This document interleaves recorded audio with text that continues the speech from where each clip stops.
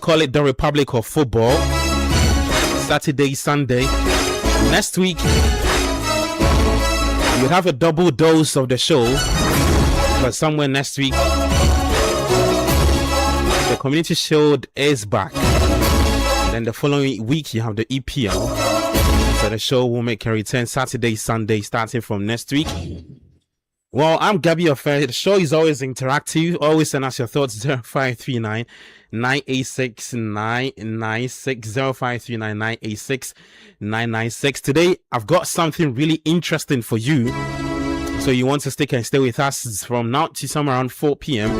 And just like we always do on the show, at the tail end of the show, we'll activate the phone line so that you can share your thoughts with us. Just in case you have zero idea or you've not had time to dig, to research about the new managers in the English Premier League, today we'll be looking at that. We have 9 Premier League managers. 5 will be making their debut, and the 4 have just swapped places or swapped teams, you want to say.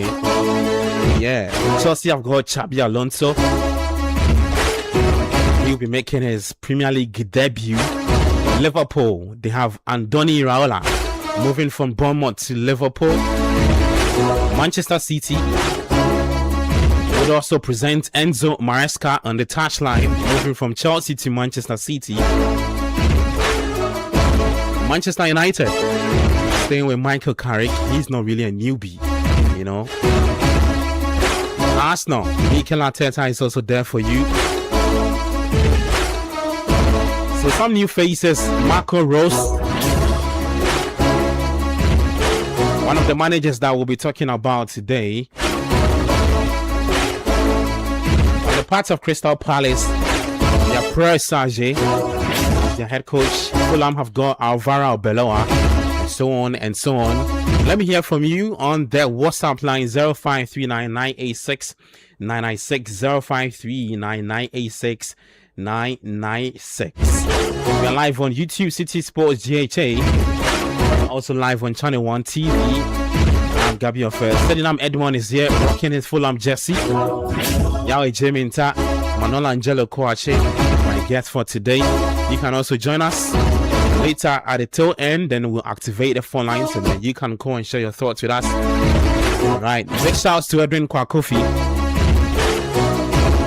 man behind all the YouTube job, all the artworks, all the information that you'd be saying. Big shouts to Edwin Kwakofi. Let's start on the show. Well, we'll be looking at, just like I said, the managers in the PL, and then we'll talk some transfers, and then I'll run you through the result from the preseason games. Chelsea just finished their game. They beat us, AC Milan, by 3-0. Oh, Charlie. Tactical Xabi Alonso. Hey. Oh, Xabi. See, Xabi Alonso, he win the league. Hey. I said your microphone is off, so I don't know the masa you are saying. I'm doing my intro. Having announced your presence. You are there doing. But you know, the study is also a big Chelsea fan, you know. He's a Chelsea insider. No. What's the police for? I think the good afternoon to everybody. Yeah, good afternoon. The people have taken your greetings. Yeah, the title is Premier League Insider, and I'm giving you the Chelsea Insider. It is like Premier League Insider. So you are not a Chelsea fan? No, I don't have. No, you see, I'm not a Chelsea fan. It's not bad to admit it that you're a Chelsea fan. Why should you love the club? No, why are you trying to deceiving the public? How do I deceive? Today you are wearing Fulham, tomorrow you are wearing Crystal Palace. The following day you go to Brazil. No, easy. I can throw a challenge to everyone out there. What's the challenge about? No one has ever seen me put on any Chelsea apparel. That is what I'm saying. That's the same one I'm preaching. That is what you are preaching. But you see, today there is a meaning I'm wearing this. It's the London Los Blancos. You see, the London Galacticos, the London version of Real Madrid, which is Fulham. We hear you. You see, Fulham have gone to Fulham have literally had a very nice entanglement with Real Madrid all summer. From the start of managers, because look at how they went pushing the managers around. They had a very nice musical chairs with a couple of their managers. So you had this gentleman, that is Mourinho, move from Benfica to Real Madrid, and then they also, that is Fulham, they sent Marco Silva to Benfica and then opened arms wide for Abelua to come. You see, beautiful musical chairs. And then they are now importing a lot of former backroom staff, academy players, all from Real Madrid. So, and they also wear white. You see, we hear you. You see, the similarities are there. That's why I wear a Fulham jersey. I'm just liking what they are doing. But it will end them all. Well, so that's second now, Edmond. He's announced his presence already. Let's begin the show, right? Let me just run you through some of the preseason games that have happened already, and some that is to come a bit later.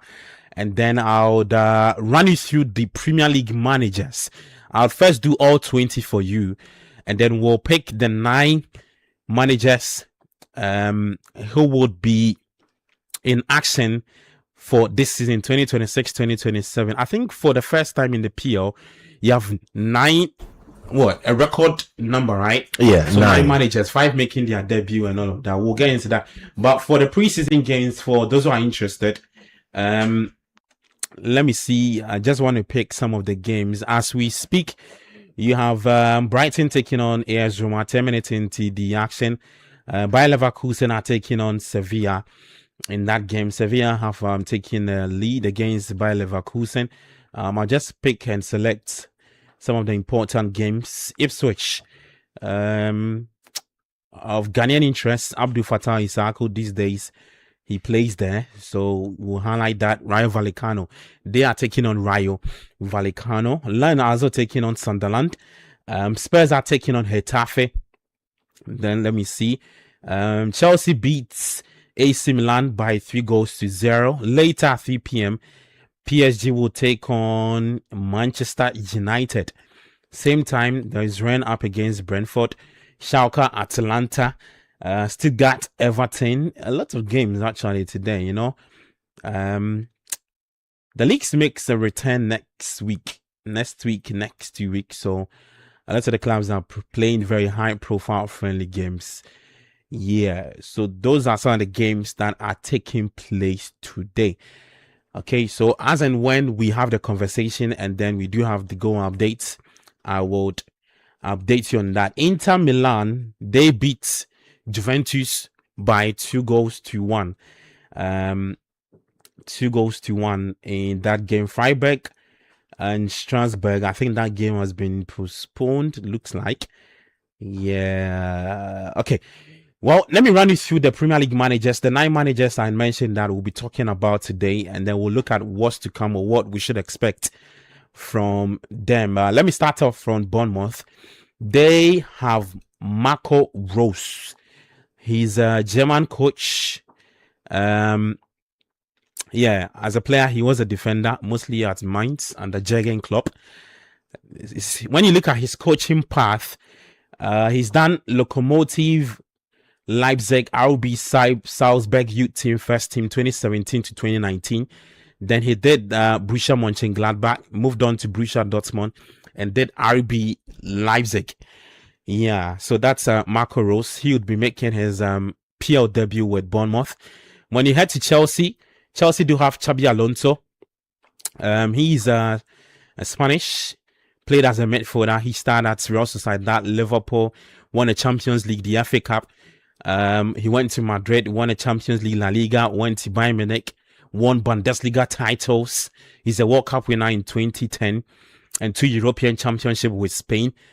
For his coaching path, he did Madrid Youth, did Real Sociedad B. He promoted them to the top flight, did Bayer Leverkusen 2022 to 2025, and then a brief Real Madrid stint, that's in 2025, and now he's at Chelsea for the PL this season. A part of Crystal Palace, there is Pierre Sage. He's French, right? He's French. So from he rose through the academy, lower league roles, You can talk about interim then permanent Lyon manager. What he did with Lyon was a Europa League qualification, and then he coached at RC Lens from 2025 to 2026. This runners-up in that season, and also runners-up in the Coupe de France. Fulham said his team, they have Alvaro Arbeloa. He's Spanish manager. Came through Madrid's academy, played for Deportivo, played in that Liverpool Champions League final, won titles with Madrid, La Liga, Copa del Rey, 2 Champions Leagues, and then briefly West Ham. He has a World Cup, 2 Euros with Spain.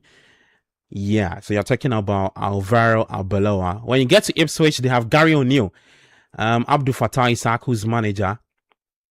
Yeah, he has tasted a Premier League before, so he's not making his debut. Andoni Raiola for Liverpool also has tasted the Premier League. He was with Bournemouth. He would be coaching Liverpool. Enzo Maresca with Chelsea. Did a few things at Chelsea, so you can look at the Conference League, the FIFA Club World Cup, and then moved to City in June 2026. He played for Juventus, Sevilla, and the 2 clubs he played for. Was Pep's assistant in 2023. Was part of that successful season in that year. Oliver Glasner, on the part of Nottingham Forest, he would be coaching that team. Former Crystal Palace manager. And then Matthias Jaselo of Newcastle United, centre back who came through Stuttgart under Thomas Tuchel. So he played under Thomas Tuchel. He played for Hoffenheim. For his coaching path, he went through the Red Bull system, Leiferen, Salzburg from 2021 to 2023, then Al Ali in the Saudi Pro League from 2023 to 2026. So these are the 9 managers to expect, 5 making their debut. The rest of the 4 have already tasted the Premier League before. We'll be discussing them, and then we'll look at who would have a successful season and who struggled and what's to come. Look at the signings that they've done so far. Yeah. So the guys are seated. Yeah, Jamie Tai is here. Manuel Angelo Kwache also here with me. Sedinam Edmond is also here. Guys, good afternoon again. Said you've heard your voice already. Manuel, you good? Yeah, I'm good. How are you? I'm okay. Yeah. Yeah, I'm doing very well. Yeah, it's good to see you guys again. Same Let's start off the conversation. Where should we start from? Should we start from Chelsea because they played a preseason game not too long? They beat AC Milan. Or we should start from the bottom. Okay, let's start from Marco Rose.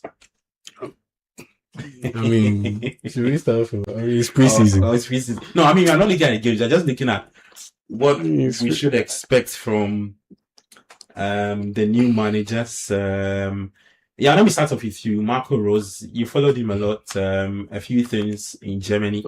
He stepping into the shoes of Andoni Raiola at Bournemouth. I look at his philosophy. People say that he plays similarly to Andoni a bit in terms of the aggressive person, fast-paced football, and all of that. Good signing from the Bournemouth hierarchy to have found somebody who plays similarly to their predecessor in Andoni. Yeah, I think so. I was thinking that they'll go and get, or they would have gone to get Michel, formerly Girona, the head coach, because he and Andoni Raiola, very striking similarities, and you look at their background, it's pretty much the same. You look at Andoni Raiola. What he was doing with Rayo Vallecano, then got a chance to come to Bournemouth, and then he improved on that particular run that he had in Spain. And look at Michel, what he did with Girona a couple of years back, and he lost quite a number of players. And then you had a situation where there was a bit of chaos in the team, and then it affected the overall performance of the team, where it ended up with them battling relegation and all. Yeah. But despite that, quality is quality, and we've seen it happen with Burnley, in the person of Vincent Kompany, where his team got relegated, but it was clear that this guy, he deserves better than a team that got relegated. He deserves better materials, better resources, and once he got those resources, it translated into something significant in a positive way, and we've seen that with Bayern Munich so far. I honestly believe that Michel should have been the guy who should have replaced Andoni Raiola. But I don't think they acted quickly enough, and now he's at Ajax. And so if you ask me, I thought Michel would have been the perfect replacement. Marco Reus, solid coach. But you ask yourself, once he gets into a certain position, what is the outcome? Because I believe he did. I believe he coached Dortmund too. Yeah, he did Dortmund. Yeah, I remember his time at Dortmund. It didn't go so well. After leaving Mönchengladbach, then he it didn't go so well. RB Leipzig, not the best too. And so when you come into a high pressured environment like the English Premier League, you are stepping into the shoes of more or less a club legend at AFC Bournemouth in under.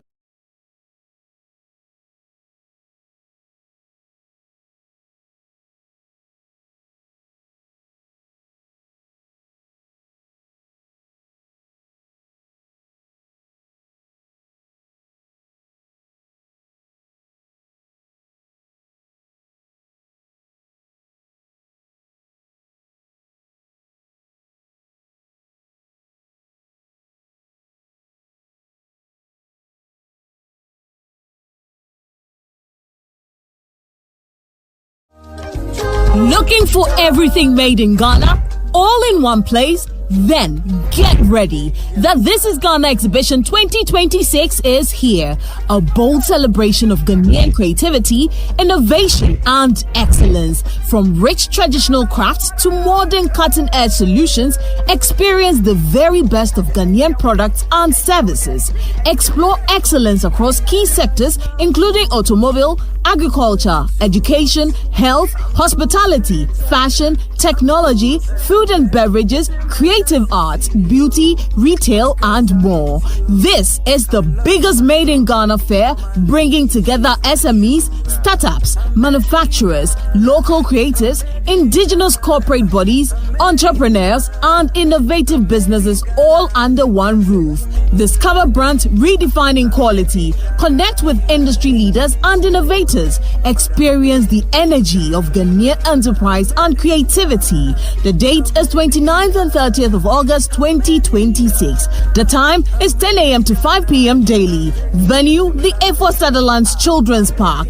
Call 0205 973 973 or 0558 973 973 to register.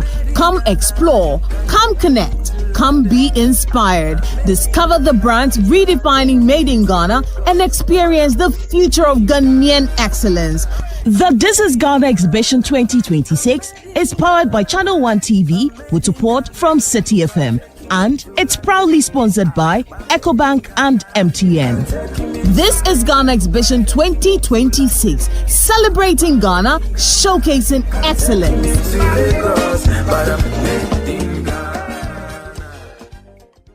From last season, like Spurs, and probably maybe in Chelsea, they probably expect to be much stronger this season, and that would probably make the race for Europe quite hard for them. So I think you can just try and maybe have success in the cup, and then try and see if you can get Bournemouth to be consistent in the league, and for the fact that they are a Premier League team. We've seen that with Leicester now, that it's not a guarantee that if you're in the Premier League this season, the next season, you are going to constantly be in the Premier League if you don't make the right decisions. And they'll hope that this is the right decision for them. If you look at other options, there are probably other options they could have got that could have probably been more emphatic in terms of trying to make sure that they push on the opposition in the league. But I think he's solid enough to at least help them try and reach their ambitions for the season. Okay. Well, let me hear from you. 053996 996 05 39986 996. Let me know about your thoughts on the new managers in the English Premier League? We're discussing Marco Rose. Huge expectations. Of course, he has to build on Iraola's progress and also what Iraola had done in getting them to Europe. Let me know what you think about if Marco Rose would have some good success at Bournemouth.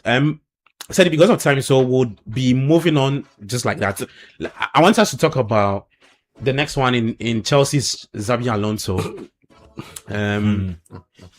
You're surprised, eh? Oh no, I'm not. I mean, he's a Chelsea insider, right? Yeah, he's a Chelsea insider. Why are you guys? No, he knows a lot of things.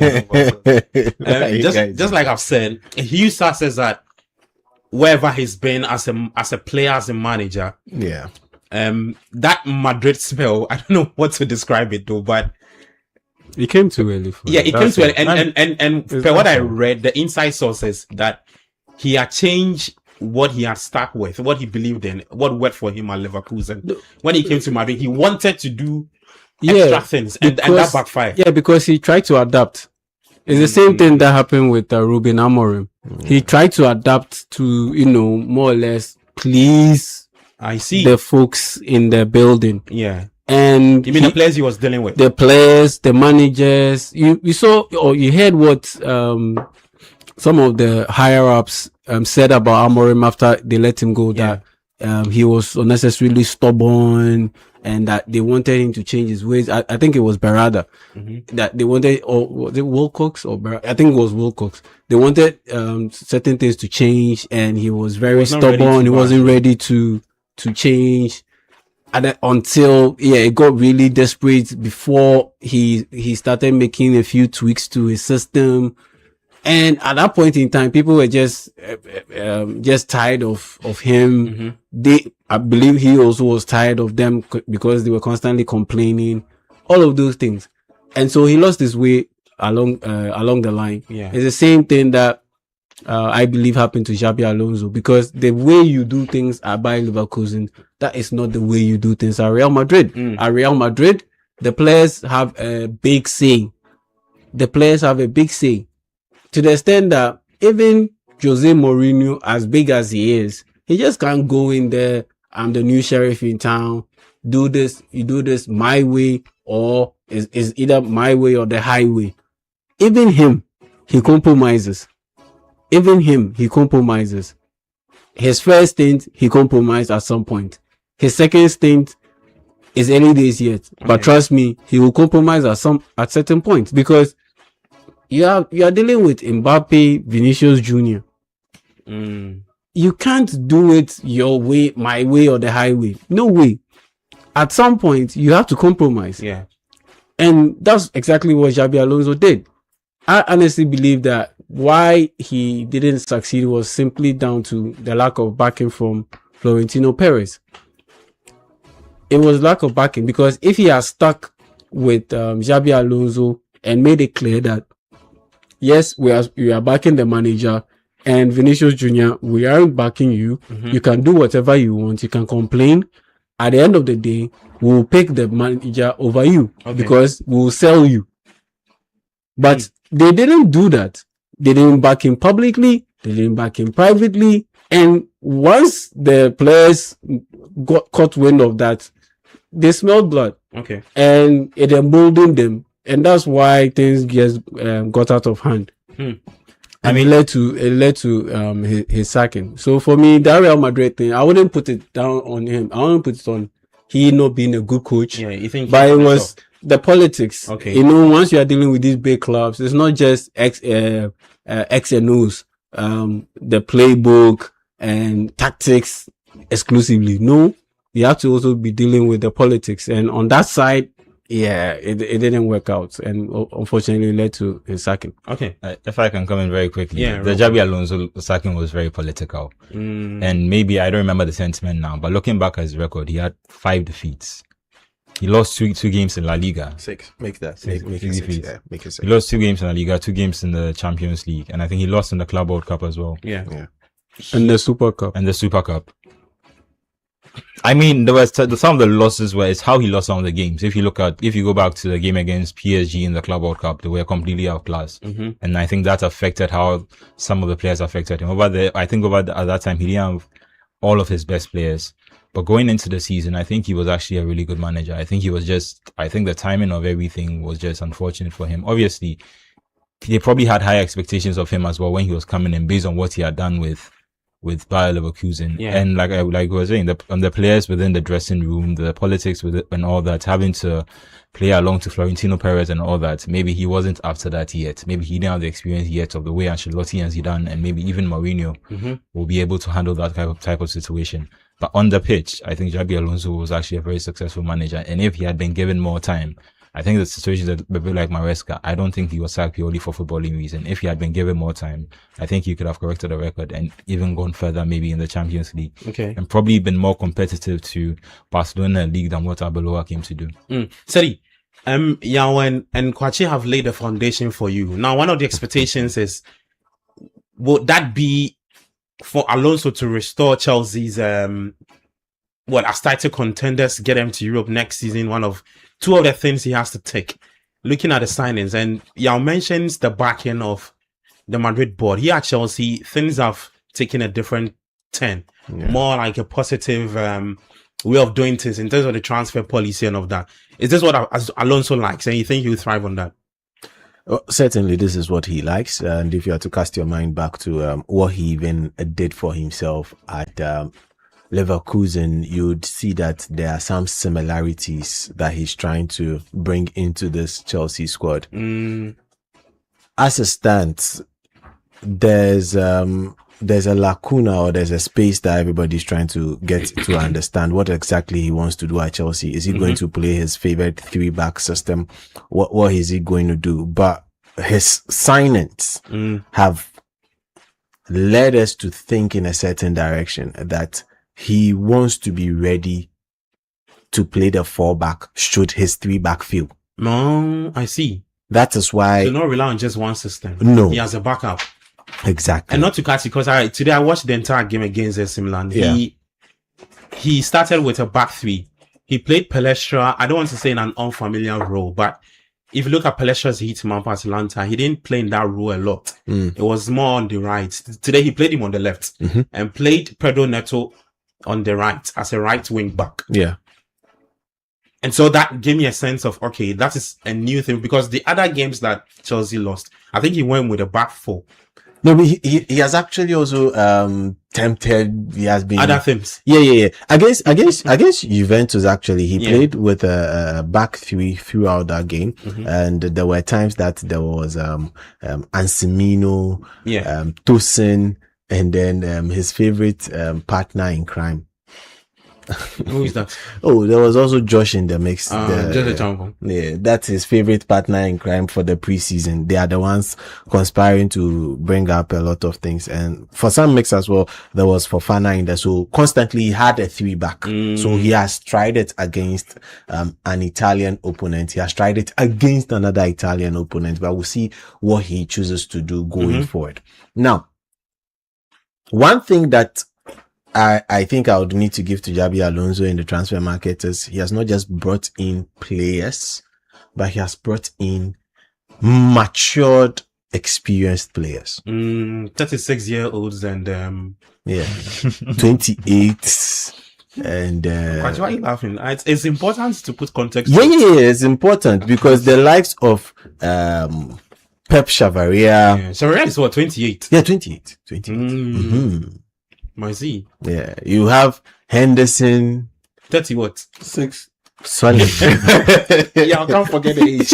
You have Henderson is 36. And then there's Welbeck. There's Welbeck. You see, so I really want to see where Alonso's head is. No, I mean, but I know, but to tease that we were talking last week, I think 2 weeks ago, about how the oldest player in the squad was Robert Sanchez and Tosin Adarabioyo. And now at least you have far more experienced players who you have far more older players who are more experienced. Far more experienced and older. And better. You can't take out the older. The Henderson one I don't get. Age matters. Apparently they were looking at Xhaka. Sunderland were not ready to. No, it's not Sunderland were not ready. I don't think Chelsea were serious. Let me rip Chelsea apart for this. They beg you. Look, Chelsea hierarchy, if actually they wanted Xhaka, should have just put 18 million on the table. You don't go looking for someone's captain and you want to pay the person how much? 8 million. After the person really showed his mettle. So you think it's an insult to? It was an insult to Sunderland, and Sunderland duly rejected it. So Sunderland, they are playing Europe, right? They're playing the Europa League. Oh, I see. And you want to go and sign their captain? No, I think they are playing the Conference League. It should be the Conference League. They are playing. They are playing the Europa League. But for me, look, it was an Bournemouth insult. Conference, I think. I know. So Bournemouth are in the Europa League. Crystal Palace qualified through by winning the Conference League. So so Sunderland should be in the conference. Look, it's an insult. Mm-hmm. So imagine you, Chelsea, you that did not qualify for Countess Ball football. Is the Europa? But Sunderland and the Europa League. Yeah. Wonderful. They finished 7th. Wonderful. By beating Chelsea on the final day. Which Chelsea intentionally let So they're go. in the Europa League. Wonderful. It's big business for them. You didn't even qualify for Countess Ball, Continental Countess Ball competition.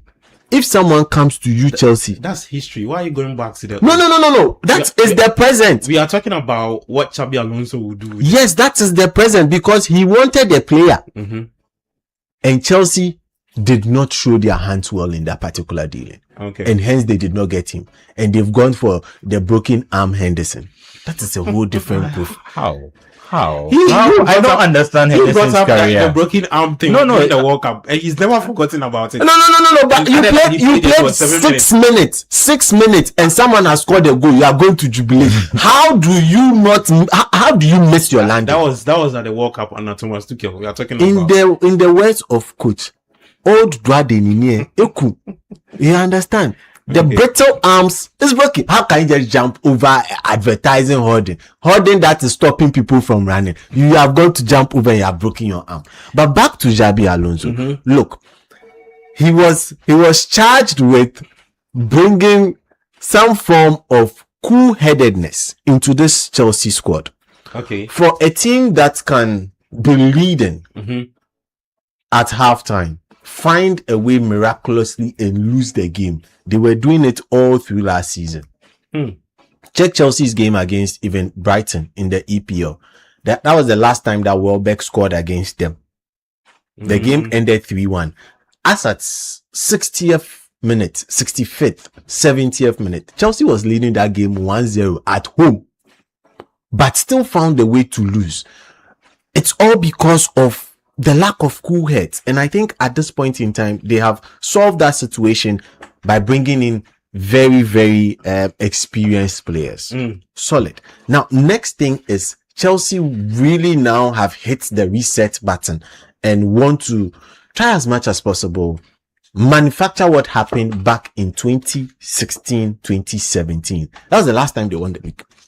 And they won it with a new manager coming to play a system on paper looks like this, but it's different in application. Yeah. It would also interest you that was the last time we also saw a lot of managerial changes going into the league. 2016, 2017. It was 5.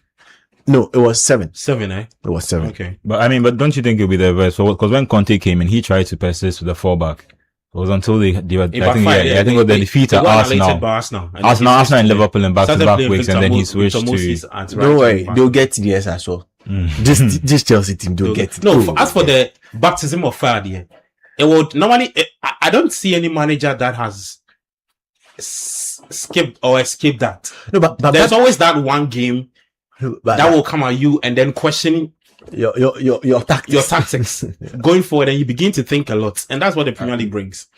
But it took Amara about a year to start thinking about changing his tactics, and I think look, see, you sack him at you just let me rip into him small one. You sack him at AC Milan. Let's come to Alonso. Look, so Alonso for me has an opportunity to actually make a huge impression and not rewrite the wrongs of Madrid, because for me he did not fail at Madrid. Yeah.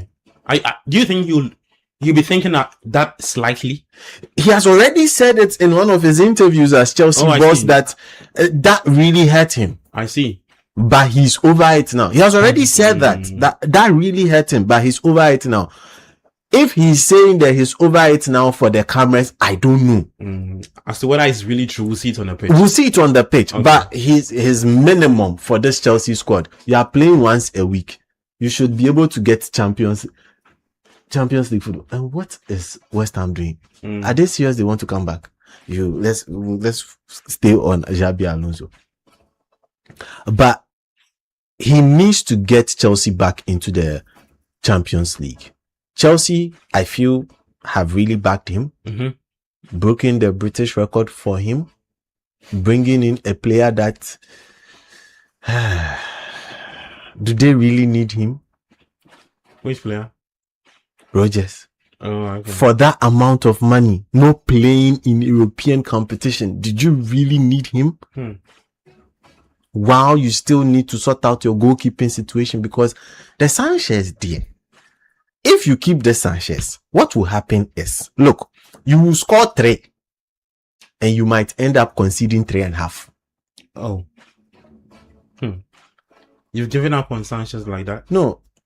Chelsea, it's not I have given up on Sanchez. You see, Sanchez has not given us the room to believe in him. That he can be Chelsea's number 1. Club World Cup. That Club World Cup situation, the only thing I remember Sanchez for in that Club World Cup is what everybody also does. When he was posing by Trump, lifting the trophy. The final against PSG. No. But what I was going to say. The long passes he was giving. He was that final against PSG. Why didn't you want to give the guy his flowers? Which flowers? When he gave a long ball to Malo Gusto against PSG and they went to score. Are you forgotten? Where? What would be success for you? Or what do you think is success for Alonso? What is success for him? Basic is to qualify the team for European competition. That's basic. And what else would be success for him is to give Arsenal a proper title run. I see. So that would be what? Just right behind Arsenal. Yeah. Second, third. Or points. No, in terms of points, give Arsenal a proper title run. Because Arsenal have their eyes elsewhere. The Champions League and all that stuff. Yeah, because how I wish we could talk about Arteta. Yeah, we'll talk about but we'll talk about him maybe not today on the subsequent. Arsenal have their eyes and expectations elsewhere. Yeah. So this is really, the league is there for the taking. Whoever wants it more would get it. There are a lot of squads that may seem complete but have too many deep holes in them. So for me, it's very balanced, and Alonso needs to mitigate certain things as well to get the team there. Okay. There are those times that injuries will come. How he balances it will be very important. Okay. That's the word on Xabi Alonso. Let's get to Liverpool. I'll give it to Kwache. Liverpool, Andoni Iraola from Bournemouth to Liverpool. The preseason, some players are fighting over who wear the captain's armband, and people are living on the ground. And Kwache knows a lot about Liverpool. Liverpool insider. Yeah, he's more like Kwache. You will talk about that matter later. But Andoni, what should we expect for him? What would you say is success under what he'll be doing? This season. I'm not sure. I understand the move to get rid of. What do you mean? I'm not sure. If you're the top ranking, you didn't know what to expect from Andoni. Then that's like failure already, even before the Liverpool team kick a ball. I think Hughes has a connection with Iraola. He brought him as manager when he was at Bournemouth. So I think I see, and I think he's leaving. I think his contract he's set to leave at the end of the season. I see a man who's trying a method that's worked for him before and seeing whether it'll come again. Not to say that Iraola is not a good coach, and maybe this is unfair based on the expectations probably people have of him. But I think at the state that Liverpool are in, the thing that I was most worried about is going back to the pre-club years and forgetting that we're supposed to be challenging for titles every year. Okay. I don't want a situation where it feels like we're building towards something, and in the end, if you don't make the right, like I keep saying, if you don't make the right moves, you're regressing. And looking at Iraola, if you look at what he's achieved in his career, he's done really well. I think he won promotion with Vallecano, which I don't know if you count that as a trophy. If you win the championship, do you think that counts as a major trophy? If you win the Champions League, the championship, yeah, depending on the team you are going to coach. Because Chelsea fans, I don't think regarded Leicester as a big trophy. But today, if switch. Yeah, no one mentions McKenna. Even Burnley when they won, I don't think no one mentioned the fact that they always mention the fact that Company was relegated. No one mentioned the fact that he won and promoted them to the with the record total for them. So it's all about expectations. And with Iraola, I think the only problem I have with him is his appointment sets the expectation just relative. That's not necessarily a statement of intent from Liverpool. I think player development is going to be key. But another thing that's going to be key is what you mentioned. It's being able to control a dressing room. And not necessarily, Liverpool don't necessarily have the egos of maybe a team like Real Madrid or Chelsea in their prime post Mourinho. But there are a lot of players who are trying to see how they fit into the system. And he's a new manager, and a new manager is always like a new teacher to certain people. You're always going to have people who want to become, who see it as a new opportunity to become favorites. And you're also going to see people who think, I can outlast you here. Or I don't necessarily need to subvert your authority because I have been here before you and I will be here longer than you. And that's where Iraola is a very nice guy. That's not to say that nice people cannot necessarily control dressing rooms. We've seen a lot of managers who are who can appear to be very nice. I think Klopp slightly had that even when he was there, but they also had a way where they could discipline players. And in that sense, that's where I worry about Iraola making the step up to Liverpool. And then just like with Iraola, when he was at Bournemouth, one of the things we pointed out last season was the runs that he seemed to go on. So they started the season really well, and then they went on a winless run, and then they ended the season going about 22 games unbeaten. As a team like Liverpool, that won't really work. And I think that's been a pattern with him throughout his whole career. Even at Bournemouth, like you said, at the start when he came, there was a lot of, initially when he came in the first season, he didn't start very well, and a lot of people were talking about whether he was going to be able to keep his job. Bournemouth were able to keep the faith in him, and he was able to get them to where they are now. Okay. But if he comes into Liverpool and he goes his first 10 games without winning a single game, I don't know how long he's going to be able to last there. Okay. And that could definitely be a problem for him. So just in summary, to understand the situation, I think what he can probably gain the most is probably player development. I think that's something that he's always been very good at from all the clubs that he's been at. And he's also expected to bring a much better style than Arne Slot was playing. And the big advantage for him is he's coming into a dressing room after Arne Slot and Arne Slot's second season. This is not to discredit what he did in the first season. Winning the league was, a lot of people like to give the credit to Klopp, but he still had to be the manager who won the league, and he did that. In the second season, he showed a different side to himself that I don't think endeared him to Liverpool fans, and the football itself was not good. And that's where Iraola is also supposed to come in and try and create a more fluid style of football. He's probably also expected to try and make sure that all the investment from last season, about 450 million of it, plus the 60 million that he spent on jackets now, which if they won't spend 60 million on jackets, just spend the 40 million that Palace wanted for Gay, and it makes no sense to you. Eh? Some of the decisions, don't even get me started on. I don't. They're up to some weird signs. I don't. Why? It's a loan, so maybe that's where. Yeah, it's a loan. I know. Yeah, but there's an option, though. But it's not depending on who is reporting it. I'm hoping there isn't. Depending on who is reporting it. Oh no, there's an option, but it's not mandatory. Yeah. Well, that would depend on if he performs. Yeah. Option 2. Yeah. I don't want to add the buy. He activates certain clauses in there, but okay. Yeah, but it comes in Leonie's injured, but it's like what I'm saying. There are lots of new parts that have come in, and lots of investment has been made. Iraola is also expected to be the person who can bring all that together, because he does that really well at Liverpool. What I keep worrying about, like I keep saying, is the expectations. Can he deliver on the expectations that Liverpool fans should still have, which is we should be competing for titles, for the Champions League and for the Premier League?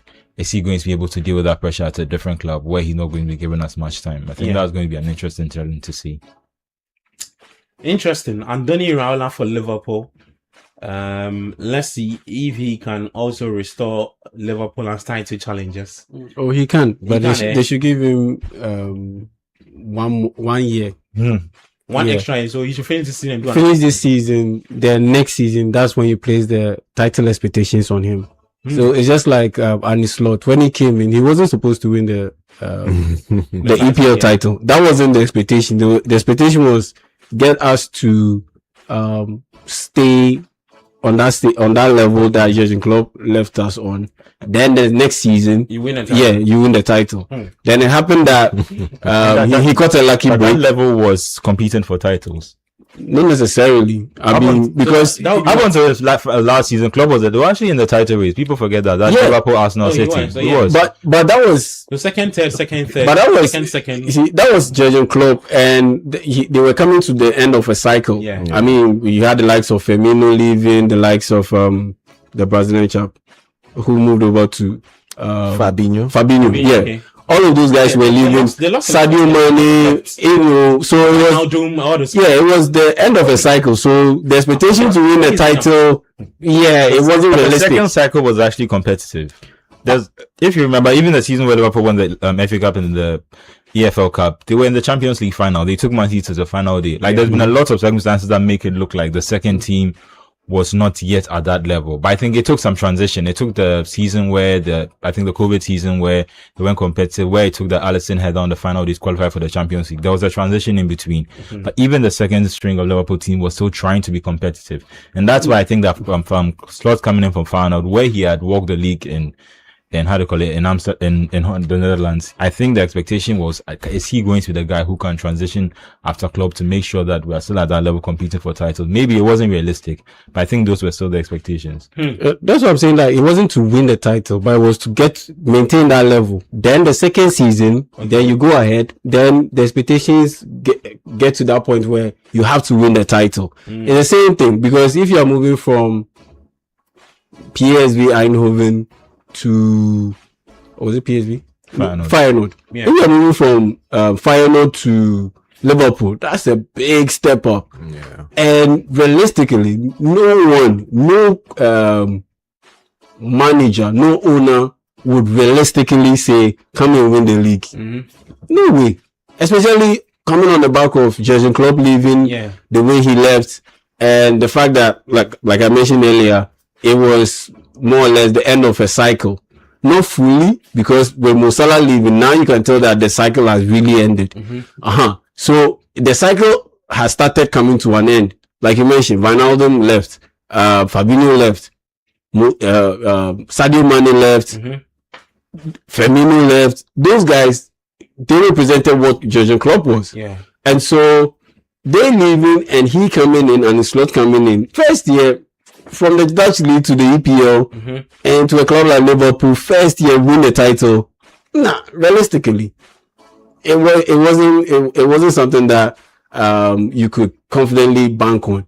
The expectation was, maintain this level. Let us see that, there is enough promise for us to believe that you can get us there. And then the second year, we go out there and make the signings. And that's exactly what happened the second season. And that's why, like Kwasi said, though the second season, it wasn't terrible per se, but because of the expectations, it was seen as a flat out embarrassment, disappointment. And so it's the same thing that I see with Andoni Iraola. First season, I don't expect him to, win the league. No. Just get them competitive. Get them to make runs in the cup competitions. It could be the Carabao Cup. It could be the FA Cup. But don't get it to a point where they finished 5th last season and then you come in and you finish 7th. It's going to be very difficult. And you don't win any of the cup competitions. No, it's going to be very difficult to have confidence in him going into the second season. But if he comes in and he finishes 3rd, that's a step up. That's an improvement on what they the position that they clinched last season. Yeah. Because last season they finished fifth. Yeah. So if you come in and you push it to, let's say, third or second, that's a realistic target. But to win it with Arsenal maintaining most of their players, bringing on Bruno Guimaraes, with even room to bring in an extra player, I placing that kind of title winning expectation on Andoni Raiola. Now, for me, I think it's not realistic. You have to talk about Enzo. Yeah, I agree largely, but I think the crucial factor during that period was probably Pep Guardiola and Man City's dominance at that time. I think at that time it's probably unrealistic to think that you can come in and immediately compete with. Okay. But you think it's realistic now to come in and win it? I think Arsenal and You think it's a level playing field now? I think this is more. I think this is more similar to probably Conte's first season when we hadn't seen what Guardiola done in England yet. Like you said, where we had that was the same season Guardiola actually came. 2016. yeah. So Guardiola was there. 17. Yeah, but Arteta is a proven commodity. But now, but when you take you Arteta see- out, Arteta is not proven. What do you mean there is no proven? Let me explain.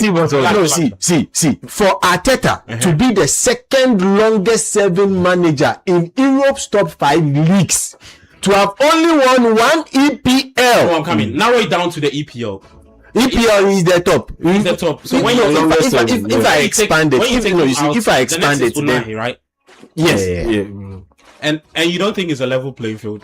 Hold on. See, But Arteta is a proven commodity. He came in. He came in. Proven commodity. He's a proven commodity. Based on longevity or No, based on what he has done. We don't have a track But that's record of not- winning league titles. He's won a The league man title. I'll give him the credit. man came in. He won the FA Cup. Then had a pair of 8 finished positions. yeah. So he did what? Then- Fifth. Then second. Then he finished second, 3 straight. and then first. 3 straight. The man has finished second in the EPL. 3 straight years. His fourth season on the back of Doing the back. those 3 straight second place finishes. He wins the EPL title. And context matters. Where he started from and how and where he's built Arsenal up to. You cannot tell me that Arteta is not a proven commodity. No way. You cannot tell me that Arteta is not a proven but you commodity. see- And that's why this season and next season, I expect Arteta to Arsenal to go back to back. They should win the league back to back. If they cannot win, if they cannot do it back to back, at least they should win this season's league. And if they cannot do 3 straight league titles in a row, back to back. at least they should win this season and make sure that last season's own is buttressed by this season title winning campaign. Yeah. I expect Arteta to win this season. If he doesn't win it, I'll be very disappointed. Okay. I'll be very disappointed because take him out. Yeah. The only proven commodity in the EPL is Unai Emery, who is capable of winning the title. It's Unai Emery, but with him, his squad doesn't give him the chance to be able to realistically contend Or compete, for a yeah. title. Okay. So you look around, Michael Carrick, Man United, Enzo Maresca, Man City, Xabi Alonso, Chelsea. Who else? Roberto De Zerbi, Tottenham Hotspur. Come on, it's Arteta. If he does not win the EPL title, then he's not proving to you. That will be a very massive disappointment and a massive letdown. But he is a proven commodity. Interesting. Let's see. People say he's setting Arteta up to. You laugh at us now, but No, we'll see how it plays out, though. But In Pep's prime, Arteta doesn't win the league. Yeah, because 95 because plus points a season. My X factor. But Pep is not there anymore. Yeah. There is no one like Pep in the Premier League now. I'm giving context to the I final agree season with your Premier point, League though. win. I agree your point, but my only slight disagreement I have with you is that context.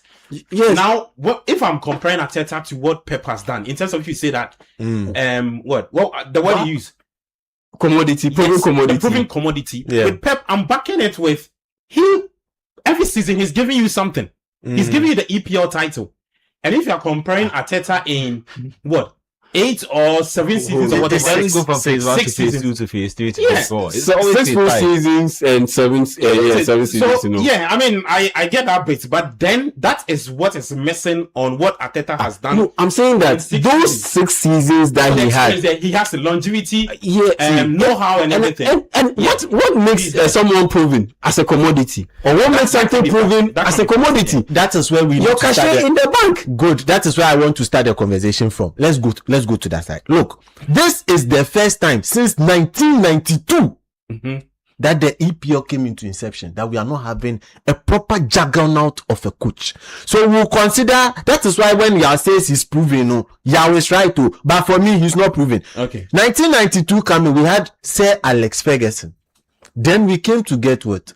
Arsene Wenger. Then came in Jose Mourinho. Then came Klopp. Then came Pep. Now these guys are Ancelotti in between. These guys are all out. These are the coaching brains that have shaped football. Now we are down to the youngins. I call them the experimental youngins. If you look at the league, and Arteta is the big fish in that pool. So we should eat. I love the conversation. 053996 053996. Let me hear from you on what you make about what we're discussing so far. Later, at the tail end of the show, we'll activate the phone lines. But let's go for a very quick break. When we come back, we'll talk about Enzo Maresca. We'll talk about Matheus Jassel, Pierre Sarge, and a few of the other managers.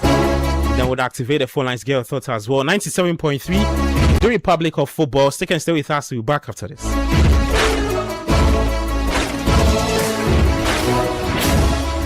Hey, Charlie, this.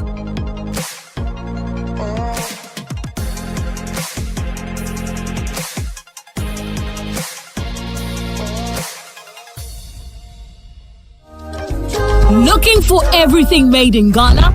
All in one place? Then get ready. The This is Ghana Exhibition 2026 is here. A bold celebration of Ghanaian creativity, innovation, and excellence. From rich traditional crafts to modern cutting-edge solutions, experience the very best of Ghanaian products and services.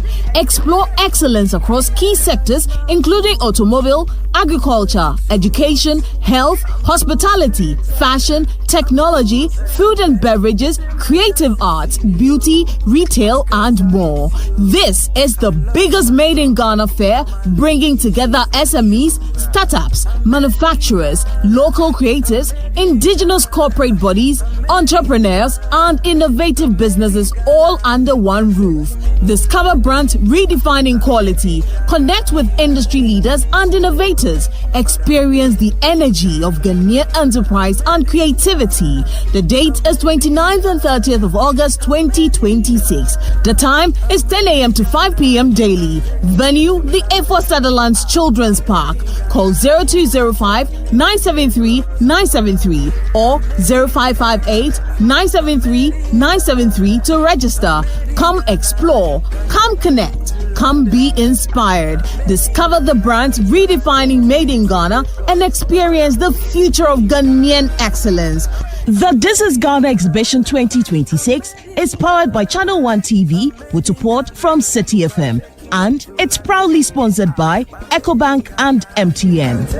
This is Ghana Exhibition 2026, celebrating Ghana, showcasing excellence.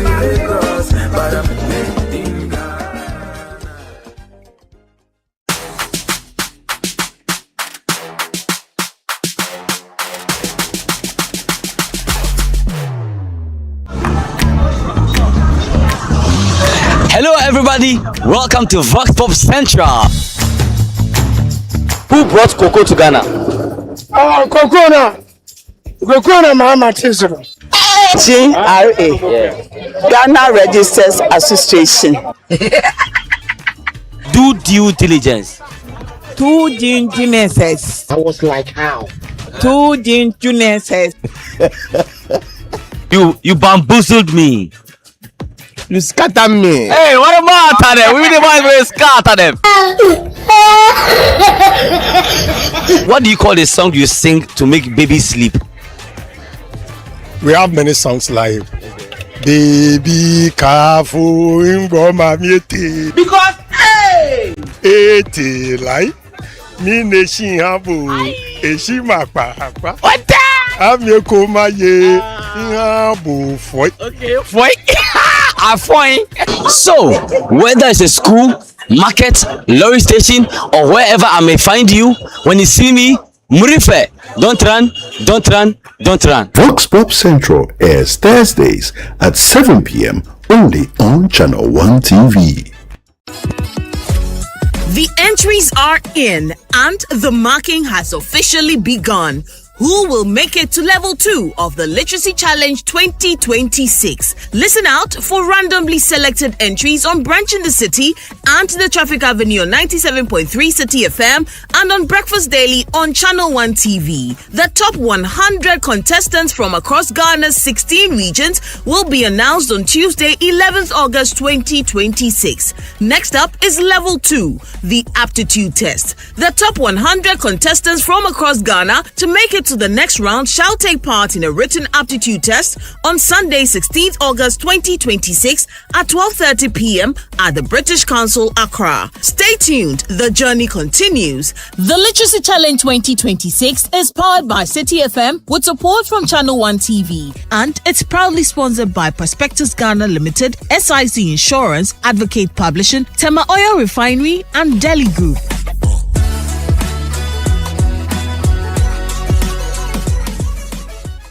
This is the Upside Out Show. This is the Upside Out Show. This is the Upside Out Show. Your favorite lifestyle show on TV. From exclusive interviews with your favorite personalities. The child in me sometimes is quite predominant. So hold on. I hope you understand. People misinterpret that. I'm a very calm person. Okay. What's been keeping you busy now?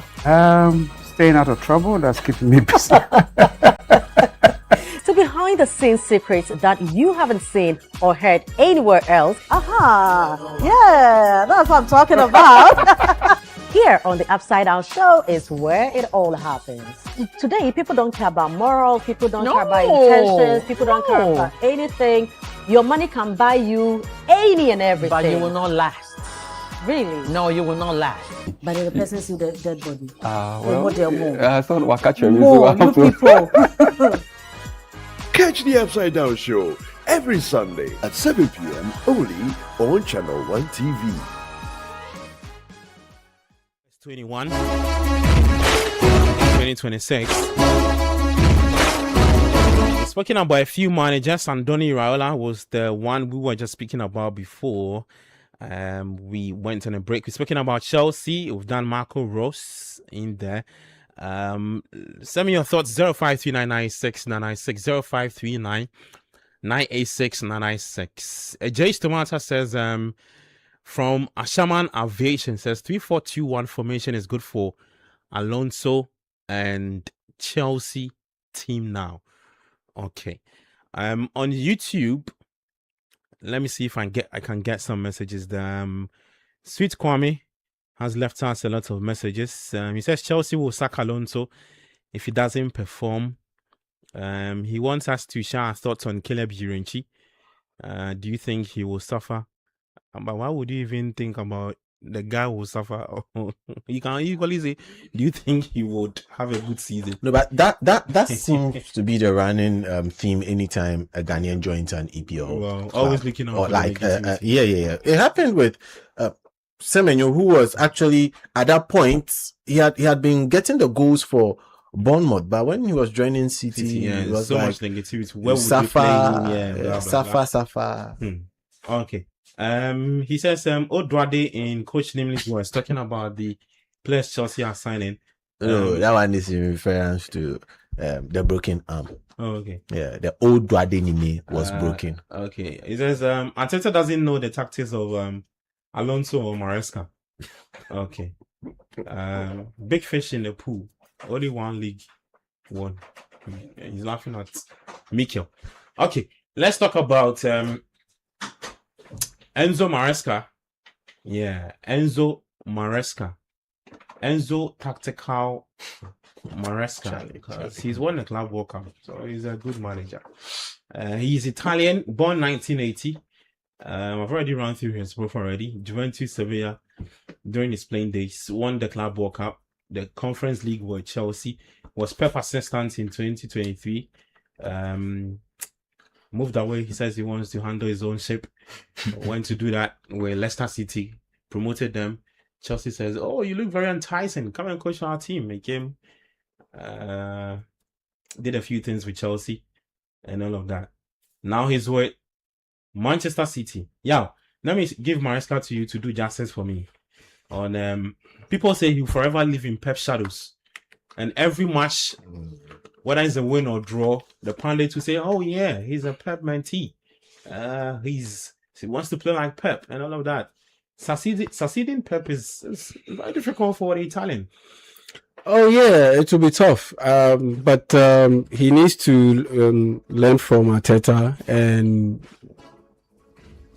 do what Arteta has done over the past 3 seasons. That's what he needs to do. What did Arteta do when he first got to Arsenal? And beyond the immediate FA Cup triumph, where it was all about defending, he tried to do the Pep Guardiola style, be open, be expansive, and then he didn't have the right materials to be able to do so. So it started backfiring, and when the personnel improved, he still opted for that option, and they fell short in that regard. But last 2 seasons, then he started switching.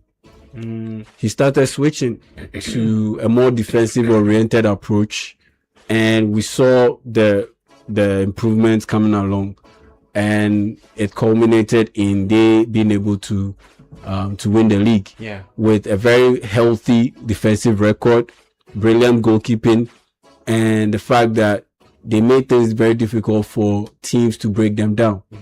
And so it was a far departure from what he did under Pep Guardiola and what he became used or known for after or in the immediate years after he left Pep Guardiola. And everything that he did in the immediate years after he left Pep Guardiola, it was Pep Guardiola like. Look at the signings that he made immediately after he left Pep Guardiola. Brought in the likes of Zinchenko, former Man City players, Zinchenko, Gabriel Jesus. He was looking everything like it looked very much like he wanted to do everything just like Pep Guardiola. But as soon as he realized that, okay, I need to do things a bit differently, that's when he started trending up in a big way. And so for me, Enzo Maresca needs to be able to do things a bit differently. More or less, do things the way you did when you got Chelsea to win that FIFA Club World Cup. Make it basic, don't complicate it. Thrive in being confident, in putting Erling Haaland in situations where they are more direct than they were under Pep Guardiola. Last season, Man City became more direct. Double down on that because that's what the players have become used to now. Now you are in a situation where you have materials that thrive in that system. You have Erling Haaland, you have Antoine Semenyo. Very likely Rodri will leave. So what that means is you are going to have Tijani Reinders play a bit more extensive minutes. You are going to have Nico Gonzalez play a bit more extensive minutes. Those guys are more direct. A very expensive Elliot Anderson. Yes, Elliot Anderson. Those guys are more direct than Rodri. They are more direct than Bernardo Silva. They are more direct than the previous midfielders that you had in Pep Guardiola's prime years. And so it is built for him to be able to alter the system from the majority of the years that Pep Guardiola spent, and it's built for him to continue what was left of Pep Guardiola's final season, which was the last campaign. They were very direct. They played a lot more direct football than at any period in time at Man City under Pep Guardiola. I think he should continue from that end because he has shown that his team can get his team to play and succeed in playing that kind of style. And so for me, that's what he should do, especially when the materials available thrive in that kind of system. And I think if he does that, yeah, it will be different from what Pep Guardiola is known for, but it will be effective enough for them to be able to win potentially a title or two. Kwachi, just quick thoughts on. I mean, let's be a bit biased. So more interested in what Semenyo would do under Enzo. Y'all mentioned something that I like. Be very more direct. Should we expect some more good performances from the Ghanaian? Yeah, I definitely think he's going to be one of the players who's going to benefit from Maresca coming in. He's hardworking, he's direct, he can use both feet, he can play on either side. I think he can play directly through the front line. So I definitely think Semenyo working under Maresca could be key.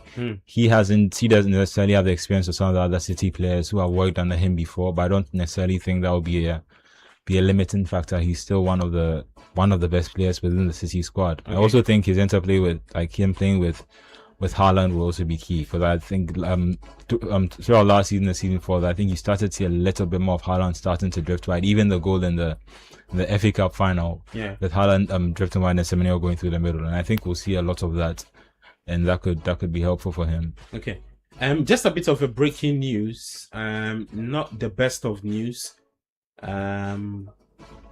For Lionel Messi's entourage. So Jorge Messi, who is the father and representative of Lionel Messi, the reports are that he has died at the age of 68 after suffering a serious illness. Yeah, so Jorge Messi, who is Messi's father and rep, Charlie, yeah, our thoughts are with he actually just returned to the States though, of Messi and his people. Messi just returned to the States to get to start playing with his team again and to be hit with this. Over the week I saw him, a fan bumped into him. He, Messi and his kids. Yeah, I think they were from a shopping mall or so. It looks like this season he has not extended the contract of the bodyguard. Actually, yeah, it's been a while we saw him though. Yeah. Still on some breaking news, Ferran Torres will be wearing a PSG shirt. How did that deal even happen so quick? That was the last time I saw. No, it was in the works. Yeah, it's been the works. I think even before the World Cup. Yeah, the last update I saw, they said Barca were rejected some amounts or something like that. Look, as for them, Barca, they should keep selling. You see, Lewandowski is gone. No one seems to be remembering that. Lewandowski is gone. Now Ferran Torres is gone. They didn't keep Rashford.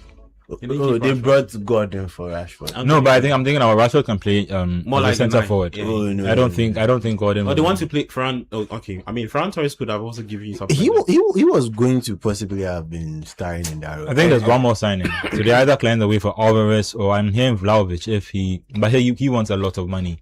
So I don't think his style of play necessarily fits with Barca. The Alvarez deal, I don't know how they still think it's happening, but some way, somehow, it's not off yet. Okay, so that's just by way of updating you. Two news, one on the good side, one on the bad side. The bad side going to Messi's entourage. Messi losing his dad and a representative in Jorge Messi after suffering from a serious illness. He is 68 years. And so our thoughts are with the family of Lionel Messi and his people.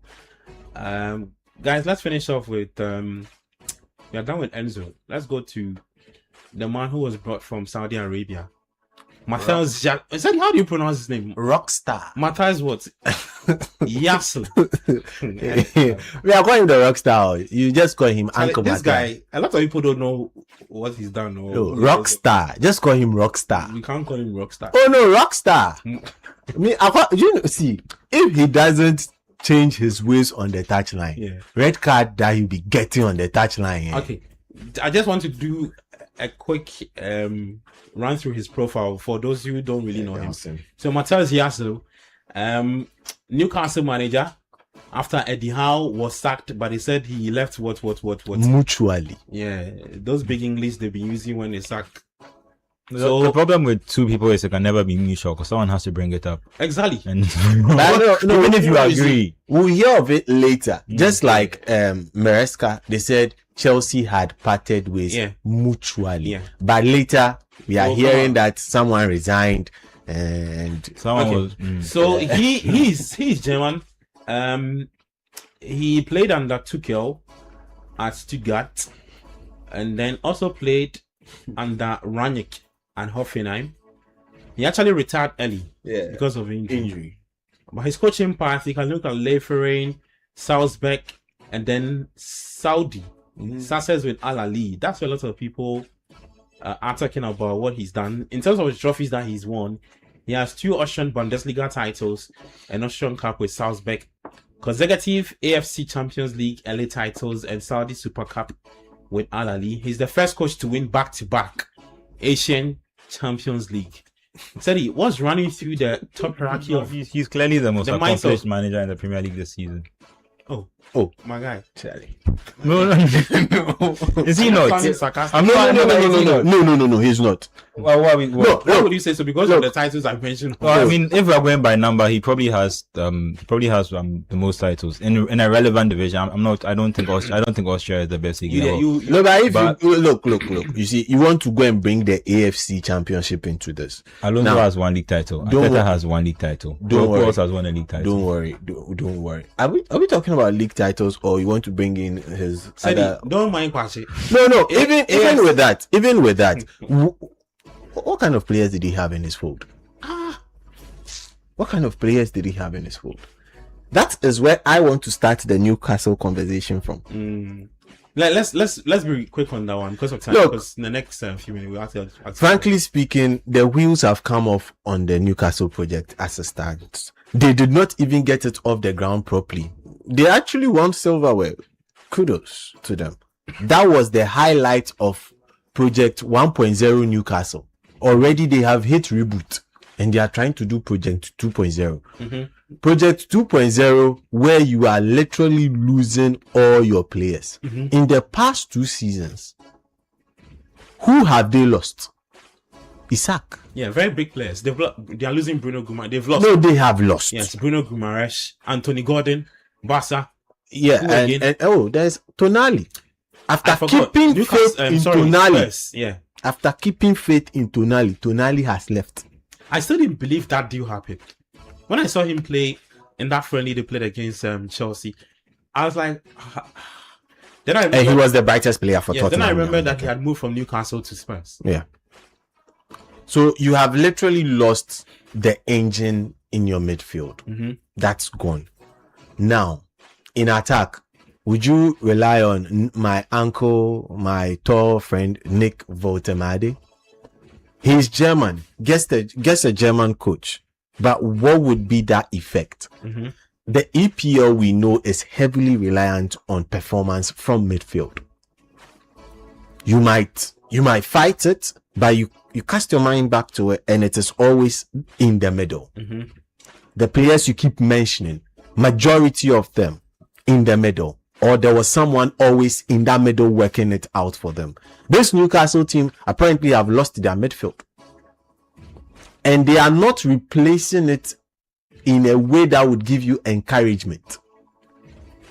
They have a new goalkeeper. Looking to possibly be losing one of their laterals. So everybody is literally trying to get out of the door before it gets worse. That should tell you something. Matthias has more than just running up and down the pitch like he's already doing with the players to actually make Newcastle half of what they were doing under Eddie Howe. The loss in Europe is, especially in the EPL, is what's hindering Newcastle from going out and spending crazy. Bringing in Matthias made them slightly unattractive. Exactly. I see. Bringing in Matthias. Look, who are the owners of Newcastle? Let's look at it from that direction. Who are the owners of Newcastle? where is Matthias coming from? Saudi, huh? They went there to bring in the best from their league. Yeah. To come and compete amongst the greatest. And he's lucky he's coming into the league at a point in time where there are so many unsettled managers. So that might help him away if it's misperforming. It might help him away if they are willing to keep faith in him. Okay. But in keeping faith in him, they need to invest in their squad. If they don't invest in their squad, I have not really seen that. So if everyone is actually talking about Matthias being in the Asia, in the Arabian Gulf and doing wonderful, it was because of the players he had at his disposal. He didn't have those kind of players at left wing. Do you get where I'm coming from? Yeah. Now, juxtapose that to the EPL. He would need players to perform. He's coming into a team, and literally the team is unsettled. Okay. His tactics at this point would not count. In an unsettled team, your tactics is zero. I see. That is why when a team is unsettled, they try as much as possible to bring in a formal player to try and steady the ship, because everybody it will be vibes on vibes with the formal player. That is why a lot of United fans actually do not want Carrick being there, because last season it was vibes on vibes. Vibes on vibes. No, the United folks would agree. It was vibes on vibes. But look. Well, at the point, they questioned a lot more from what he was doing tactically on the pitch. They will need to question him more, because as it stands, he's the 10th longest coach in a job in the EPL. Yeah. Interesting. I'm looking at Newcastle's signings, right? En route to the start of the season. Completed 7 signings. So Bazumana Ture from Hoffenheim. Okay. 50 million pounds. That's what they spend the money without Charlie. There is Alaji Bamba. Yeah. From Monaco, 34 million pounds. Sean Stur from Ajax. Said he. Oh yeah, no. But as it stands now, if you buy any player from Ajax, you are really not scaring anybody. No, seriously, you buy a player from Ajax. Final 2, Erwin Jean from Rem, and then Lucas Honiek from Braga. Yeah, Charlie, and you'd expect a lot, at least 3 of these names to be starting. You expect 3 to be starting. Adaptation for players, adaptation for manager. Look, he likes to play he likes that English kind of game. Let's play high octane football. I see. He likes it. But with Alaji and Gabi, don't do this. What? Gabi, don't do this. Is the signing I'm talking about? Yeah. What is it Alaji pay head in the signing? No, but that's where I'm starting from. Okay. So Matthias Jassel, let's see. People say he'll be the first manager to be sacked. No, I don't think so, because he's going to get Newcastle to actually be running a lot. Oh, okay. That one he would get them. You expect that? Oh yeah. He would get them to run a lot. Let's do the final 2 real quick, and then activate the phone lines. Final 2 managers who haven't we touched on. Let me see. Oliver Glasner. Kwache, real quick on Oliver Glasner. Then I will do Gary O'Neill. Gary O'Neill. There's Abdeloa, but we can talk about him later, maybe. So, Kwasi, just real quick. Glasner. Abdeloa will be the first to be sacked, right? Oh, really? Yeah.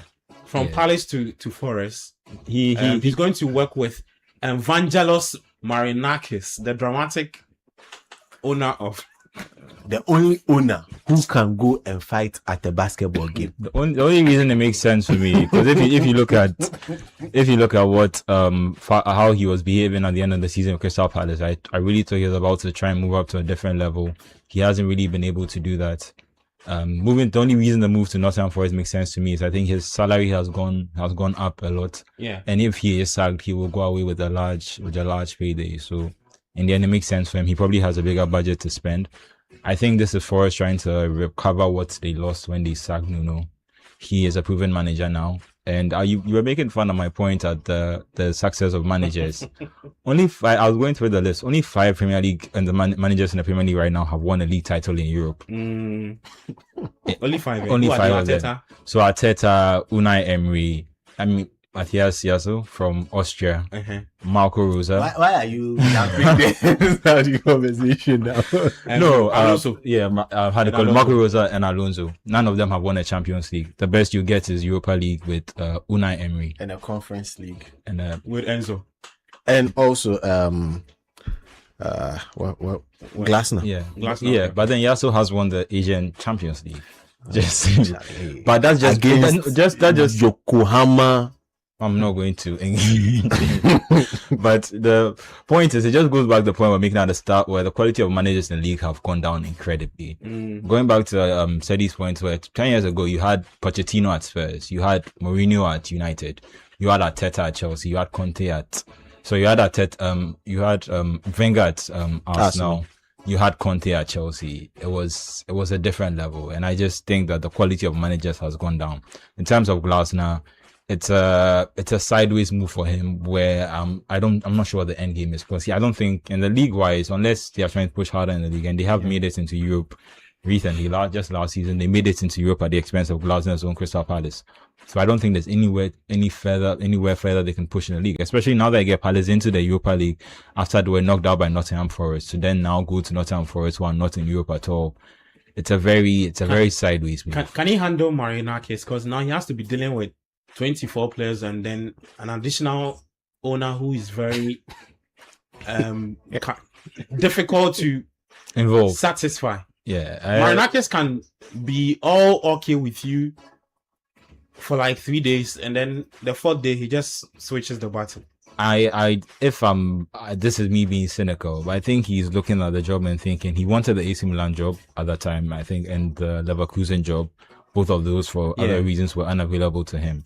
If he goes into Forest and by November, December, he's sacked by Marinakis, I don't think it's going to harm his reputation. This isn't like Ange Postecoglou, who was coming back off the Tottenham season and needed to almost revive himself. Let's see how it goes for him at Al Nassr with Ronaldo. Wish him the best. But Glasner is probably hoping that even if he's sacked by December, November, he comes in. Even if he's sacked by November, December, he comes in, he can be sacked, and then there are more jobs available within Europe. If he's lucky, like you said, maybe by then the Fulham job is open. There are different jobs that he can probably make, that he can probably go in and have an impact there. In terms of Forest, I think the best he can do is probably build the squad and get them back to where he got Crystal Palace to.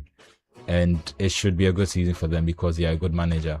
But I'm not sure in terms of, for him personally, I don't see to me, it's a slight lack of ambition, but there could be a bigger plan I don't see. But in this moment, it doesn't really make sense for him to leave from Crystal Palace to go to Nottingham Forest. Okay. But he'll be a good manager for them. Okay. Yeah. The final one for you, Gary O'Neill, Fatah Isaku's manager at Ipswich Town. Oh yeah, taking over from McKenna, right? Yeah. And I don't think he should have been sacked by Wolves in the first place. I think he was doing a good job there, and so he getting a chance to come back into the EPL, I think it's gives him a way to redeem himself. It's more or less a redemption job or redemption project, but it is a difficult project to be able to redeem your image or redeem your credibility as a manager who can thrive in the EPL, because with Ipswich, it's tough, especially when you look at the fact that they haven't made too many signings of Premier League proven quality, if I can put it that way. And it makes it quite tough to predict where they will land and how far they can go. This is a tough one, honestly. Unlike, let's say, Hull City, I don't see them surviving. You look at Bournemouth, for instance, Marco Rose. I don't see that being a relationship that will last long. For Ipswich and Gary O'Neill, on paper, it looks like a perfect match. I mean, a team that aspires to do great things, a manager who is on the hunt for redemption. He's managed, Strasbourg. So it looks like a perfect fit. But as to how they will be able to deal with the dynamics of moving on from McKenna, knowing very well that they were stuck in their ways under McKenna, who had been there for about 3 seasons, I believe. And the way he was heavy on playing out from the back, and make sure that he brought in players that fit that module. Gary O'Neill is a departure from that. Okay. And so that's why I'm a bit hesitant in saying that it sure looks to be a situation where I see them surviving. It's unlike Coventry City. I'm confident that they will survive. But in Ipswich Town's case, it's difficult. Yeah, it's difficult to say because of the difference in styles that the previous immediate past manager had, and the one that they had, he has, and the fact that the previous manager spent some quality time with the team and molded the team so heavily in this image that if you are changing him and bringing in a different manager who has a different profile, it's going to take some time to get those same players or most of those players to change their style and adapt. And that's where I see them faltering, especially now that you are no longer competing in the championship, but you're competing in the EPL. Your margins where you fail or if you fall short are definitely overly exploited. I mean, we've seen in the championship Burnley record the best defensive record under Scott Parker. When they got into the league, practically the same defensive players, the same goalkeepers, the same manager, and look at how it ended. They got badly exposed because of the serious quality that exists in the Premier League, where every tiny bit of mistake, it turns into almost a goal. Whereas in the championship, if you make a mistake passing out from the back, you can do like 5 times and misplace a pass 5 times. The chances of you conceding a goal directly from those mistakes, for the most part, 1.5. That's even on a good day, 1.5. So let's say 2 at best, even on a good day. But with APL, on a good day, you can concede 5 straight goals from 5 misplaced passes when trying to play out from the back. And so that's where I have a bit of concern with Ipswich Town. And unfortunately, Gary O'Neill, I don't think this was necessarily the best job opening for him because of the circumstances that he has to deal with. So I'm not too upbeat about their chances and upbeat about his chances of staying in the job for a long time. Okay. Well, online is activated 053996 0549986. West Ham 996. Yes. Who is that? Malik Diouf. Okay. No, Malik Diouf. This guy. I'm surprised. The left back. The left back. I'm surprised. The Senegalese left back. I'm surprised. Any transfer story? I'm surprised he's still there because Man United were linked with Lewis Hall. Clearly, that's not happening. So I thought that this guy would be the perfect replacement. I don't know why his deal it's surprising. He was being linked with the Brentford position. But all of a sudden that seemed to have gone cold. I think 2 weeks ago. I think West Ham have made enough money from they sold Matheus Fernandes for 85 million. And they sold Somerville for 75. They've made Well, let me just by way of updates, the transfers. We spoke about Forest, so they are on the verge of an agreement with Sporting for defender Osman Diomande. We are looking at around £34.3 million. Let me see. Liverpool. Araujo is set for medical ahead of a surprise Liverpool loan move. He might not come. What? There's still a chance he might not come. He's on the plane. He's going to have medical. I'm not. It's just the players always pass their medical. You see, he's actually the first choice.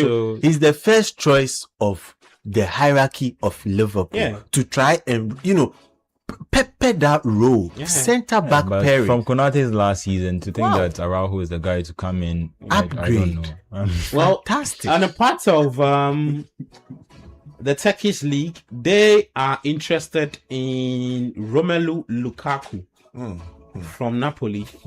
Let me see if I can pick. Galatasaray.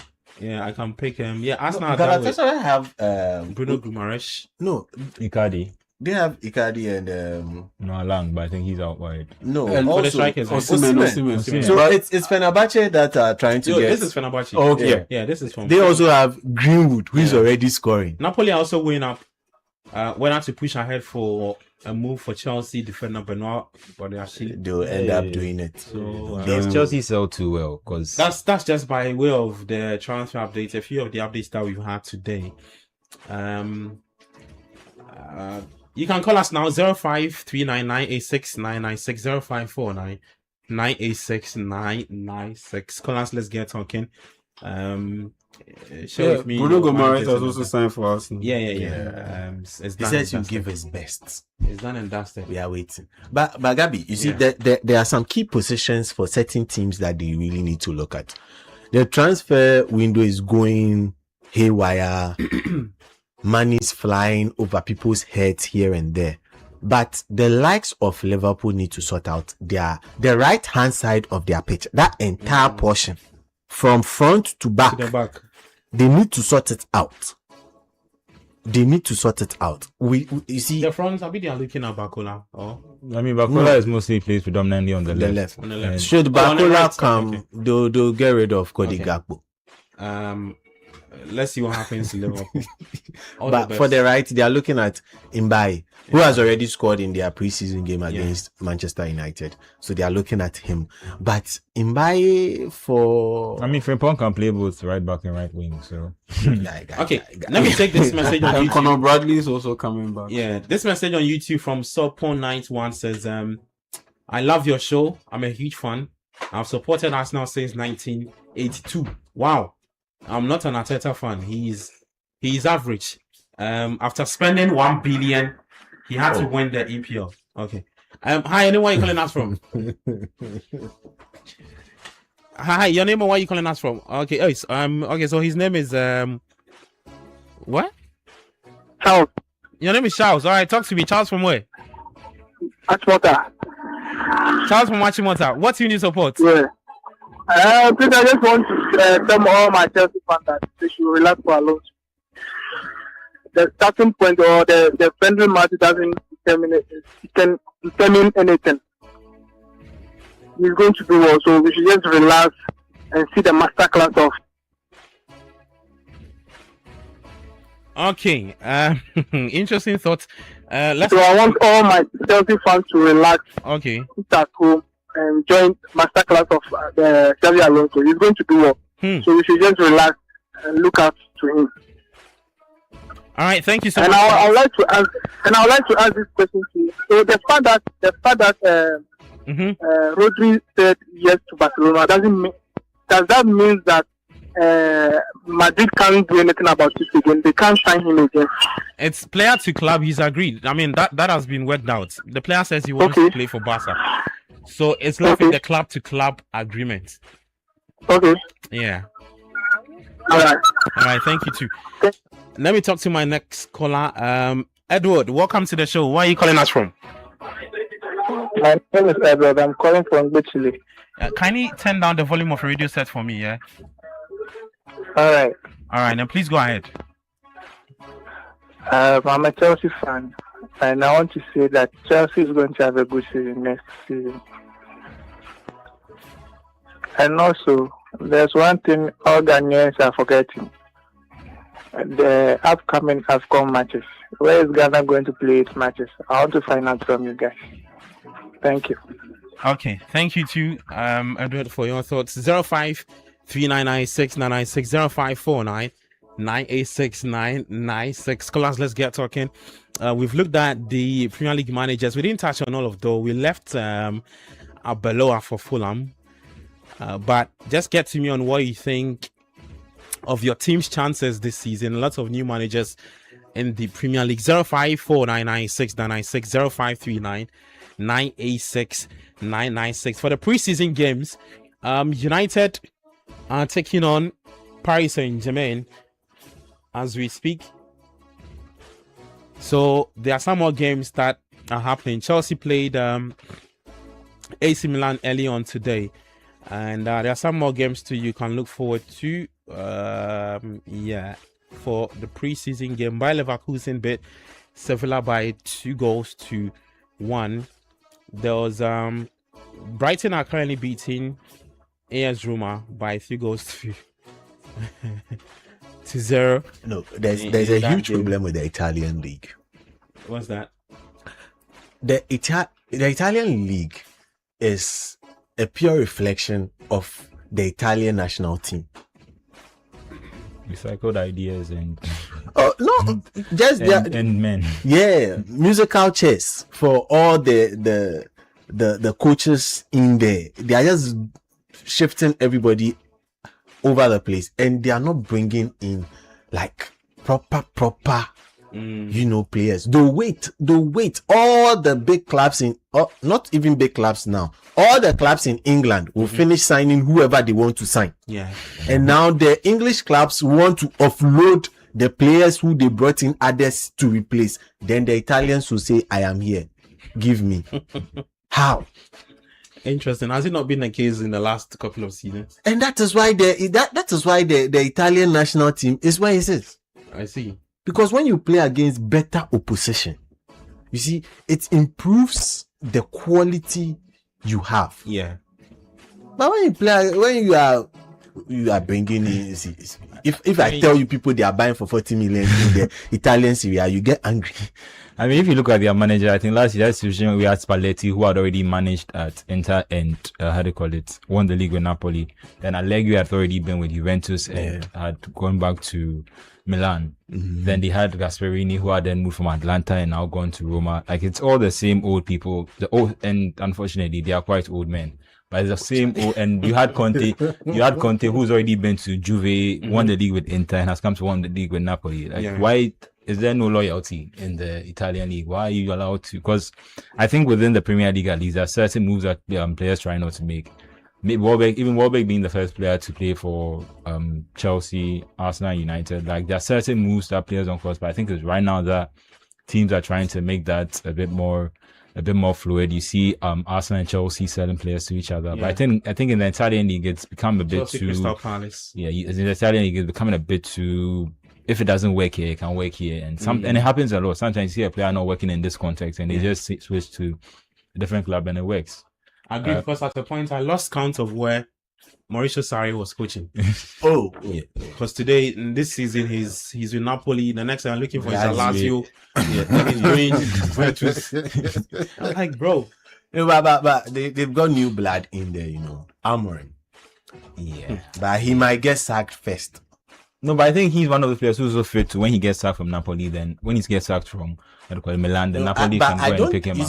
I don't think the Italians will have that heart to be rotating or just pushing Amorim all around the place. I think you have more support for the 3-back there than any other place. But anyway, you have 3-back and you can use it with AC, who I'm just shocked where they ended up last season, because they had arguably an okay side that could actually pull through. But they were actually competing for the league at a point. It's just Allegri, they fell off at the end. Even at the end when still in the Champions League. They did not fall off. They had a they fell off. No, you see, it's a term he doesn't like. They did not fall off. They decided not to play football again.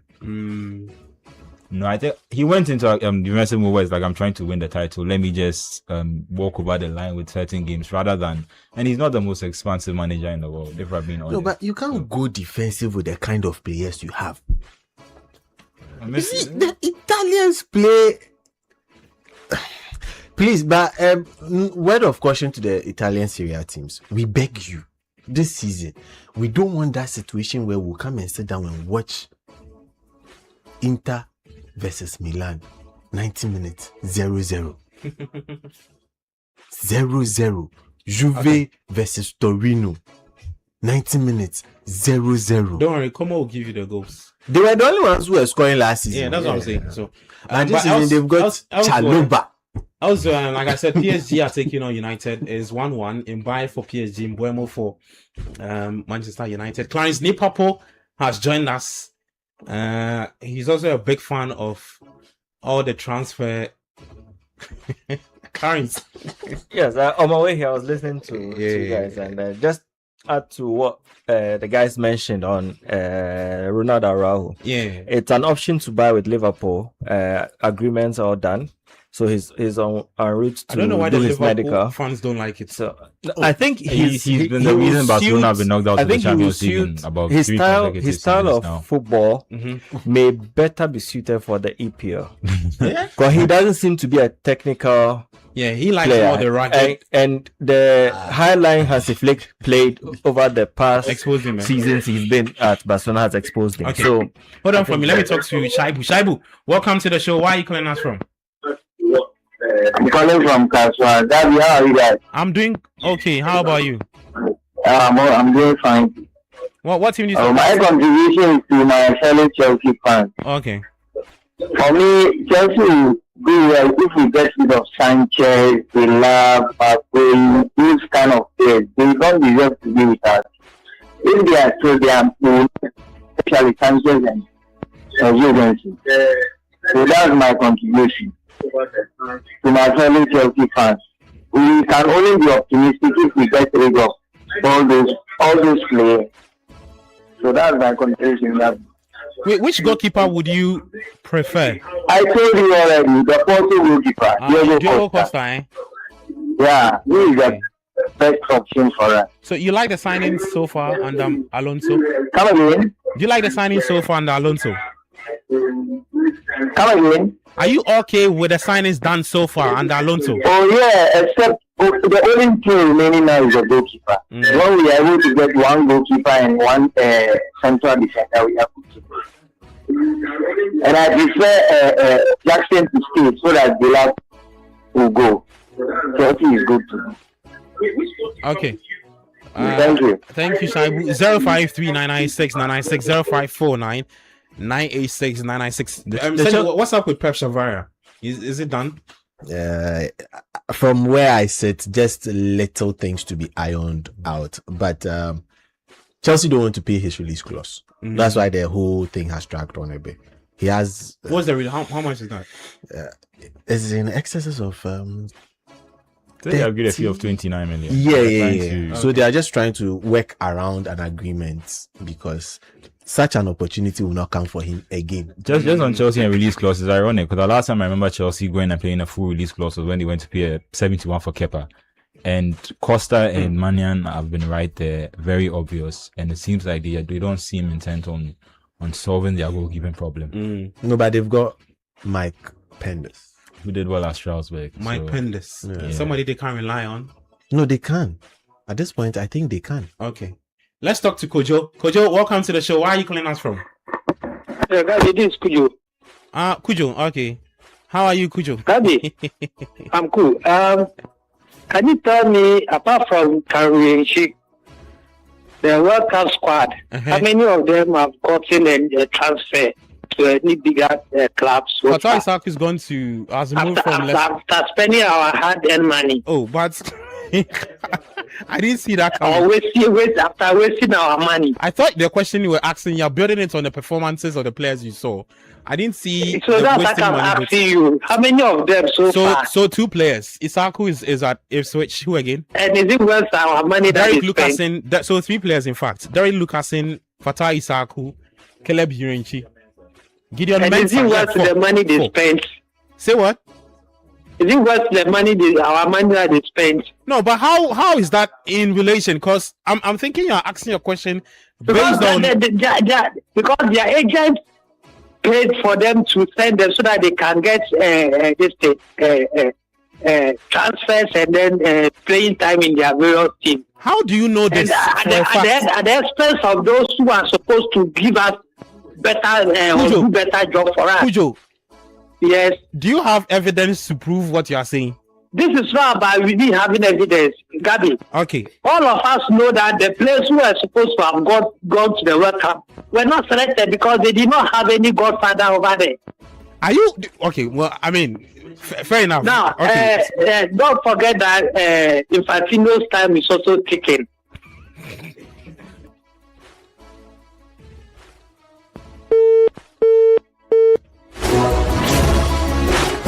Oh Jesus! You see, when you are saying things, a senior colleague once told me that when you are saying things and you don't have, when the lawsuit shows up, you 053996 054996 Let's try and see if we can talk to two more callers and then we'll take the show. Hi, where are you calling us from? Hello? Yeah, Gabby. Yes, your name, please. Yes, it's me, Shaibu. I just came back. Okay, there is something I want you guys to do for me. Gabby. I'm listening, Shaibu. Yeah, you see the last caller who just spoke. He said that after spending our money, I just want you guys to educate people who usually call and say Black Stars spend their money. How much did FIFA give us? The national team, they always bring money. FIFA gave us money. Through that money, they use some to pay the players. So I don't like it when someone comes and say, after spending our money. It's just not right. So please, Gabby, you guys should well noted. Well noted. So yeah, thank you for giving us those heads up. 054996 053996 people are passionate about the Black Stars. We are not even discussing Black Stars. Yeah. But if they want to bring that in, I want to personally say hello to everybody at the FA. The Congolese have come up with how they are going to be splitting the FIFA money to their various clubs. Would we get same? I mean, they are getting 1 million each already. So, or you want? No. They are 1 million, boss. It's not part, boss. Let me see if I can talk to a final caller. 053996 054986 If you want to text, feel free to do so on 0539986996 0549986996.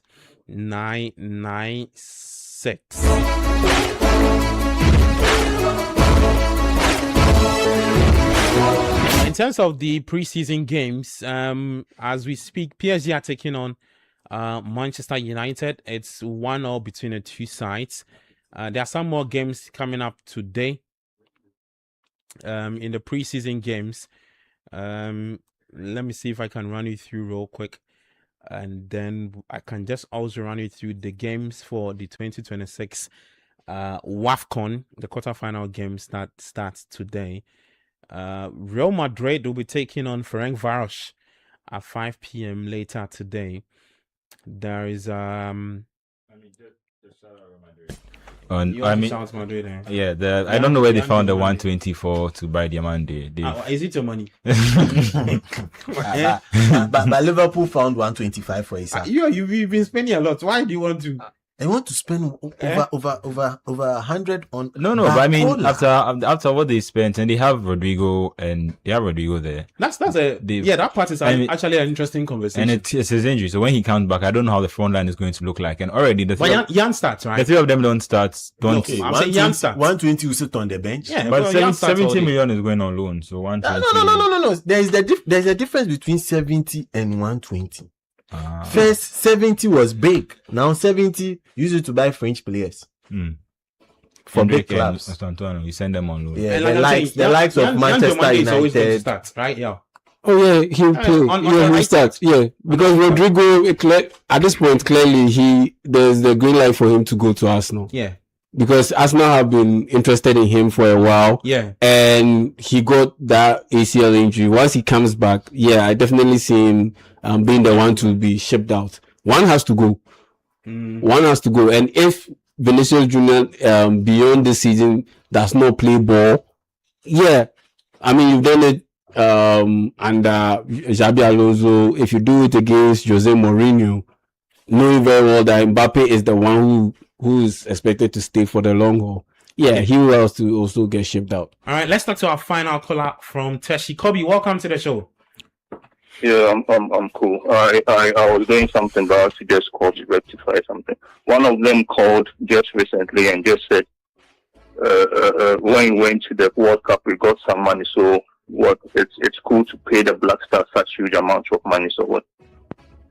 Is that what I understood from him? Or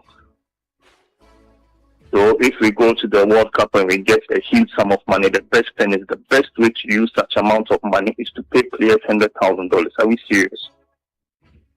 Are we serious to really go and look at others?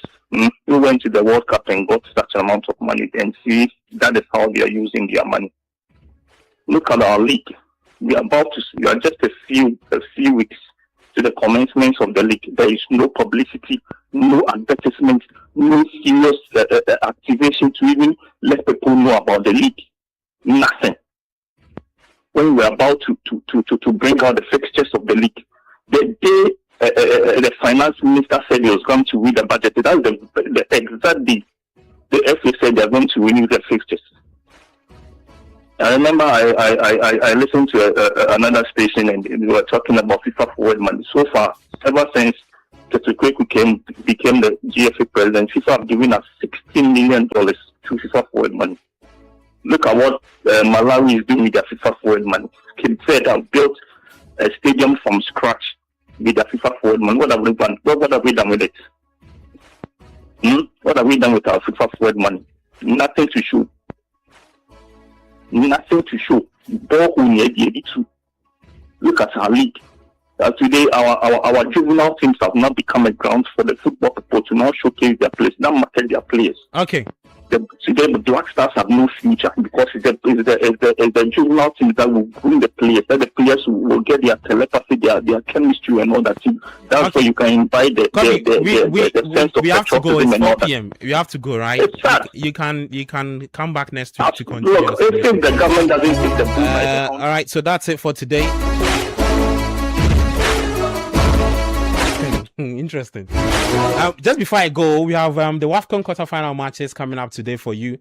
2 games. Ivory Coast will be taking on Algeria at 5 p.m. Just an hour to go, and then Morocco, the host nation, are taking on South Africa. It's a repeat of the 2022 final of that WAFCON tournament. The Black Queens are in action later tomorrow against the Scorchers of Malawi at 8 p.m. Kwache, you've got a shout? Yeah. Big shout out to my guys, Kareem, Isco, Ado, Mubarak.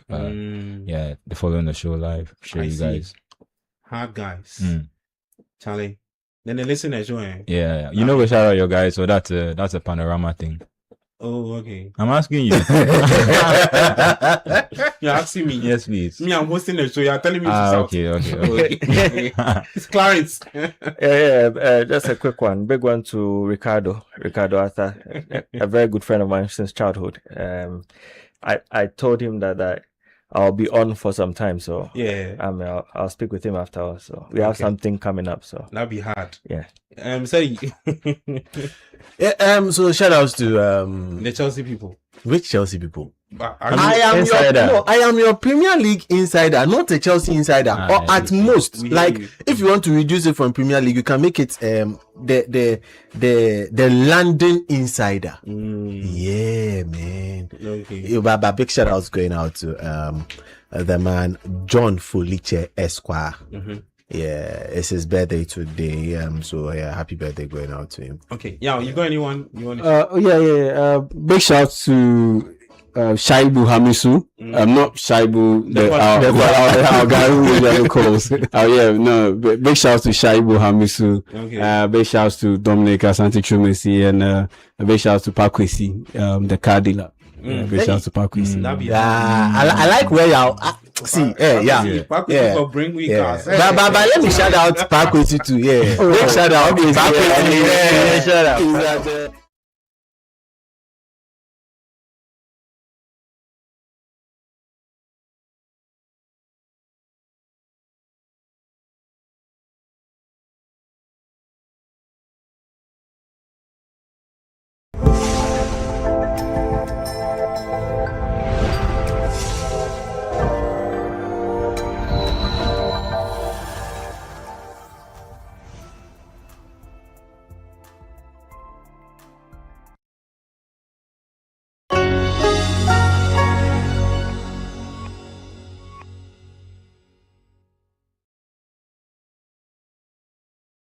Ago.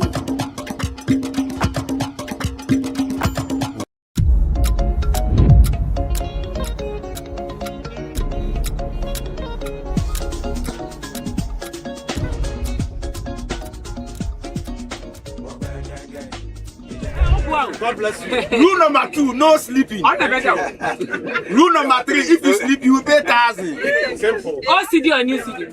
New CD. Please, if you have a speaker, JBL, bring it. Let's combine. The basic Jama, 8 days continuous, non-stop. Non-stop. And anytime we reach anywhere, when we get down, we'll do Jama for 10 minutes to warm the place up before we move. Thank you. We have to set the standard for others to follow. I saw some big one at the back. So when we are getting down, we'll start that one.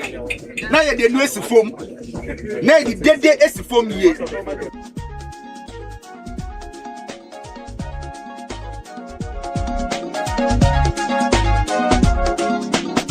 So Timbuktu, Ghana, Mali, Sumanguru, you know what you're showing. Manchester, you know Sumanguru, you know what where they get, what you're showing. What's that to do, you know, Bamasa, you know, Yasantua, you know what you're showing. Get your Israel, get your Ethiopia, get Sudan, what you're showing. Abaka, you know what you're.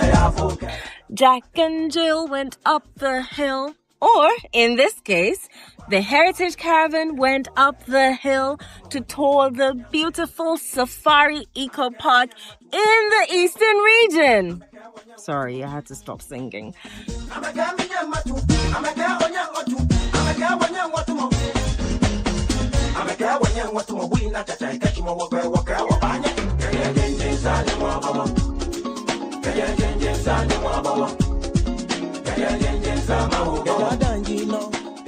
All right, so this is our first stop on the Heritage Caravan. As you can see behind me, we have just arrived at Safari World, Safari Valley Eco Park, where we're going to see some live animals in Ghana.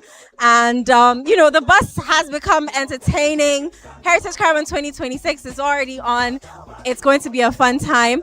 We'll go inside. We'll see what's happening in there. And you'll definitely come along with us. Let's go.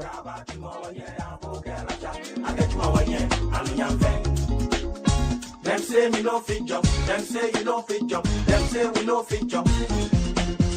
Them say we no fit jump. Them say you no fit jump. Them say we no go fit jump.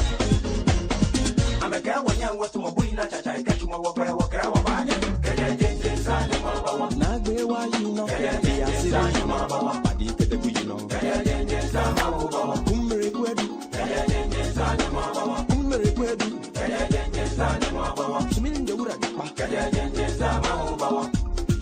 Get it inside the mama. Kinya budu you know. Get it inside the mama. What you do want to be when I change the mama. What you do want to be when I do not me baba you.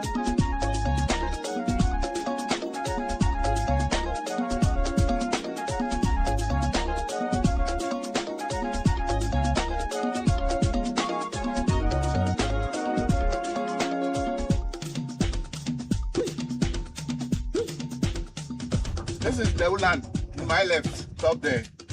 This is the you have a brew, a ukwa, a dukrum, and a propom. And this land for the people. And the owner of this land is Mr. Samuel Afari Dati. He bought more than 600 acres of land. And the staff here about 600 working here. So we started tour by 8 o'clock to the evening. By 6 o'clock then we are done.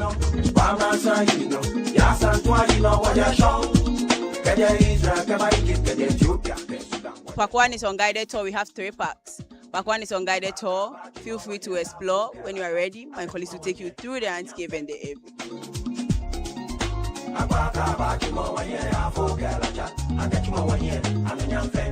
Explore the ant cave and the aviary at your right side.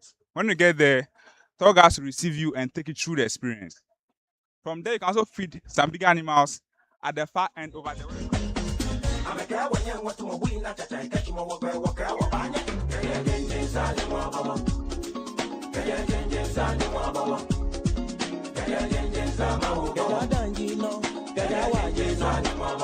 we have two different species of birds here.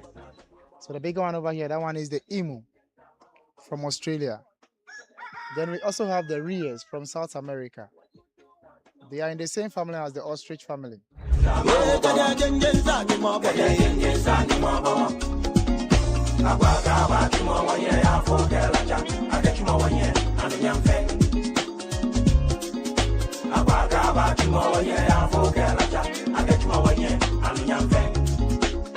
Them say me no fit jump, them say you no fit jump, them say we no fit jump. Them say we no fit jump, them say you no fit jump.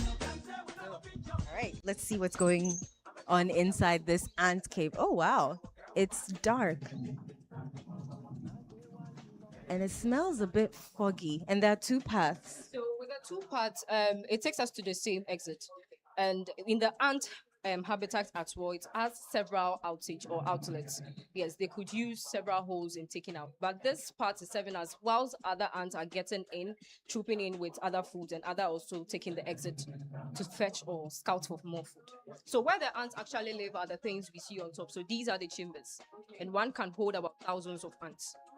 Yes, and that's the chambers. They also create multiple holes on the walls for ventilation as well. And when the sun rises, it hits certain points of it and it reflects its sun rays into the tunnel, serving as light for that. This is lovely. So we're going through the ant cave. You can hear the sound effects mimicking something like thunder. Absolutely gorgeous. So this is the effect, and currently we are assuming it is raining. And you could see we have some lightnings and the thunder sound effects for you to assume it is currently raining. So this is how the rain drills down the habitat of the ant. It can equally flat up the whole place, but we make it stagnant for you to get the concept.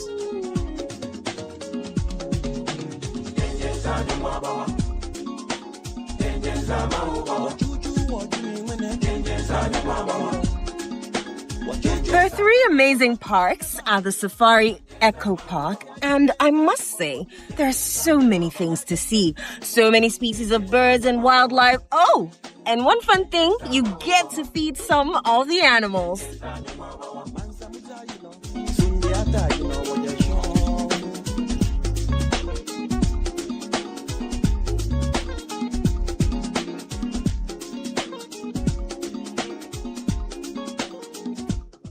Please, it's done just once, so get your cameras ready.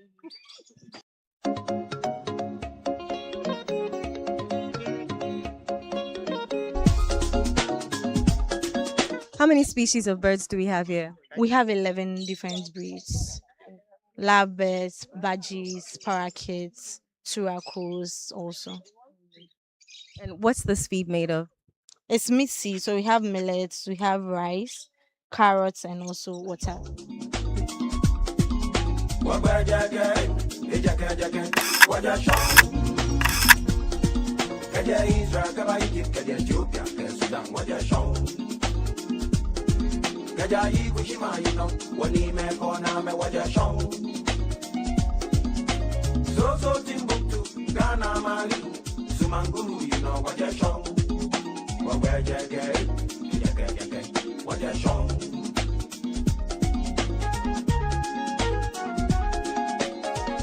Good morning. You're welcome to Park 2, and my name is Roslyn. So this park is the amusement part of all three parks in the Eco Park. In here we have various activities that's coupled with the wildlife experience. And then over here we have the sitting area with some board games, and we also have some other activities on that side. We have some animal engagement activities as well, 3 to be exact. So there's one here, and the other 2 are over the canopy wall.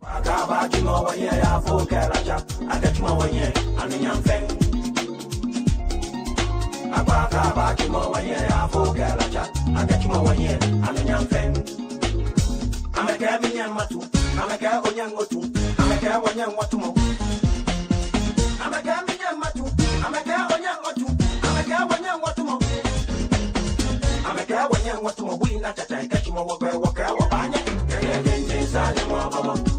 Most of our animal species in our park are herbivores, so we give them this for supplementation. So whatever nutrient they lack from the grass, they get it from this side. Yes. And these are called miniature horses. So they are a cross between the regular horses and ponies. Yes, and they are all adults. They are called alpacas, belong to the camelid family, just as camels and llamas. So they also use spitting as their defense mechanism, just like the llamas. But with these guys, you have to provoke them before they do that.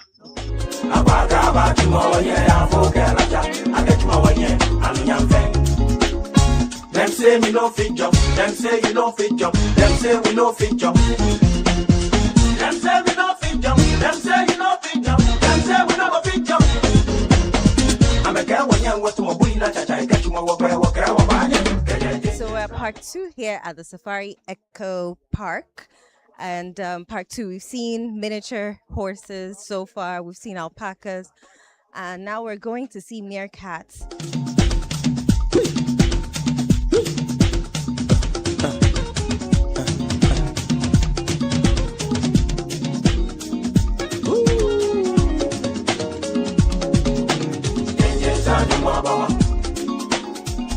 The queen is the only female in the family who is entitled to give birth.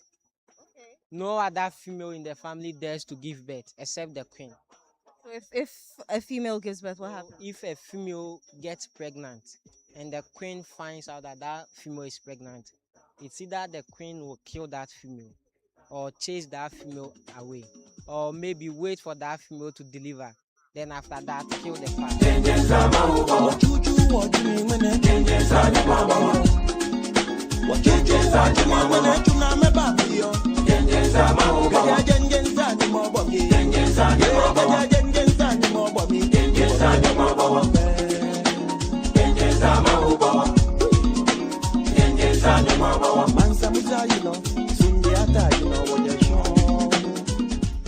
The biggest antelopes are the giant elands. So in general, we say that the elands are the biggest antelopes on earth. And these common elands too, they are herd animals. So they move in herds with a leader called the alpha male.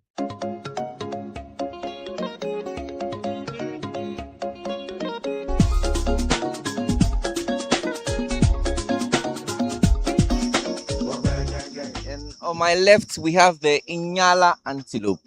And Inyala is Kiswahili, Inyala. And you'd find the Inyala in southern and eastern Africa as well.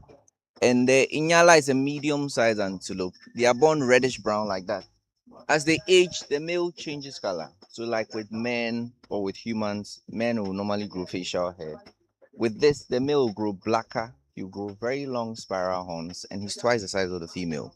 So we say sexual dimorphism is very high. Telling the difference between male female is easy. Highly polygamous. He's one man, 13 wives, 7 children for now. For now. For now. So that means there can be more. There will be more. We have the wildebeest or the ngunu, wildebeest.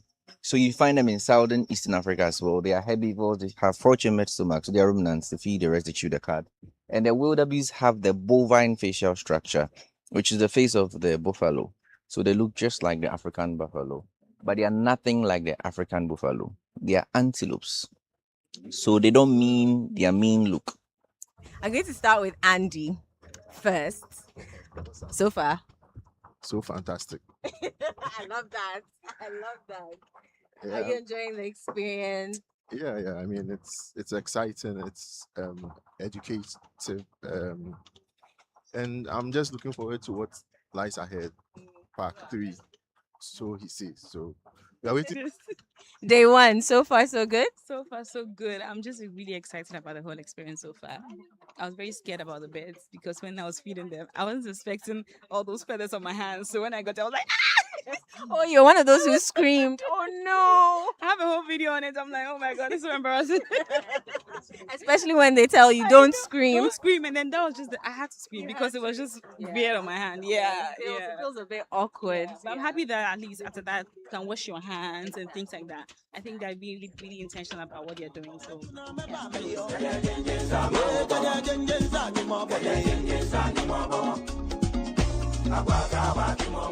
This is the third park, and this should be your last park here.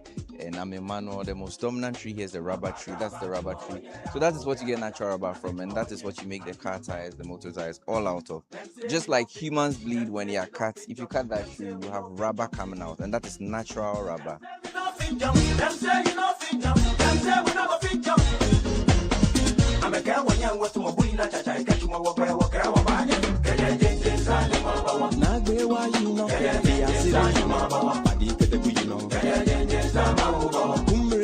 And the zebra is a very close family relation to the horse and the donkey and the pony. So they can breed with horses and donkeys. So you can have a donkey and a zebra. We call it a zonkey. And a horse and a zebra because it's a very close family relation. And the hybrids are sterile. That's the downside. You cannot rebreed them. And the zebra is indigenous to only southern and eastern parts of Africa. They are the national animal for Botswana. And they can run 70 kilometers per hour. We say they are black animals with white stripes. So they are not white and black. They are rather black with white stripes. So we say they are African first.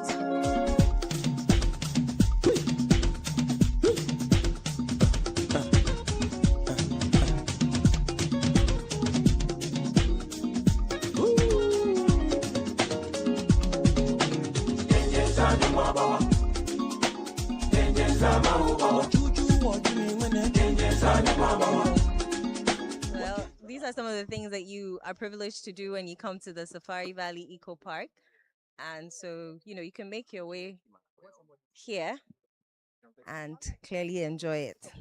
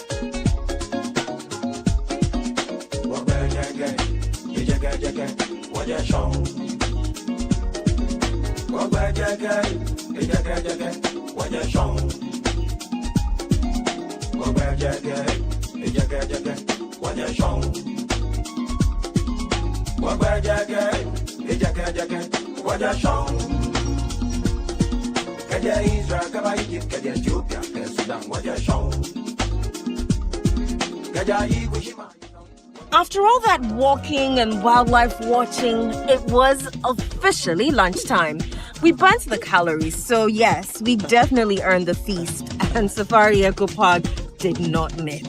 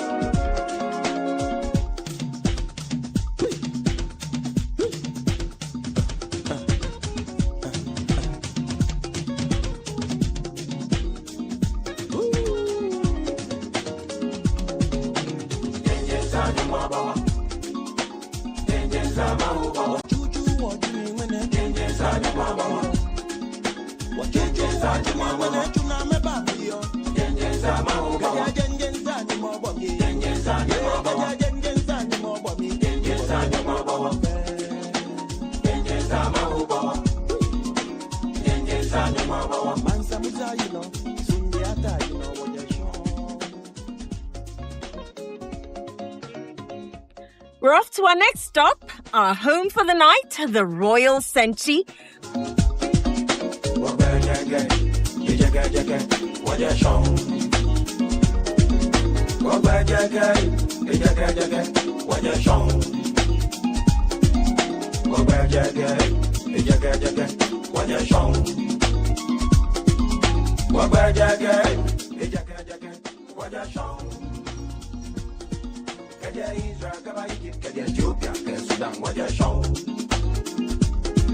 Jaja Igushima, you know, when he make on a me waja shong. So Timbuktu, Ghana Mali, Sumanguru, you know, waja shong. Waja jage, waja shong.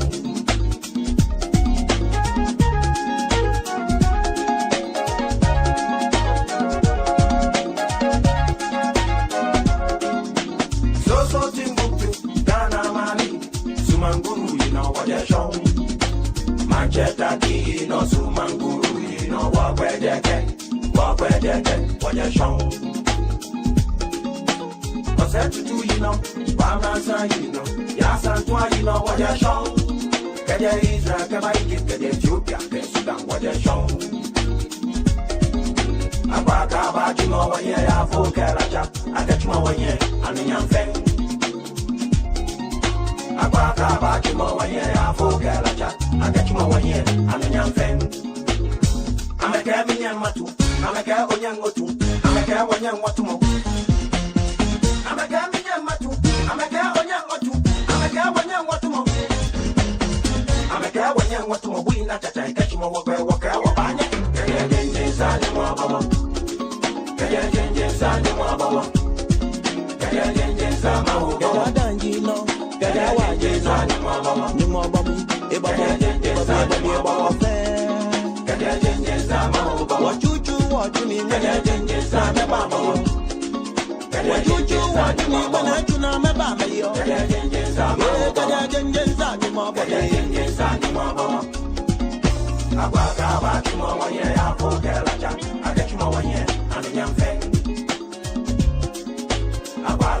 We've got a date with a delicious dinner, and oh, get your dancing shoes ready because the Chin Chin Band never disappoints.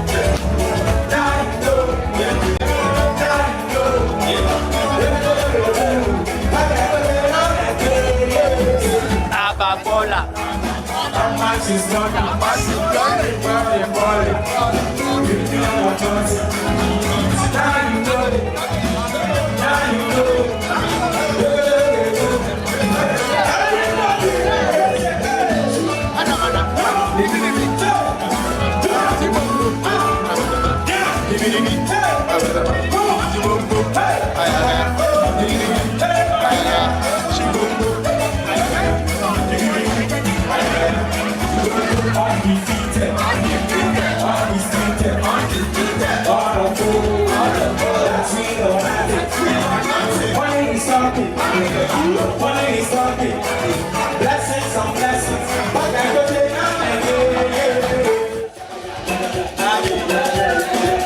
That's right.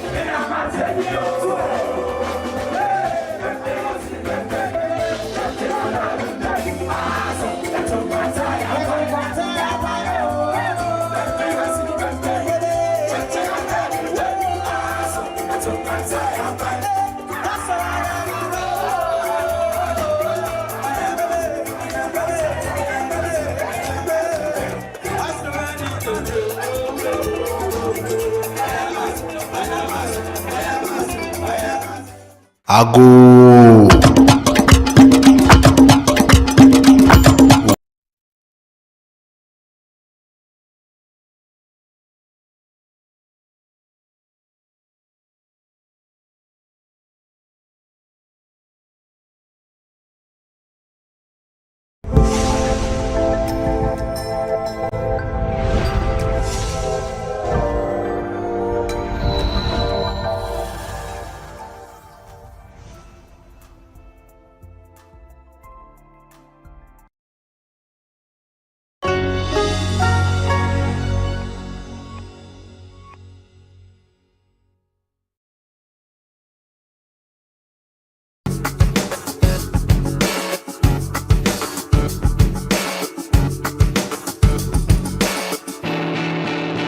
Another week is here. Hello there. Welcome to Trending Africa with me, Samuel Akom. On all social media platforms, I am at the Samuel Akom. Trending Africa is a show where we take you through the African continent to bring you stories making the headlines. What stories are trending? Let's go for a quick break. When we return, we'll check all of those stories out. Don't go anywhere. Please do stay.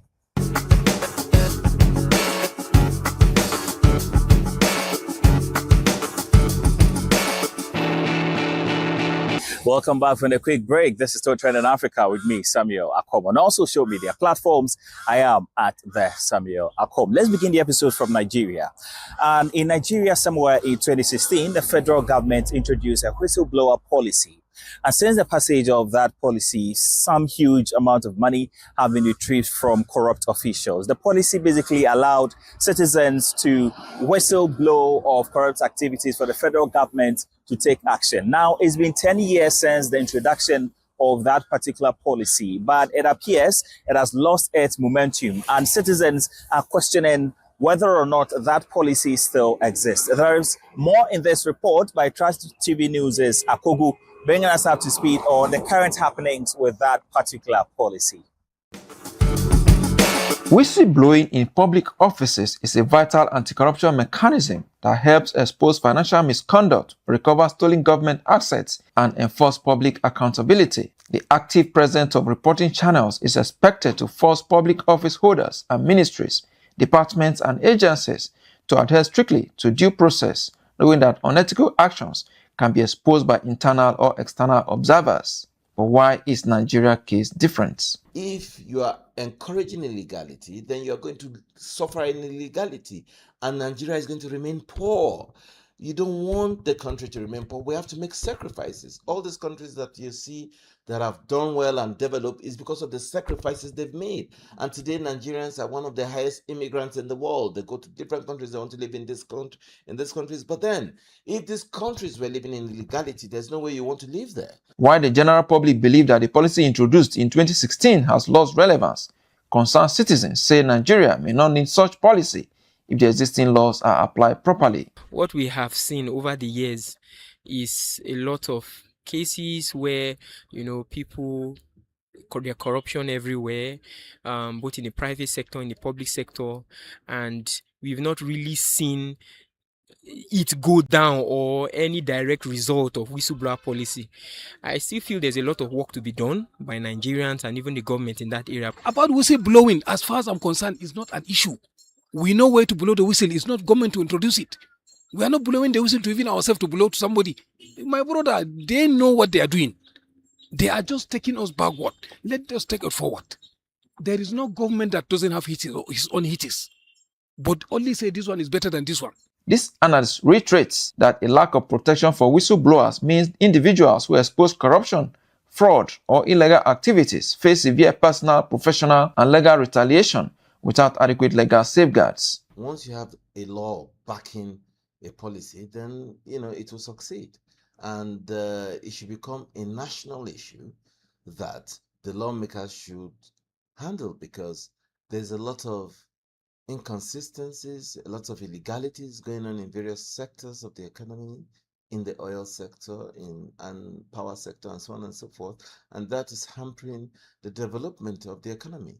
So I would think that it's a matter of national emergency for us to protect whistleblowers in order for us to, straighten the economy and move the country forward. While the policy proved that citizen-led anti-corruption tracking is viable, its long-term failure underscores that financial incentives alone cannot sustain accountability.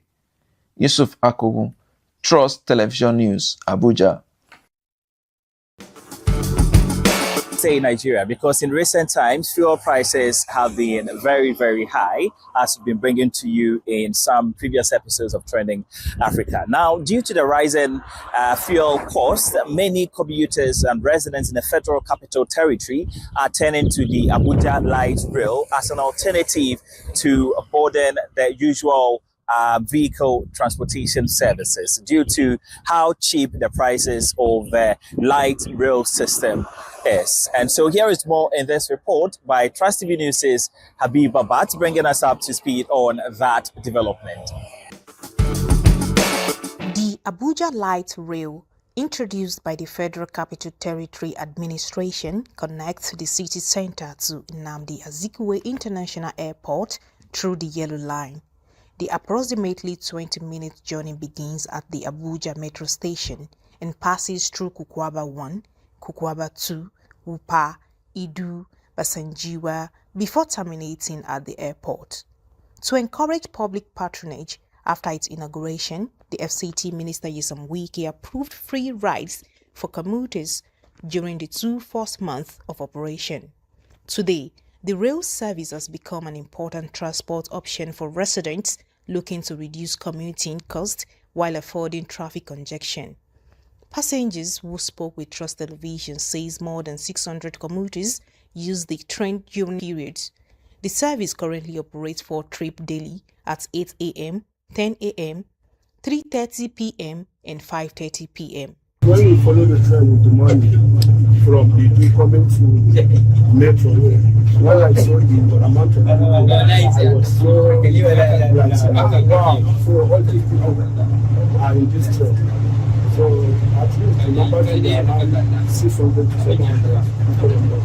Some commuters says they have reduced the use of private vehicles because traveling by rail is more affordable than driving, especially following the recent increase in petroleum prices.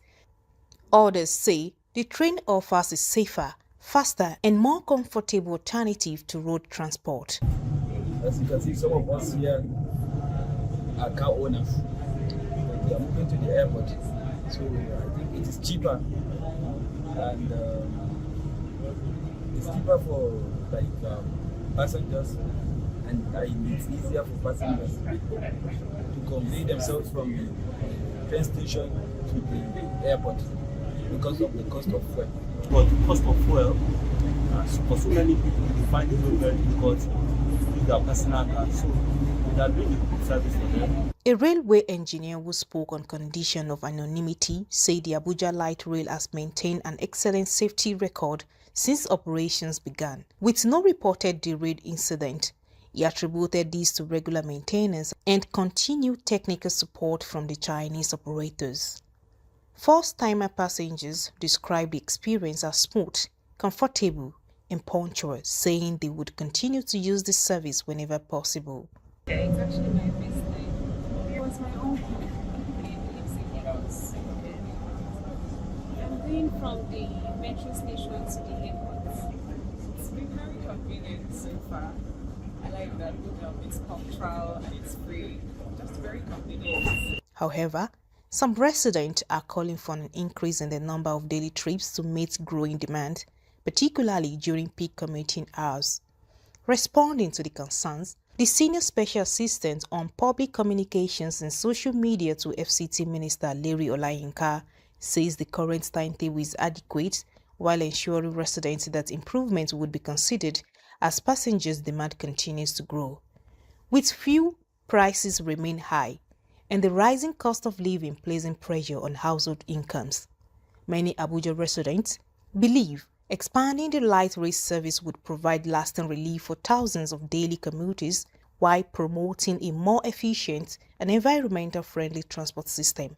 Habibat Ajayi, Trust TV News, Abuja.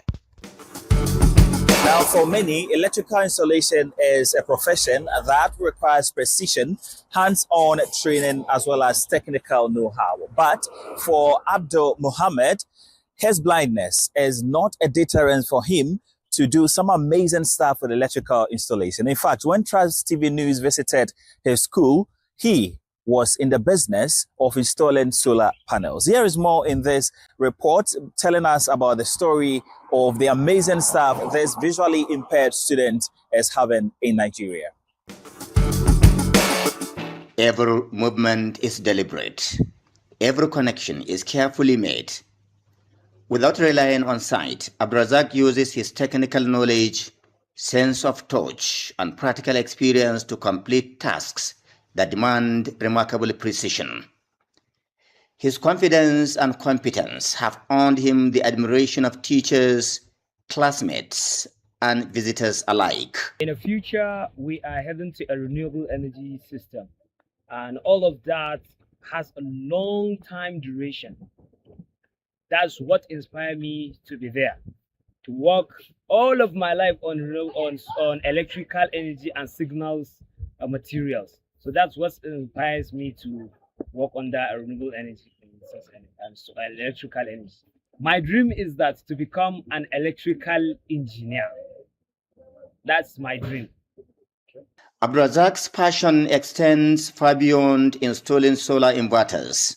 He has developed skills in electrical wiring, CCTV installation, satellite system installation, and electrical repairs.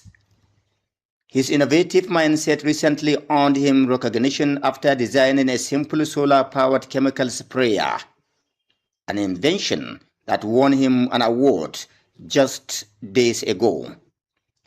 His classmates say His determination and resilience have inspired others across the school.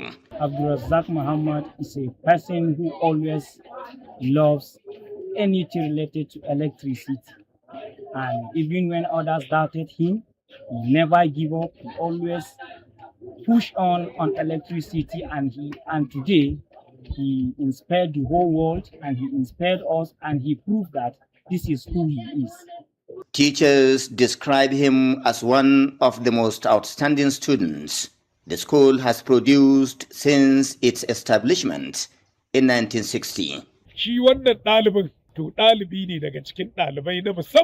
In all our years of teaching, Abdulrazak is among the most exceptional students we have trained. His commitment to mastering electrical installation despite his visual impairment is inspiring. He reminds us that ability is far greater than disability.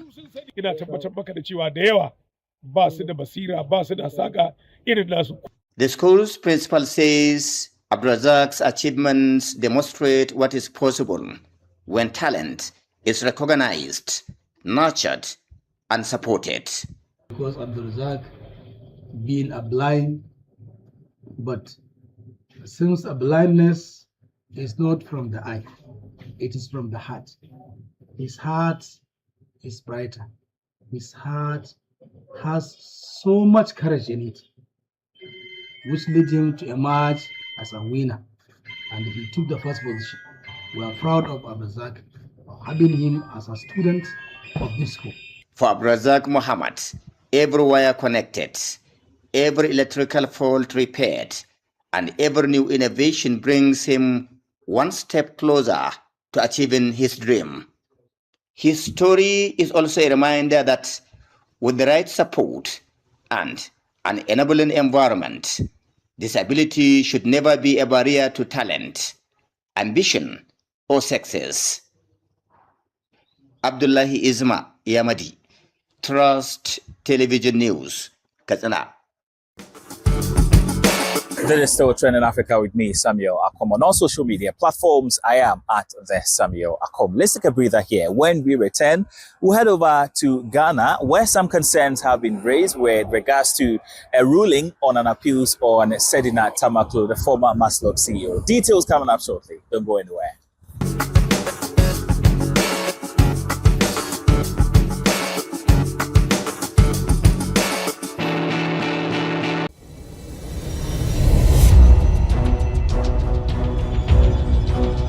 This is more than news. This is your story.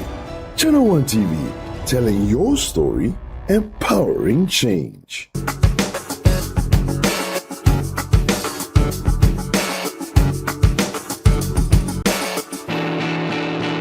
You're still watching Trending Africa with me, Samuel Akom. On all social media platforms, I am at the Samuel Akom.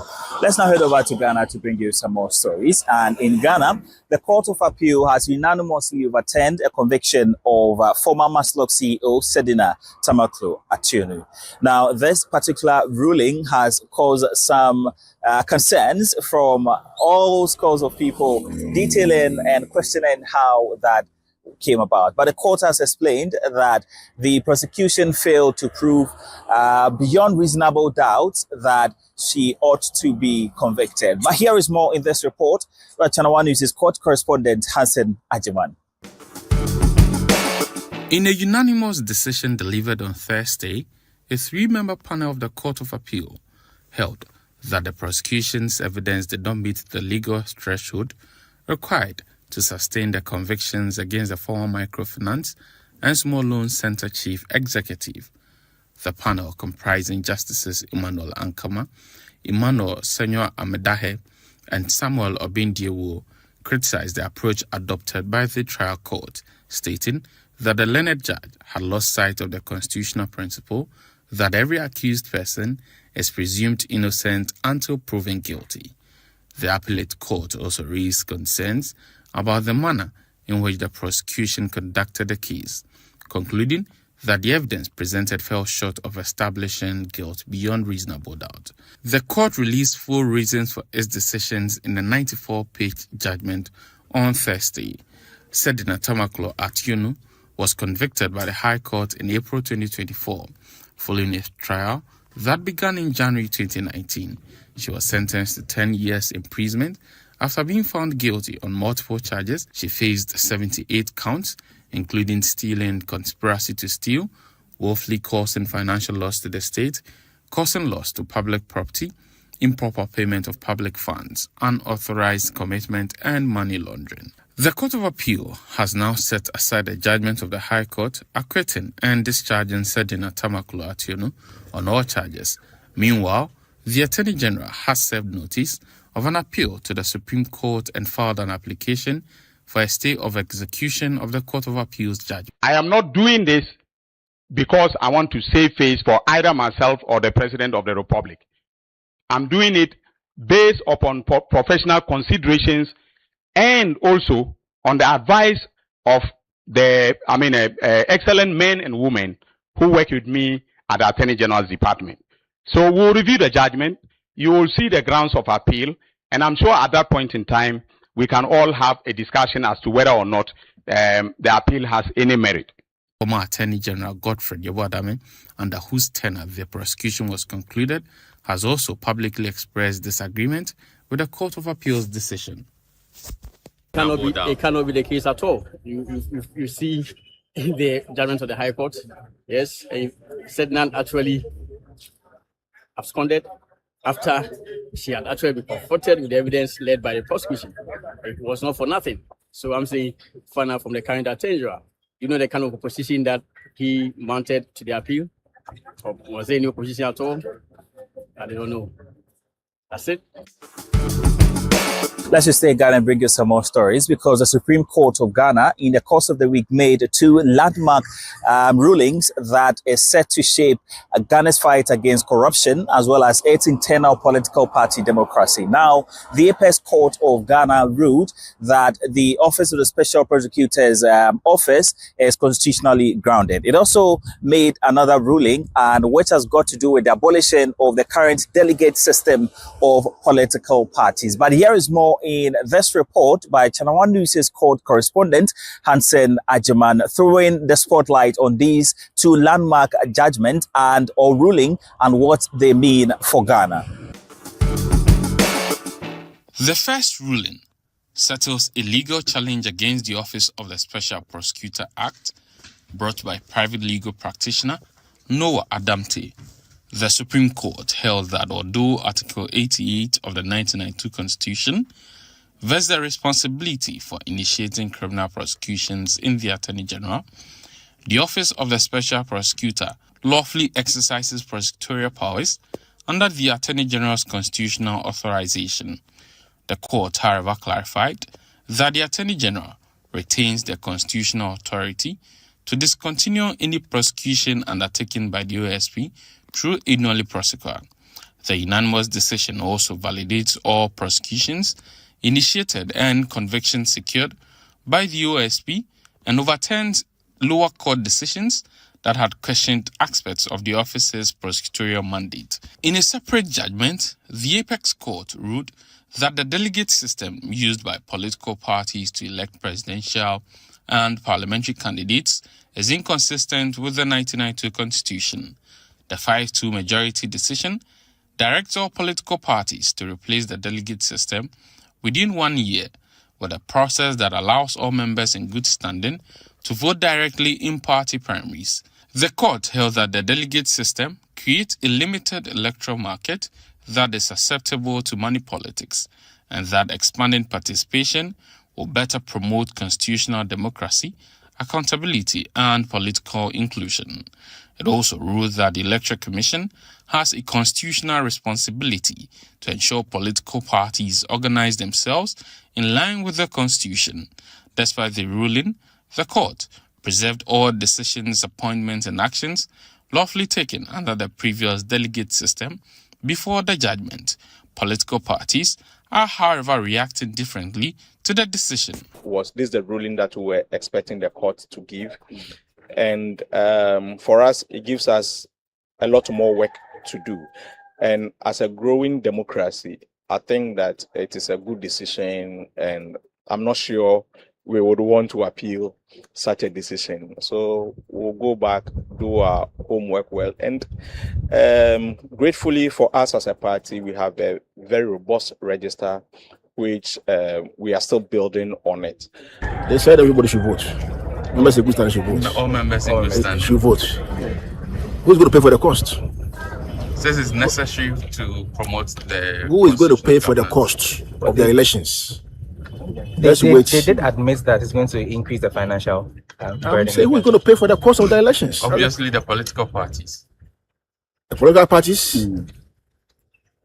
Well, let's wait and see. Political parties have within a year from now to develop modalities to ensure that members in good standing are able to participate in presidential and parliamentary primaries. Secondly, the Office of the Special Prosecutor Act has been declared constitutional, clearing obstacles affecting its exercise of prosecutorial powers. These are orders of the Supreme Court from two separate cases. Reporting for Channel One News, Hansen Ajiman. And lastly, in Ghana, some development in Ghana's parliament, they have been debating the presentation of the media budget review presented by the finance minister, Dr. Kasiel Atuforsen, days ago. Now, on the floor of parliament, some New Patriotic Party members, that is a minority in the House, made some allegations with regards to some sole sourcing contract in the constituency of the finance minister. Here is more in this report from Channel One Television's parliamentary correspondent, Ni Ayikwe Okai. Following the presentation of the 2026 mid-year budget review to Parliament by the Finance Minister Dr. Kasiel Atuforsen, the House on Tuesday commenced a debate on the review document, with the Minority Caucus accusing the Finance Minister of complicity in sole sourcing three key projects in his constituency. Go to the Finance Minister's constituency. I'm going to demonstrate to this House three very key projects that he's gone against what he's reporting to this House. One, the Mankasim Ajumaku Swedru Road is 111 kilometers. It's going to cost this country about $250 million. Single source procurement. Secondly, he is going to build a military barracks in Ajumaku at 200 million Ghana cedis. Number three, he is going to build a specialist hospital. The Ajumaku military barracks is also a single source procurement procedure that was used. The specialist hospital, instead of siting it in Cape Coast, is bringing it to Ajumaku at 850 million Ghana cedis, almost $80 million on a restricted tender basis, Mr. Speaker. So if the minister comes to tell us that he is tightening procurement rules and regime, then I don't believe in what he's talking about. In 2017, the revenue execution was moderate. Expenditure execution was restrained. That's the word that was given by the IMF, restrained. Overall score was amber. It means that the economy was given a caution. And the reason they gave was that consolidation began, but the capital spending and arrears require examination. In 2018, your revenue performance was described as weak. In 2021, NPP added 47.4 billion Ghana cedis in 1 year. In 2022, they did 84.5% in 1 year. In 2023, they added 162 billion in one single year. And in 2024, they added 116 billion Ghana cedis in 1 year. President Akufo-Addo has the record of having borrowed more than all presidents combined from Dr. Kwame Nkrumah. The scorecard for Dr. Atuforsen is reflected in price stability. During proceedings, 5 members of parliament from both sides of the House, led by the MP for Asante Achim Central, Kwame Yimedu Entry, reintroduced the Criminal Offences Amendment Bill before Parliament to prohibit the practice of witch doctors and witch finders, and also to outlaw the declaration, the labeling, or the naming of a person as a witch. Honourable members, the Criminal Offences Amendment Bill 2026 is read for the first time and referred to the Committee on Constitutional and Legal Affairs for consideration and reports. The House also approved a multi-year agreement between the Ghana Revenue Authority, represented by the Ministry of Finance, and a service provider for the implementation of the fiscal electronic device policy aimed at enhancing revenue mobilization. Reporting for Channel One News from Parliament, I am Ni Ayukweyi Okine.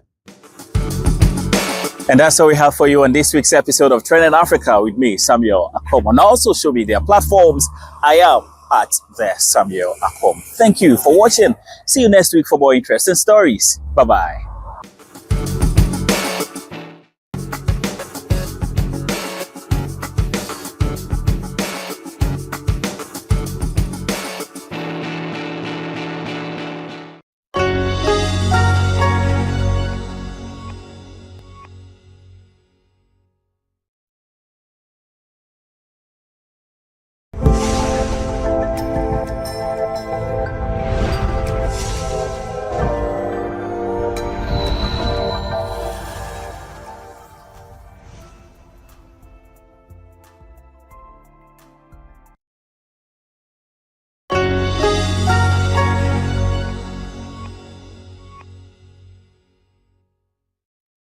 The Community Tracker is a parliamentary accountability project, a collaborative initiative between Channel One TV and the African Center for Parliamentary Affairs. Serving as an evidence-based project, Community Tracker documents and assesses development projects across constituencies in Ghana.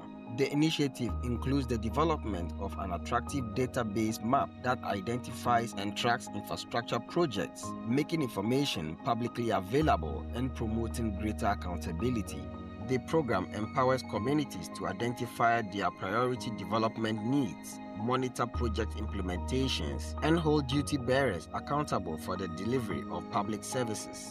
It provides visibility for members of parliament who are delivering tangible development outcomes in their constituencies. Through the tracking and documentation of constituency-level projects, the program seeks to strengthen accountability in public infrastructure delivery while giving communities a meaningful voice in evaluating the impact of development interventions.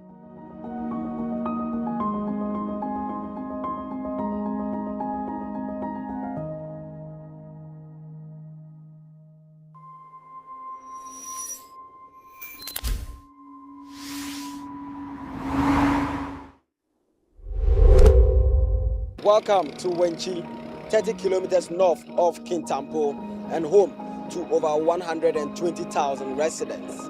It is the district capital of the Wenchi municipality, and today on the road to accountability, we are here to inspect the ongoing works. That is the Big Push project, which is awarded on contract from Wenchi to Swola all the way to Wa.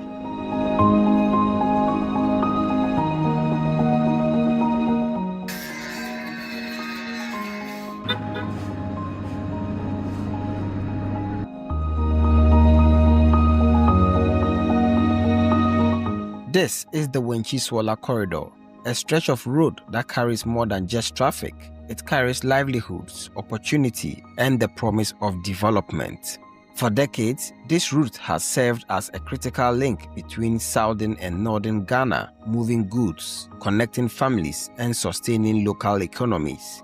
But today, for many who depend on it, the journey has become slow, difficult, and at times dangerous. Slow down. What was once envisioned as a modern transport corridor is now in many places a test of endurance. And for residents, drivers, and traders, one question continues to linger. What happened to the promise of this road? Government has brought something that we call a well-known, a slogan, which is a big push. The big push is had to start from the road sector. 21st of last year, President of Ghana came to Bono region to officially cast short for the commencement of all the big push projects in the Bono region. You know, as usual, it's not something that you can go around all the constituencies or all the districts in the name of scatting sort for the commencement of the big push project. So in that case, I think everything was done in Sunyani, which Wenchi Solar was apparently part of it.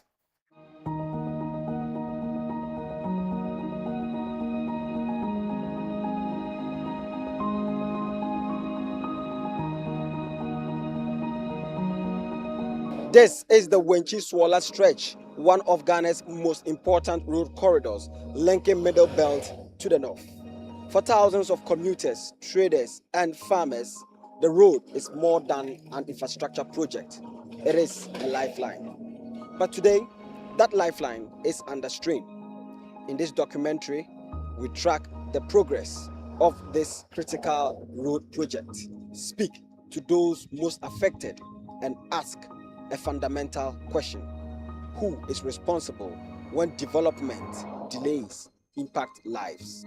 From Wenchi through Swala and onwards to Wa, this corridor supports the movement of agricultural produce, livestock, and essential goods across the regions. In many ways, the road represents more than connectivity, it represents growth. These roads are very, very important to the people of Wenchi, Techimai, Solar, moving to Bole. If you look at the commercial activities on that stretch, it makes the road, construction of that road, very, very important to the people of Wenchi, Techimai, and then those at Solar, then going to Bole area.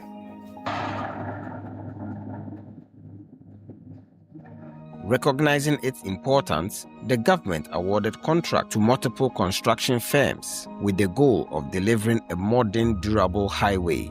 But years into the project, progress remains uneven. In some sections, construction is ongoing. In others, work appears to have slowed or stopped entirely. The question is no longer just about building a road. It is about delivering on a promise. Every day, hundreds of vehicles ply the Wenchi Swala Wa Road. For drivers and passengers, the condition of this stretch is not just an inconvenience, it is a daily reality. We begin with those who experience it the most. Enam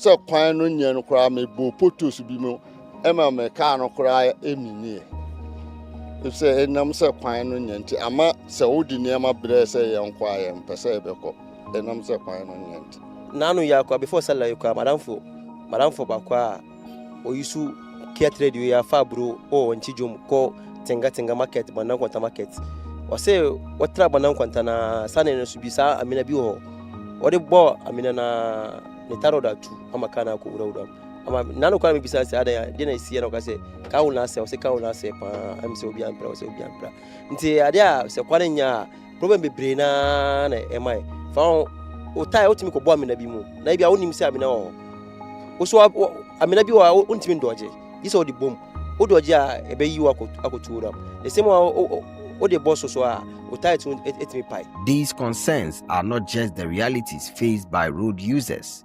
They also affect those who must provide assistance whenever vehicles break down along the stretch. During our visit, several broken down vehicles were spotted on the road, highlighting the extent of the problem. This driver, who was traveling from the Upper West region to Wenchi, shared his frustration over the poor state of the road. The problem is the car is not good. The road is not good. Because of the road, that's why my car have a problem. From Wa to Tachima, unless we go to Magazine before we go to Wa again. If we go to Wa, unless we go to Magazine before we go to Tachima. Otherwise, you cannot go there and come back. You cannot go to Magazine. So that means you are spending money on the road fixing your car. Is it affecting how much you also charge passengers? So that one there, unless you double the charge because of the road. Now the gearbox is more than 6,000 or 7,000. If I go to Tachima, unless I go find a gearbox before I can come back. The concerns are not limited to transport operators alone. Mechanics, who are often called upon to repair vehicles damaged by the road conditions, are equally frustrated by the situation and the increasing wear and tear on vehicles. Yeah, boss, who say what fix a car way? And Pedro saying that in a day, drivers here are more fresh now, Bebo. That be what about 3 times a day. Let's see, I could do it. No way, friend. We so for different things. But one day, a problem. A marcus on the man of SSL rough. One day, almost a more year by every area, Hannah, dear. Who be a difference be a one more dear. Something for a Roma massage modia. Yes, I did be a quite Jumamo, Nemana Motono. It's too much. I'm out me at Macra, no matter. Neman until Montimin what you must have from. Saka kwana cry a crantanka. Niamano anti says a brown meton high. Nanka swear, yes, we at Maniaca. The word wait my age, of course, 90 work. When I feel from coffee, and so quite. Quana days a penny for the no more. I told them also do a map patrol marker. Yes, I demand for prayer panos. Do have free 22. Wall so far best of her to 22 ball almost about 5 hours to 6 hours. A blank says I can do so. A map there, penny for him. Now, maybe fire. Lucas said, go out me now, or Munchiaka because Omuniska because I'm this cannot on Yaman. That dear no board there. A man road no, a man never says it. Ticano a day, or Cabot Macon Sabana, that dear back home. Stays in our baby. What mean a more fitter? I might have drink a crap. Now, who are he from the Omofra or Fribaha? Me free 12 to Boile Road in the odd Babia Maria Jumafa. Beyond the dust and delays, the real impact of this road is felt in the lives of the people who depend on it. Farmers struggle to transport their produce to market, often arriving late or not at all. Perishable goods are lost along the way, cutting into already fragile incomes. Kwano sunye ntinsu sanso ere ban se ye niamana bi kura tim kan wuram ntimu emma kurum se de ya na ye pe no kwana ye fa so ayekọ ko fa ya no aduane de ba marketing enye kura ye kwa ye de yenkwa ye ne ye bibia ya ato atre de mpai bone ko se nyame amwa ne ye hu afofia mfa ya amade a na kire se ko ne wantima medura na no ane kwana hinti ye pira so basa binuma na ma bubu kura agudan ma omuntimu sori na se kwana hinye nti ye kwa ye bresa ansa ne ya ba beduruyam watermelon se nipa wo ba be fa no pan bra wo bre watermelon wura nini bra wo bre ansa na wo de ba accident timisi because of kwan sa na de na wo aburo na wo de ba no bia kura wo ne nkran ni ba bia hyehyɛ ho se wo be de be ba nde nso because of kwan no tutimika kwan no so na wo be hu nkran ni ba no bo ofisi bia wanya bi wo ba bi nti onji biem na eno nso abeye wo ka wo de be ba begu won so nsuto mo se ha ye ni apata ne ne ma wo hwɛ se de ba bi no siti a nsuo to a etete ye ha nti wo be hu kura bia wo be pagya te se be yo pagya na ase no asɛn aburo se nsuo to kese a na wo nwuram ho a ni fie ba no den na banchinom se eno so saa ba bi wa ka no ntum nko ho ti saa ndu aba no nyina no birim timi keka ka nwuram ye to banchi half no ba bia ye kofa no ye to ne 1002 okwa na osirafo wura wodi ama ye kura ne 1000 wa lolo fe ye 6 million kwako kan wa na kwako ye 1007 uba be sie ni makoma akwa obenya no bi kura na enso obesie half yin nyina be wie na eni motokin kan nyina bi kura na wanya ne 1002 na sa 1004 1005 nya ye ka na afi we de wani ma wo so wo kun e ba sa ye so ye bre ti da bia ye wo kada ye so. Beyond businesses, the condition of the road is shaping everyday life in communities along this corridor. From access to healthcare to education, the consequences are being felt at every level. Anytime I want to go to buy something from town, I use this road. And because of that, because of the bad distance of the road, always my car got spoiled. I was 3 months pregnant. And because of this road, I lost that pregnancy. In fact, it was very painful. So the doctor told me that if I ever receive any pregnancy, I shouldn't pass through this road. Last year, you could say by accident be see here. I feel quite so. Quite no, a hano area be where a mina, ne area be a kama. Cano buy a bakudu super say on quad yaneko kamano. Bakudu super say, so did accident. There are some places that they destroy the road, but instead of them to be fast and then make that place to be good for the vehicle to be passing, no, it is not like that. And then, initially the road wasn't good, and now they've jeopardized everything. So there are some places where the dark gutters, and then the sign they put there is not enough. So when the drivers are coming, especially in the night, when a vehicle throws a light in the eyes of the coming driver, so sometimes those who have highlight, when they just throw that, it is very difficult for the other driver to see, and those it causes accident. People think as soon as the contract is awarded, it should be completed. During the shortcut, the president gave every contractor handling a big push project 2 years to complete. Some of the contractors assured him that the 2 years will not reach, that they will complete the project with the people. So we are still following. What may be disturbing them currently will be the rain. We all know during rain season, a road contractor cannot work on any road contractor that continues working on roads during rain season. Maybe something is wrong with how he managed to get his certificate, his knowledge about the whole thing. So for now, the rain is delaying the project a bit. With these challenges affecting daily life, attention turns to local authorities, those closest to the communities. What role are they playing in ensuring this project delivers for the people? We do monitoring and we call the contractors as at when the need arises. We don't have specific time that we are calling a month or no. As at when the need arises, we call them. And indeed, the contractors have also been very much cooperative with us. Anytime we call them, they run to us. And anytime we tell them that we are coming to them, they avail themselves, take us around to look at the work that they are doing. To the extent of Nananom even involving themselves, helping to get a place so that they can get light right. So you can see that all the people of Wenchi are involved in this project, and we are pushing to see the end of the project successfully. And I normally call the highways, my director in the Bono region, Mr. Edmond, to talk to him about the progress of the work and then how things are going. So, in fact, we've been engaging.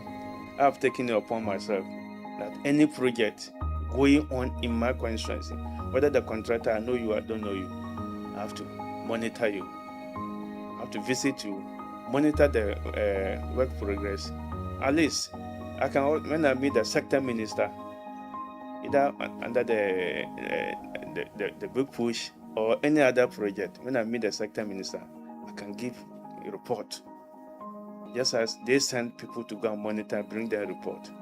I can also do that and bring a report to know the progress of work aside. At the center of delivery are the contractors tasked with turning plans into reality. We ask them directly what is causing the delays. And now we are almost reached like 10% of the full the product. Now we are done the filling, and now we are doing the precast for the uterine. You can see like release that please. And we now try to start the structure for the pipe cover. But while officials speak of progress, what we found on the ground raises serious concerns. In several sections, construction appears slow or completely stalled. Put the camera to me near the Otu kwan almost 4 months ni. She na 1 year. Accident kwa na ekoso kwan no so. Within months nipa wu kwan was be nipa 4 5. To contractor no nya hwe e wo kwan no so. Contractor no wonya hwe 2 days today. Ye bra ba akoka kunu e wo kwan no so. Amoya ha na maja akwakoye ha, amoya na maja akwakoye ha. Ama ba bia sei. First kwan na nke eye. Accident ni hu ni sa nde de kwana say a amanfo egu pa nti esra ban onkasam makwan na munye ntemai. The contractor say why 10% of the contract I demand no. That won't say. Me pa cho kwan ni de ye hu ba bia waye. Wanye ba bia just why 10%. Enye no kresa. Nti munam kwan so a hu so mo ho ana. Kwan de ye hu sa mo ho na oye ha nda kire wa firi akwakoye ha. Sa okọ yekoye nima ayoya na no ye bra ba ku di moto ekọ. Accident onye isi we Prada Hospital Wenchi CCI. Kwan ni na asa amaja ho so, amaja ho ato na masan ba ha. Explanation be no me dey amamo. Amun ka hwe mfa ho. Amunka Ashrimfa, on a Casacra, no, you say no, on T50 China. We are in a farming community. So, and then there are some, though the farmers, they shouldn't have, plant some crops near the road. But because we don't have enough farming land, some do it, especially these commercial crops like mango and other things. Now, it's almost a time for the mango season to start, but the mango has not matured yet. But they remove some of them. And after removing the mango trees, for them to stand there and then do the work. No, they remove the mango trees and then the work too is not going on. Those who have properties that they will destroy, they mark them with red to remove them before the time. The people did so, and as at now, we've not seen anything. You see, like contractor now, the work is moving on progress. One by one. We can't buy this machine we are put here. Later we bring the machine down to another place. So we are on the progress. It's not by we are not working or we are leave one place and something like this. We are on progress. But how is information disseminated to residents, and are they fully updated on the progress of work and any existing challenges?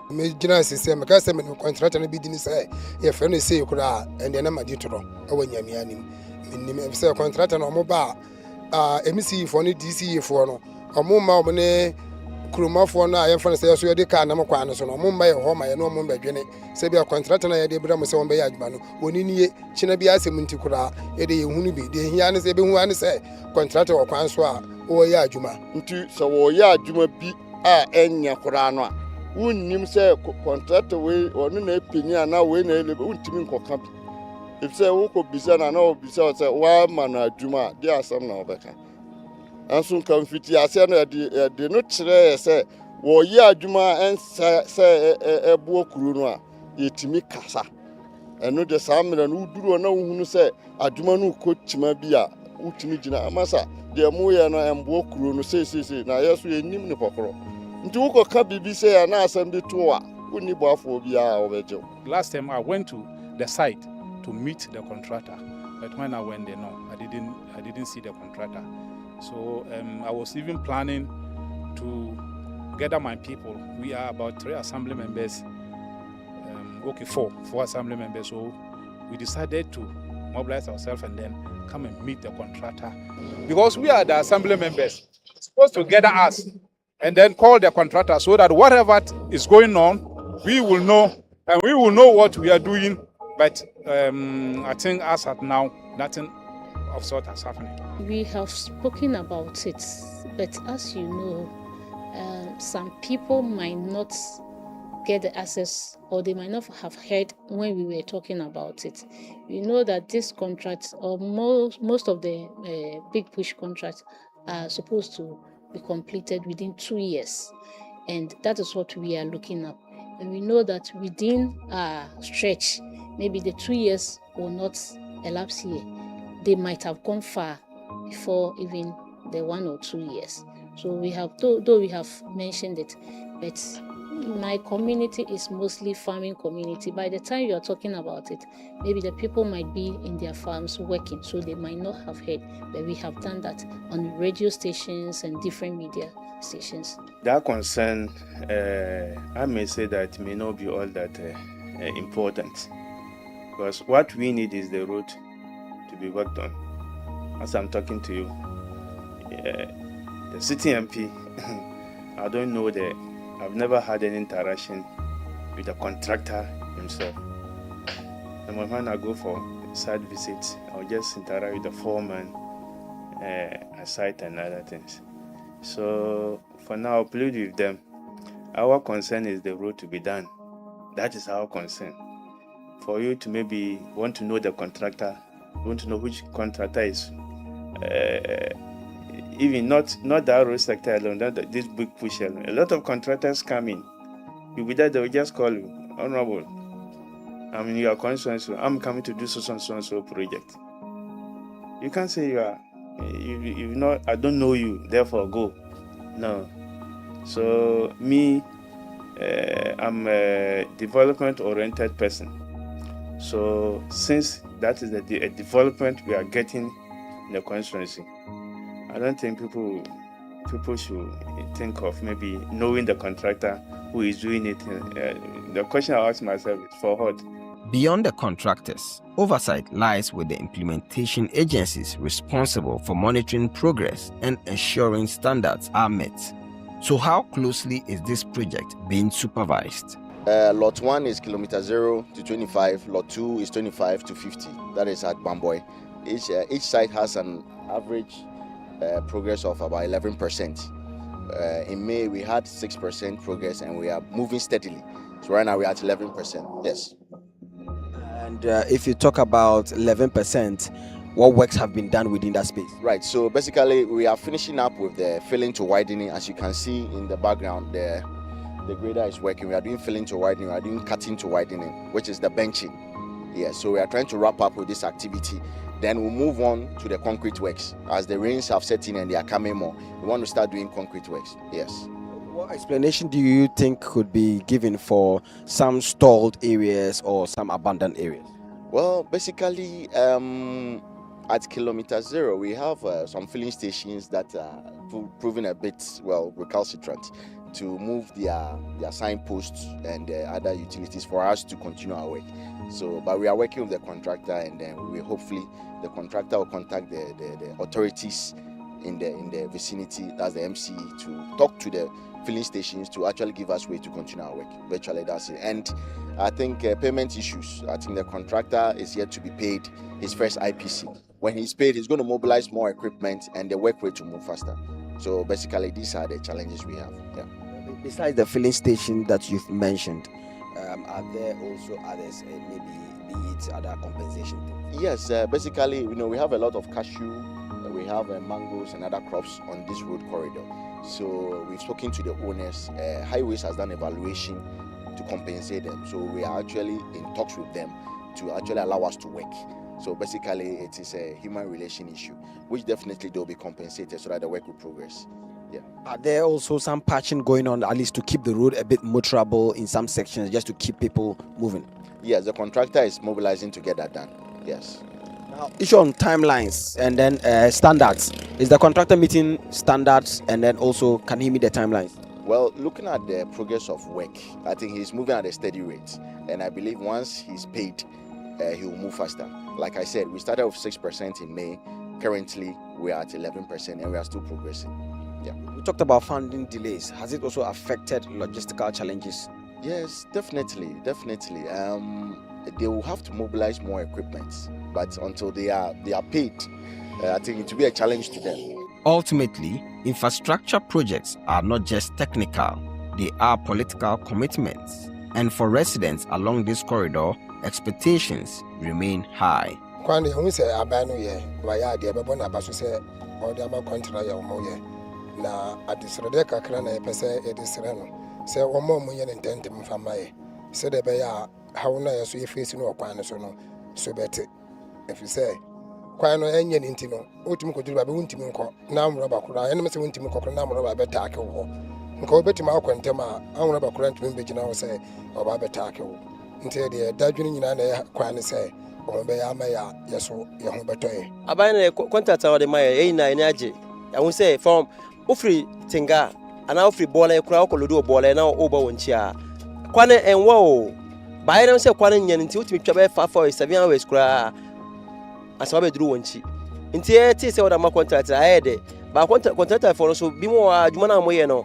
I say omonye Esra ban say I can say, yeah, walk on the side the hand. If you are corner of the Serena say, on your own why. An accident in any of my members, do you know how me not and I said they will come. Bear quine see. Yeah, ye and I be a who hear me shut down for quine. Says accident, you face you a quine of so crown. And ye easy. When he is well planned, likewise the other villages on that stretch. Go to take that stretch, the villages, you get to the villages, you have they've given space big enough for the roads to be expanded. So I think that side they're okay, which is not creating any challenge for them. So with this, I think looking at what they are doing, just as I said, They are now trying to expand the road.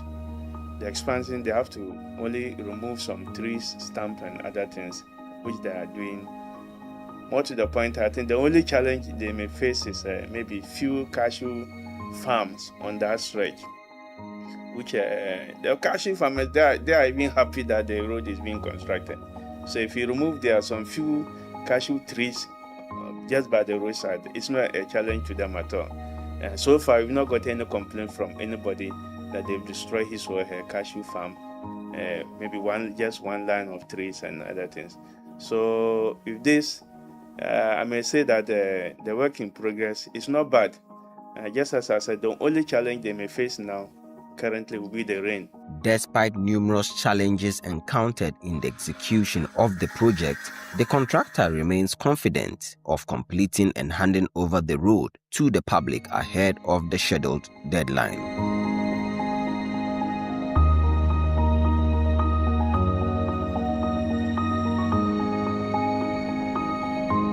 The Wenchi Bamboy Road is more than just a stretch of asphalt under construction. It is a symbol of government's commitment to development, a reflection of how public resources are invested and whether promises made are matched by actions on the ground.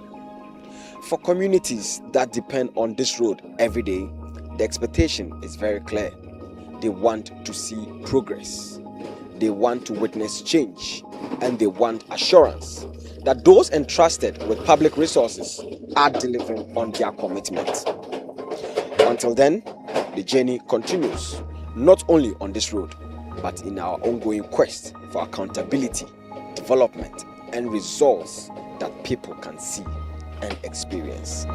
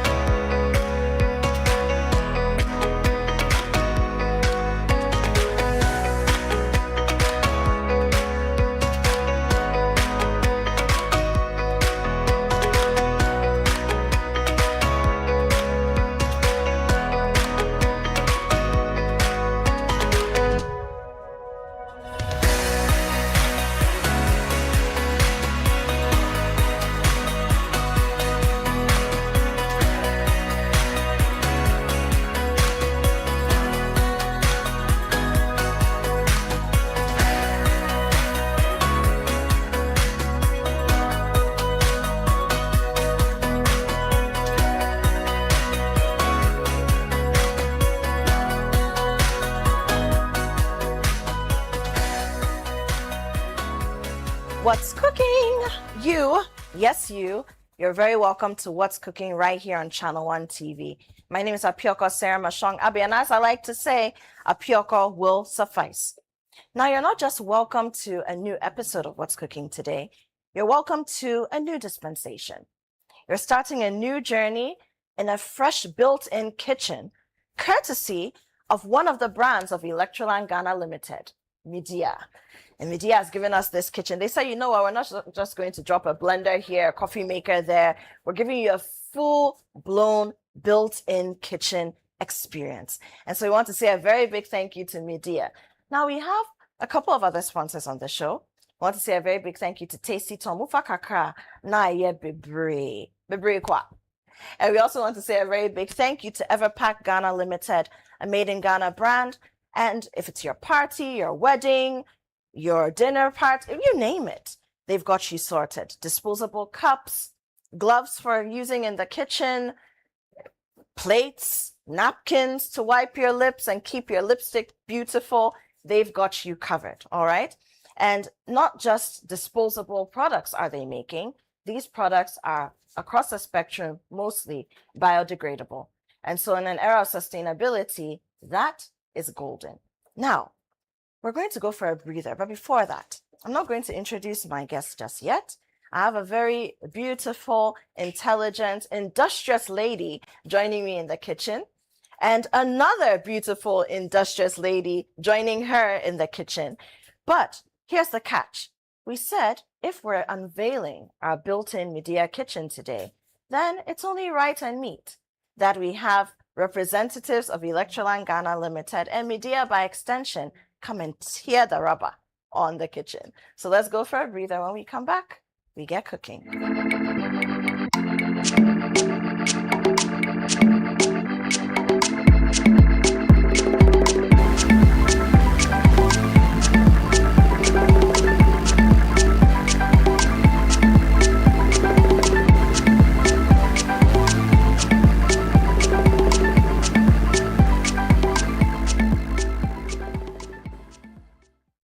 We're back, and this is still What's Cooking right here on Channel One TV. My name is Apioko. Now, if you're just joining us, I did say earlier that we're showing off our new built-in kitchen today, given to us by Media, and we're extremely grateful for it. And I won't stop saying it because we're enjoying the experience already. Now, it's time for me to invite my guests. I also mentioned that as we are tearing the rubber on the kitchen, it was only right that we invite executives, the owners of the land, as for now, until they officially hand over on the show today, to come and cook with us. And so it is my pleasure and my honor to welcome two wonderful ladies to cook with us today, so we can also have some great conversations. Now, first, I would like to welcome the marketing manager and head of media relations at Electroland Ghana Limited, Adiza Ibrahim. And she's wearing my favorite color. Good to see you, my sister. Good to see you, my sister. How are you doing? Yes. Very well, thank you. And she didn't come alone. She came with a full force. So let me also invite Dora Somoa, who is the head of digital marketing. Hi, how are you doing? Fine, Good thank to you. How are see you you. doing? Well, you're welcome. Welcome, Thank you. ladies. How do you feel? Courtesy of you, we are here. You know, media, there's something about the media brand, like the brand prides itself as world best in built-in kitchen appliances. So I'm not surprised at all.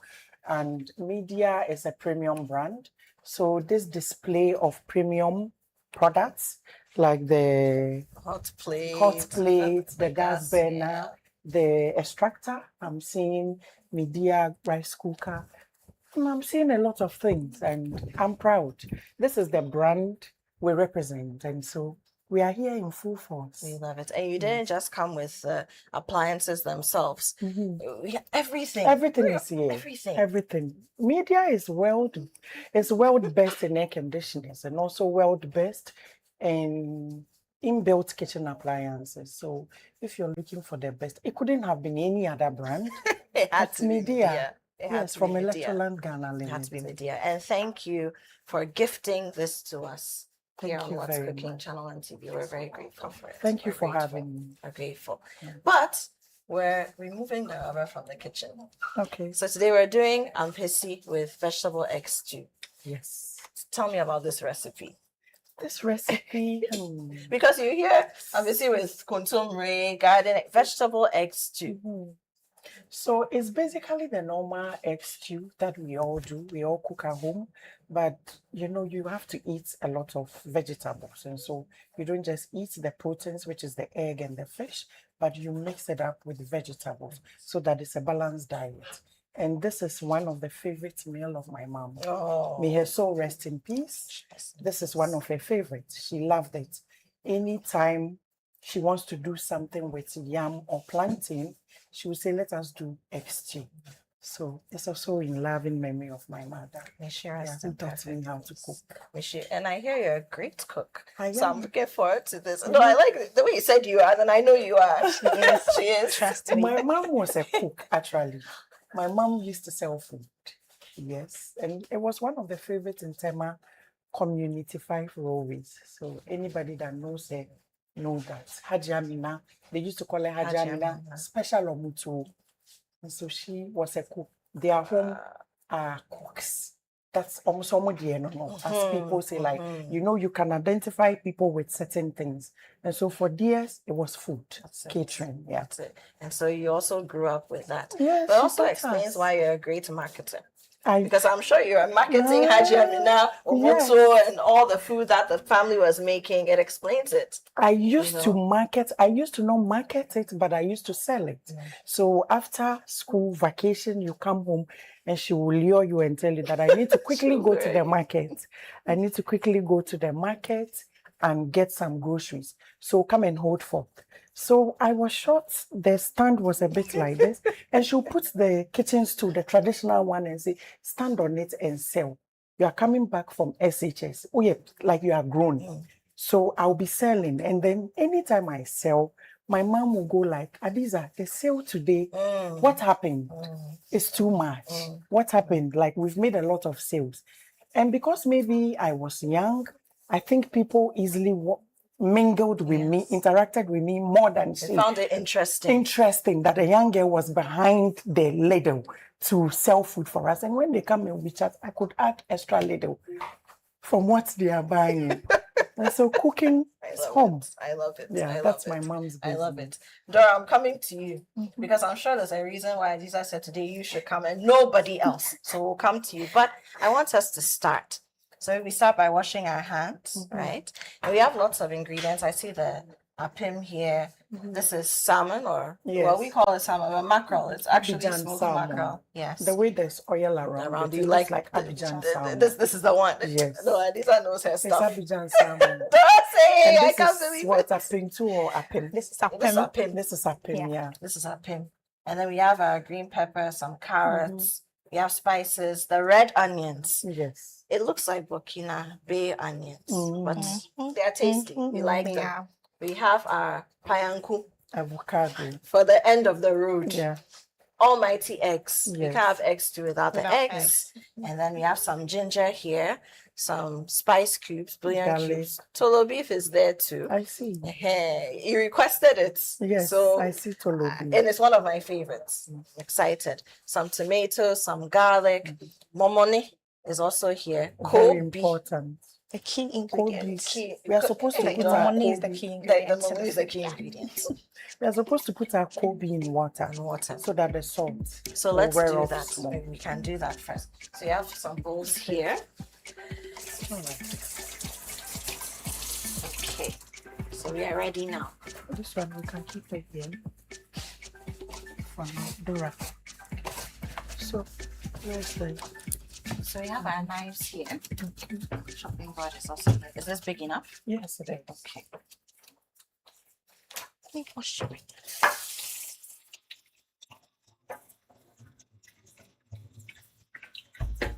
Okay, so I'm very traditional. I don't know. But that's how my mom trained us. No, so you but see being this, traditional is good. You not see me using this at home. You hold it in your hand. But and I do have that. them. Hold I it in your have hand them. and do the cutting. I have them. But once it's something want that them you've been very doing your small. whole life, Yeah, minimum. I don't know how to do. just get used to it. I can use it, all right, but It's never your preference. it's not my thing. I'm traditional. Growing up, mom will tell you that there's a blender, but she wants you to grind it in the earthen way. And mintiasi, so Dora, you can continue. Okay.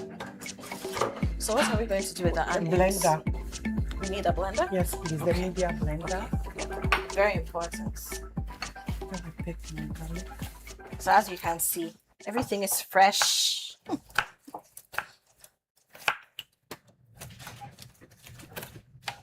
I'm trying to mix up the paposhito, but these ones are not paposhito. I hear it's become very rare these days. Yes, so paposhito these are is the very big rare. ones, bell Yes. pepper. Yes, So, so this garlic, we call my these ginger, Scotch bonnet peppers. Scotch bonnet, yeah. And then the paposhito is petit bell. Petit bell. Yes, petit Oh, like okay. French, petit Hey, bell. that's Yes. new to me. Yes. So when you look at the paposhito, it actually looks like a very miniature version of the bell Green- pepper. So Okay. petit bell. This is bell pepper, not Yes. green pepper. Yes. Oh, These okay. are those, Petit. They used to call me petit. Petit. Petit model. Hey, I was very small. small. And I used to model. So petit model. That explains it. Because you see, Adiza, we know her from fashion. Oh. You know We me know her from fashion, fashion. I've transitioned. Now I am electronics and appliances. And proudly with the biggest consumer electronics in Ghana. Absolutely. Yes. Absolutely. Absolutely. So now we have to blend the Scotch bonnet. Scotch bonnet, the ginger, and then the garlic. So you know the secret to every meal? People don't know. It is actually not spices. Well, spices, it can be spices, but not artificial spices. Sure. The secret to every meal is paposhito, is garlic, is ginger. If you're looking for to have a beautiful aroma, this is the secret. Ginger is healthy, garlic is healthy. If Haji Amina's daughter is telling me this, I believe it. Oh yeah, that's the I won't secret. contest so it. I'm picking a few, I won't contest it. and I like pepper. Do you like pepper? I don't handle pepper too well. So Okay, but I want like- to taste it, Okay. but I don't want that. And yeah, so I will be a bit. Yes. But I like less on garlic it. a lot. But I like garlic I is like the very onions important. I also like garlic a lot. So let's do 2, 4, 6 is okay. Then the ginger, ginger too. ginger, if you are not careful and you put too much, it will give this sour taste. So unless it is like a big pot of stew, you can go hard on the ginger. But ginger gives this sour taste. So we can just do So less. just a little. So I took this onion, just break it into 4 or 6 because we will blend it. Let me tell you something about blenders. A lot more times people buy blender. We know we are selling, media is selling the best blender in the world. But if they buy and they take it home, they call you, I started blending and it went off. No, this is how you pick the onions. Unless it is a big industrial blender, I will not advise that you put it like this. You cut them into pieces. You cut them. Then, Yes, I hope you're being educated. Oh. So those of you who think that, oh, because it's a blender, it's easy. Let me just take that onion and Chop drop it it in. inside. No. See, so you just do this. There's still and do a that. method to But it. I understand in this world, a lot of people are corporate, a lot of people You have see, oh. careers, we juggle a lot of things. And so when we get home and want to cook, You're in a you hurry. can intend them. And because we are in a technological world, everybody wants it easy. Of course. So when you do this, you hit the blender. You don't just carry them like this and put it in it. Media is one of the best blender makers in the world. I agree. But please try and be nice to the blender. Cut them into pieces, adequate pieces, and put them And you into didn't even have to chop it into No, cubes or no, anything, no. just into 4 quarters. Yeah. You're fine. So now we are going to ginger. Also a very Same good, with ginger, also cut. Ginger too, you don't put them like that and hurt the blender. You cut them into pieces. Dora, how far? We are done with the onions. Okay, so now Dora is a add champion some. chopper. With egg stew, you need to fill onion. Okay. So we cannot have all of them being smooth or this small pieces. So you go the round way or you cut it into 2. Dora is a good cook herself. No, the way she has cut you the see? onions. So Dora, do you have a restaurant that we See. don't know about? So it's quite fortunate that both our mothers were cooks before they left us. Oh. Anyway, it makes sense. You are selling appliances for the modern cooks. So Dora, It makes this way. You sense. go this way for me. You're still in the business, but We are in still the in the technology of the cooking business. It makes sense. Advanced. So you go this way for me. Have we done ginger? Yes, we You have can ginger. add one piece. Okay, so add one more.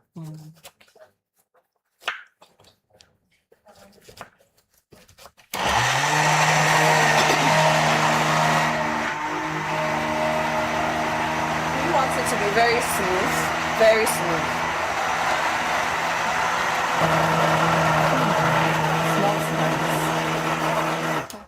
Is this smooth enough? No. We should Can still see go. it. And then we move to tomatoes. The beef, yeah. How is it now? It's better? Thank you very much. Is it okay? Is it perfect? Yes, it is. Okay. With media blender. Media blender, so it Yeah. has to be perfect. Yeah. So I'm trying to slice the tomatoes and prepare them.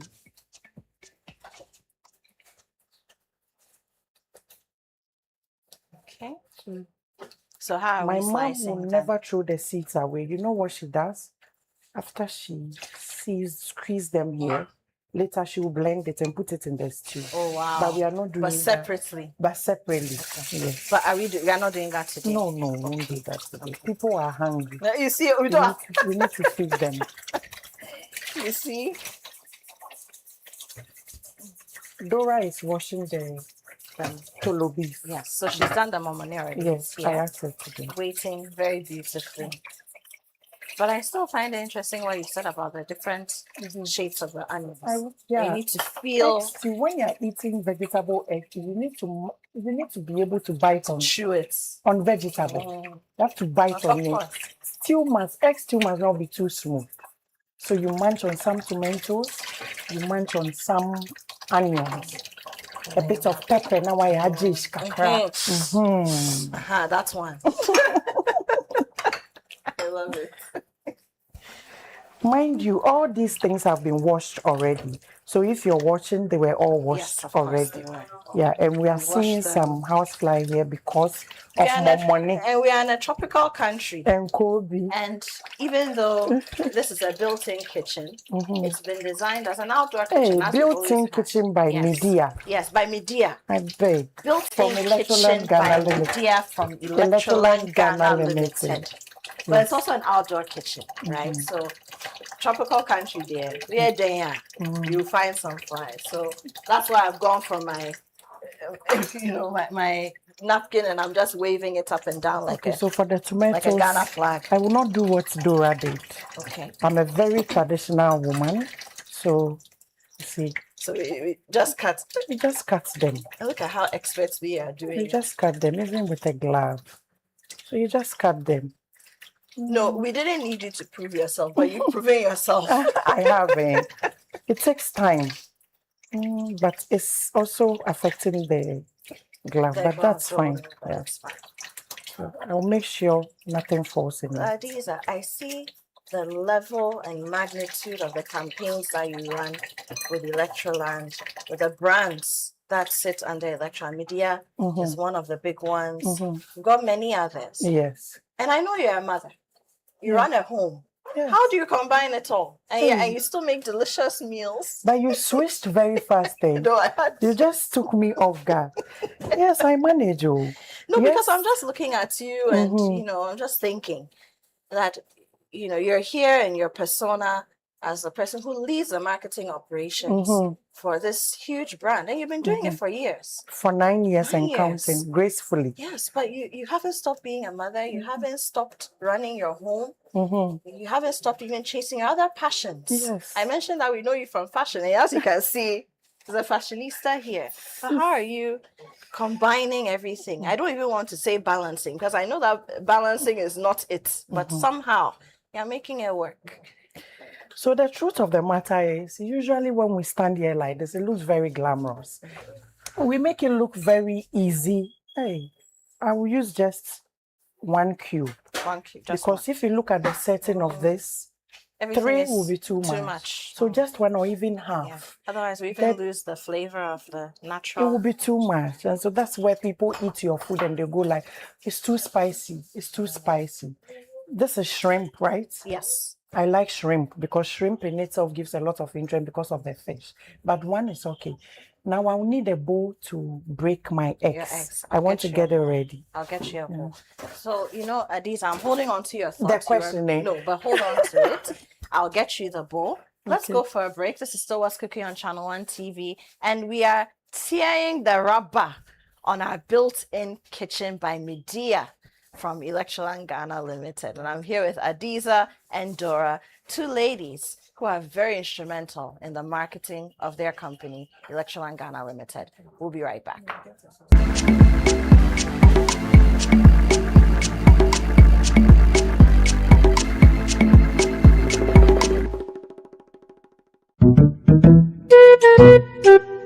Yeah, you may run the chakwe.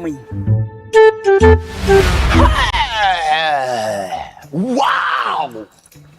I have so features a stadium. I am wake up for baby. TCL, NASCO, Samsung, Media. Yes, and near my papa, who we are singing. I'm a friend. Hello, Miss World. Hello, Ajumera. What for correct time? Accurate time. I'm on cryo now way. We were blasters changing room. Charlie, many blaster coach in the crowd. Hey, cannot Jesus. Me Judy. Clack it to the Miss World. Clack it.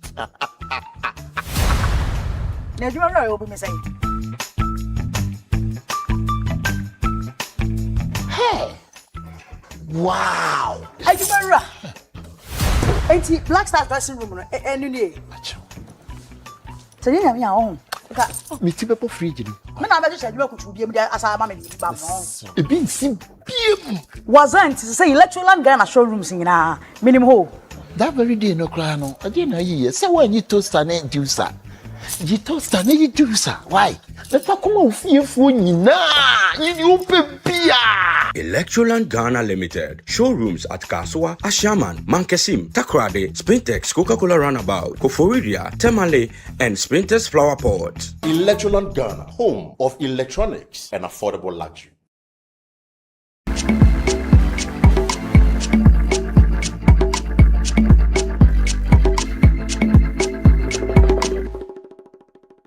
Welcome back. This is still What's Cooking right here on Channel 1 TV. My name is Apioko, and I'm here with Adiza Ibrahim. She's the head of marketing and media relations at Electroland Ghana Limited. She's not here alone. She's here with Dora Somoa, who is also a cook in her own right. So she's not here as a sous chef. She's here as a co-chef. And she is the head of digital marketing. She's a digital marketer at Electroland Ghana Limited. Now, why do we have Electroland here? I can't stop showing off my kitchen, my built-in Medea kitchen. And it came from the home of these two ladies. And so we thought that if we're starting out using it for the very first time, then our partners in crime who made it happen should be in the kitchen with us. We're making ampesier with vegetable egg stew. We've gone far along in the process, but now we're going to throw some fire on it. Adiza. Dora, you did a good job. A lot of people like tolo beef, but they don't take the fat away. So you see, this is unhealthy. So Dora, well done. But we can start steaming them. We should boil it. So how do you want it? Just in the water? I mean, we should cook it. Yes. Okay. So should we put it on fire? No added straight. salt because it has salt It has already. salt already. Yeah. Okay. Wonderful. And then Dora, please start cutting the carrots. Do the Scottish. Cut them. And then the fish, also prepare it for me. Yeah, when you get there, let me know because I want to teach them something. So Adiza, am I adding anything else to the tolo beef? To the tolo? No. No, just the tolo It has salt. So we are fine.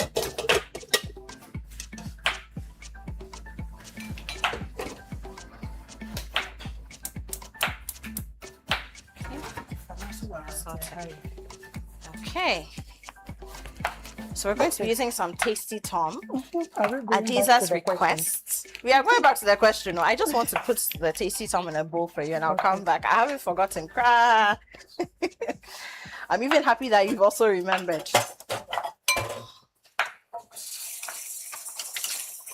Okay.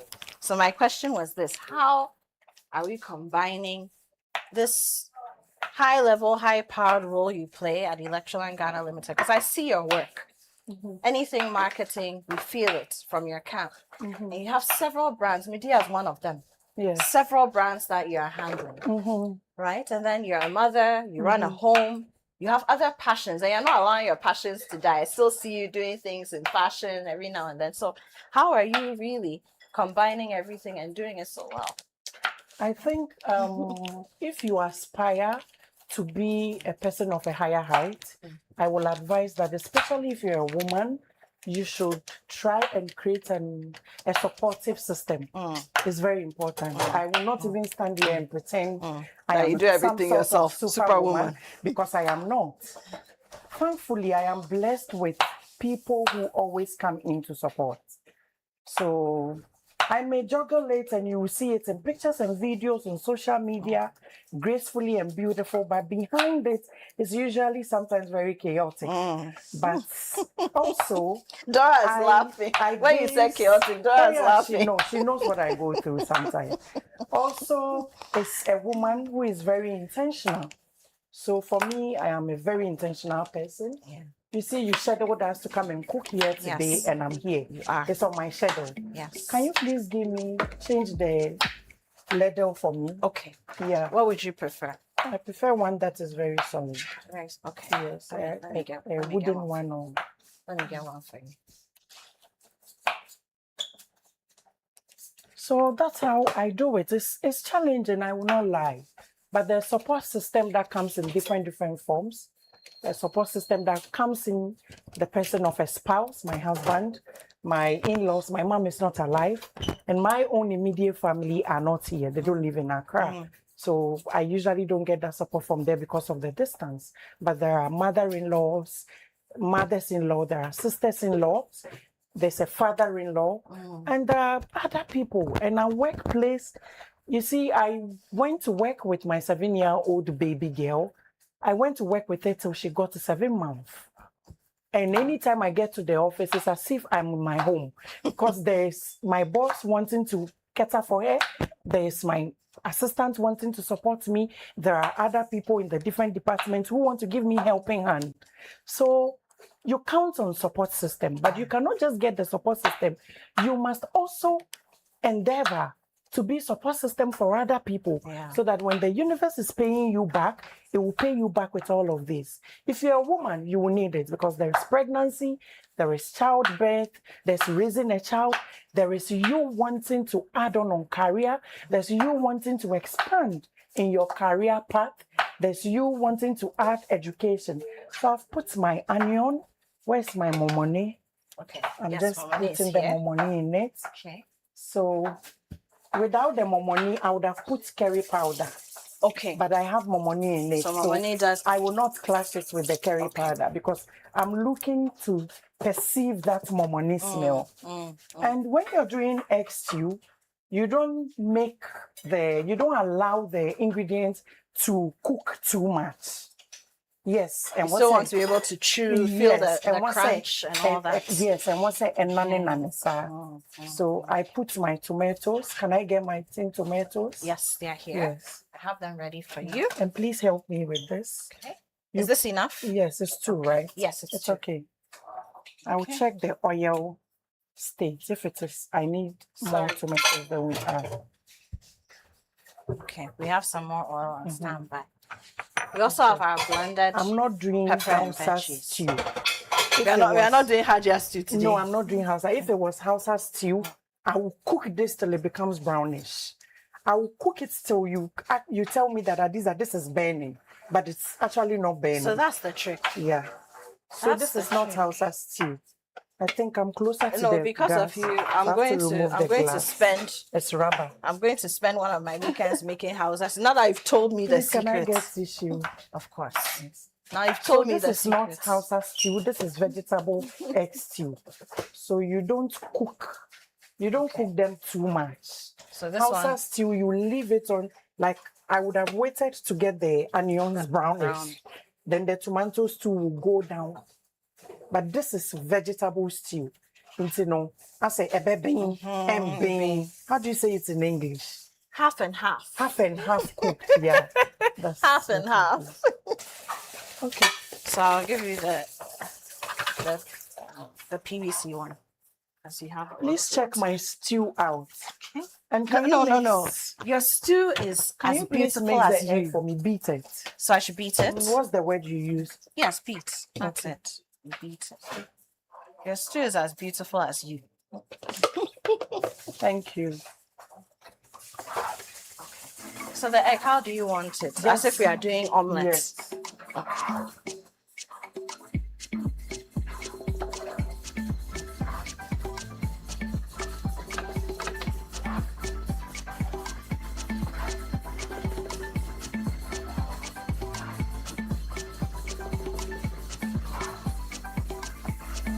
Yes.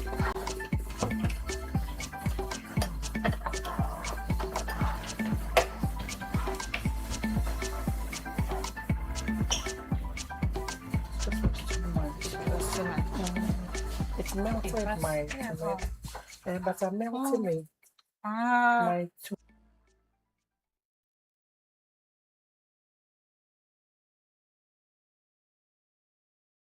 The eggs. Cut it again for me. And ladies and gentlemen, if you don't have a whisk, don't worry. You can use a fork, but the whisk is faster. And we want to show off what we have in our Medea built-in kitchen. So we're using all the utensils that we have available.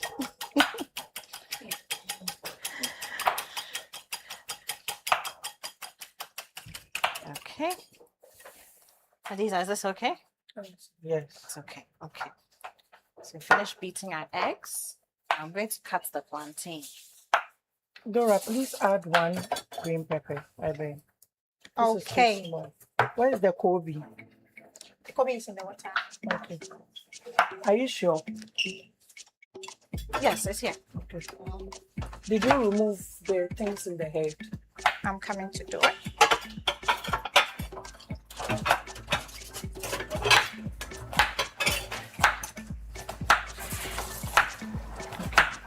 The carrot did the magic. Yes, They brought it yes, up. brought the carrots. So now the carrots are in as well. Beautiful. Do you usually listen to music while you're cooking? I love music. The way you started singing, Right. so, you know. I like Oh, she's music a like dancer. that. Hey, That's what I do on my hobby time. multi-talented. Yes. Dora, I have a question for you. So what's it like handling digital marketing for one of the biggest brands in Africa? Tell you what, it's Especially in the digital age that we are in. I'm sure everybody is expecting you to create content. You know, what's it like? it's been stressful. It's been stressful, trust me. And sometimes it's easier when she's around. When she's around, it's easier. She directs me. Because she's also creative. She She has puts me on my ideas. toes. Oh yeah, she has them all. She puts me on my toes. So I would say, aside the fact that it's stressing sometimes, when she's around, it becomes easy because of her directions. direction. It becomes easier. So in the age that we are in, how do you ensure that you're creating content that catches fire? Because it's not an easy thing. So let You're me answer competing. that. Yes, you're competing with so many things online. How do you do it? For us, we don't compete with anybody. We are the market leader. And by far, I think over the years, we've been able to build this digital footprint when it comes to consumer appliances. So today, you come to Ghana and you're looking for electronics. The first thing, top of mind brands, top of mind Electroland. Of course. As in top of mind company, top of mind brands, products and services. Electroland Ghana Limited No two ways for about consumer electronics. No two ways about that. And we've been in the game for 20 years and counting. Yes. No two ways Yeah, about we that. started in 2005. Yes, but you And- see, there are many brands that started around the time you did, but you've been able to transcend generations. Mhm. You know, I'm sure your earliest customers, Mhm. many of them are now you know, they are Green pepper, grown, green pepper. but you have young families, young couples, young people who are now coming out Hello. of school and all of I'm that. putting Give me the something. egg. Oh, you're putting, okay. Yeah. So Adiza is putting the eggs in. I'm now coming to put it in the stew. And remember, this is vegetable egg stew. So the egg is very important. We need to have we should have had a brass band for the egg. But we don't. So let's pay attention and understand how it's done. I wanted the carrot to be tender a bit before I put the egg in it. And it seems it's still a bit Still hard. a bit hard. So we Yes. should wait a bit. Small. Okay. So Yeah. just about maybe 2 minutes or Yes. so. Okay. So back to my question.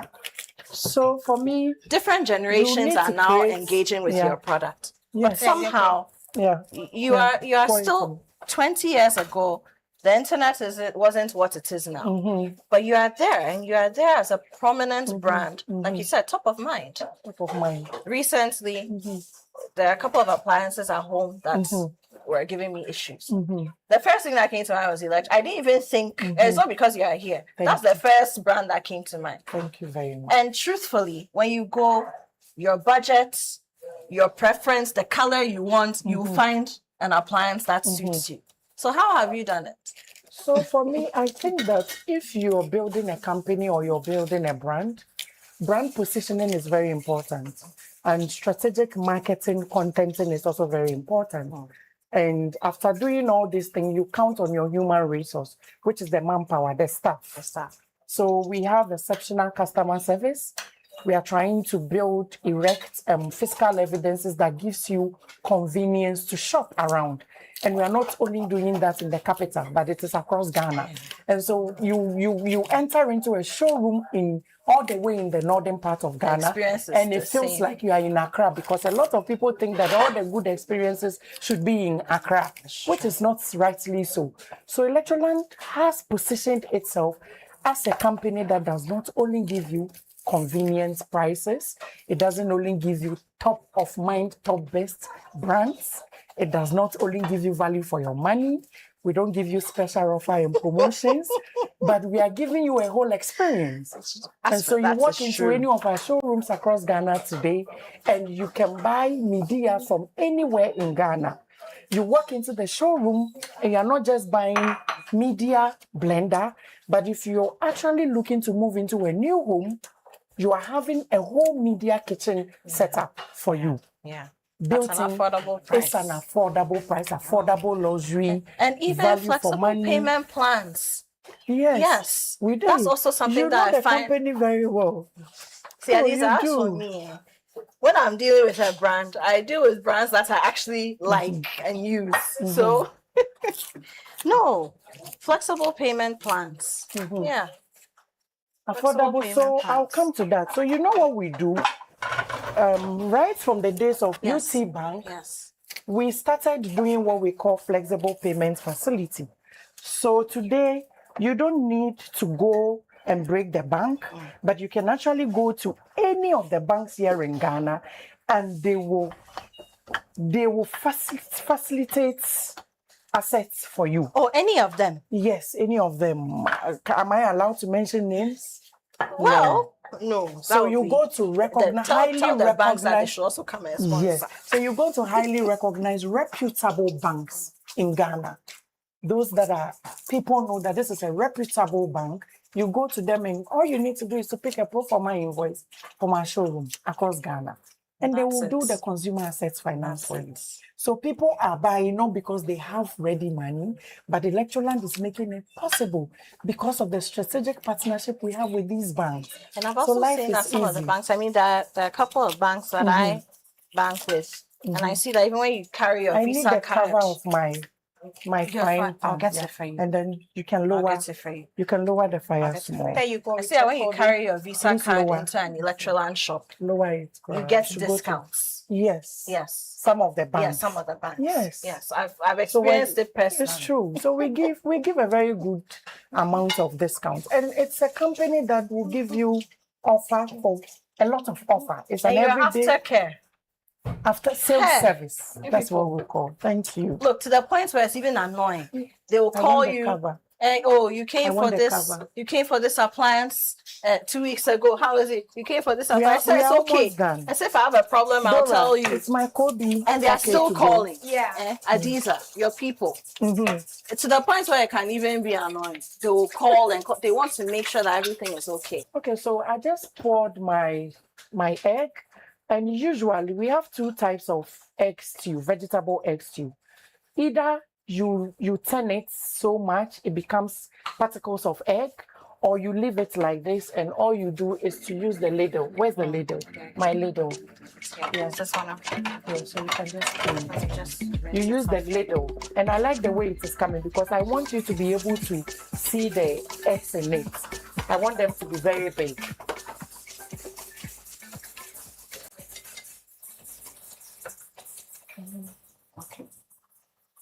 Okay. Okay. So you wait for a while. You test it by doing this, just to be sure. I want it to be very big in it. I want the eggs. I want it to be puffing in it.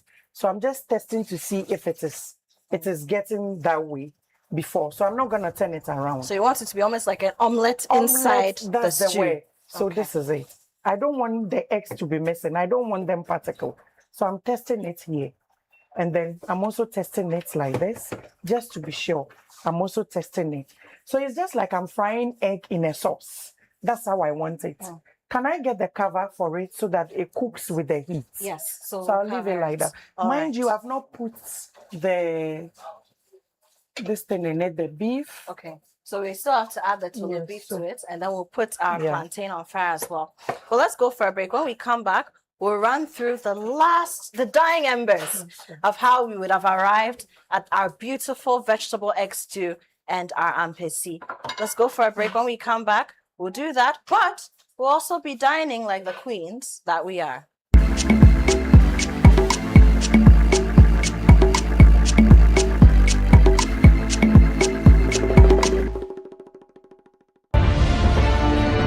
Your story is our purpose. Your voice is our focus. From the streets to the corridors of power, we tell Ghana's story with honesty and courage. Channel One TV, telling your story, empowering change.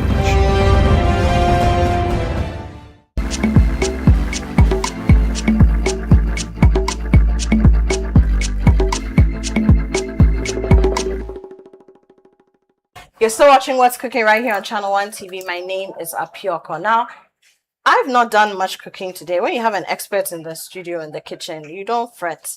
And especially when the person is cooking, and look, this thing, I'll rub it in your faces and in your ears. My built-in Medea kitchen. I can't get over it. So Adiza has been cooking up a storm.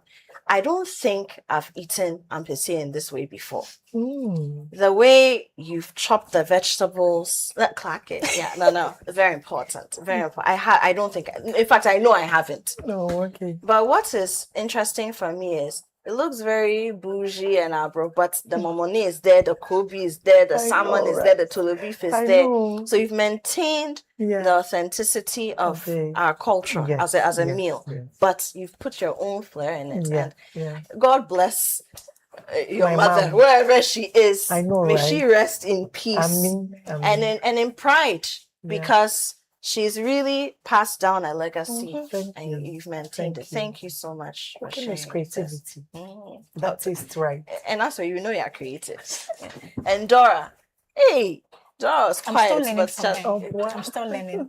but you were quietly putting things. We she's were my watching. mentor, I'm learning. We were watching Behind you. the scene doing No, the we saw magic. I'm just a everything. mentee. Well, if you don't have a strong mentee, a mentee will disgrace you. So you're also doing your mentor proud. Yeah. It's a In terms two-way of street. timeliness, It's a she two-way held street. forth. Oh no, she did. She did. So now it's time to eat. And I want to remind our viewers that this show is proudly sponsored by, I've already mentioned Medea. And Medea is one of the many brands, many powerful. I don't think there's any brand in your portfolio that's a small brand. A built-in kitchen, I'm telling Medea. you. And then also when it comes to home Small kitchen appliances and world best in air conditions. That's yeah. it. That's it. So It's part of the Electroland Ghana family, but we also have Tasty Ton. Tasty Ton saved us today. It, added some color. We to did our about stew. 2 of that. And then we also, while we were sweating in this hot Ghana, Everpack gave us tissue so that we were okay. So we're fine. Look at how. Remember, I told feel you like that I don't yes? even want to touch it. Like it looks like Eesh, it's too nice. Is this enough for you? Or Yes, we I'm should fine. add some? I'm okay. Okay, so this is. Thank you. You and I, there we have. Dora says she plan. wants the head of the. Oh, you want the head? Okay. Of the Kobe. Is there a reason why? You know the Kobe has some mohawk here. That's where all the sauce goes to pack itself. So that's where you're eyeing. That's where salt. So I want where the salt is. Hey. So this I didn't put a lot of pepper and salt because of the Kobe. The Kobe. And I left it on so it will soak in the salt. The salt. Yeah. Okay. So that's the trick. Thank you. Okay. And then let me move this one aside. Let me serve myself. The plantain is here as well. Plantain is here as well. So you can see the Looks onions, so right? good. Look, Adiza is admiring her food. please take your plantain. I don't know how many you would like. I mean, I'm looking for the Tulu beef.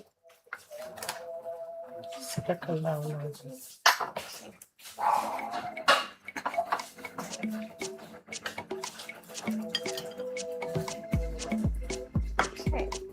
So Adiza, I want to ask you a few questions. I mean, we've spoken a lot about What's cooking? Hello. You know, I was wondering. why are you here? Look, this is a new dispensation. You can't come and misbehave in my new kitchen. What is it? Sunday school, no talking. This is my neighbor. Okay. Look at how much time we spent here. I never saw him. Exactly. But when the food is ready, he appears. Every time. Every time. He's with his Oh. cameras. Oh, what? Then you serve yourself. I'm going to serve you today. Special guest. It's my producers who said that they know that you will come, so you should have the plate here. Me, I said we shouldn't put plates. Since you have a refurbished kitchen from Media, or is it Media? Media. Media. Yes. How many fingers of plantain do you Oh, want? two is enough. But I had. You are worrying me. I saw and I smelled the kobai. Mm. You know kobai. You say Kobe, it's Kobe. Yes, yes. It's Kobai. Yeah. Oh no. Yeah. That one too is what? I was going to say, but if you didn't do the attempt, I was going to serve myself. You are disturbing me, so I want you to take your food quickly and leave me alone so I can finish my I conversation. can do it myself. Yes. Thank you. May the Now- Lord be with you. Haji, assalamu alaikum. Walaikum salam. Hajia too is responding to Hajia is too polite.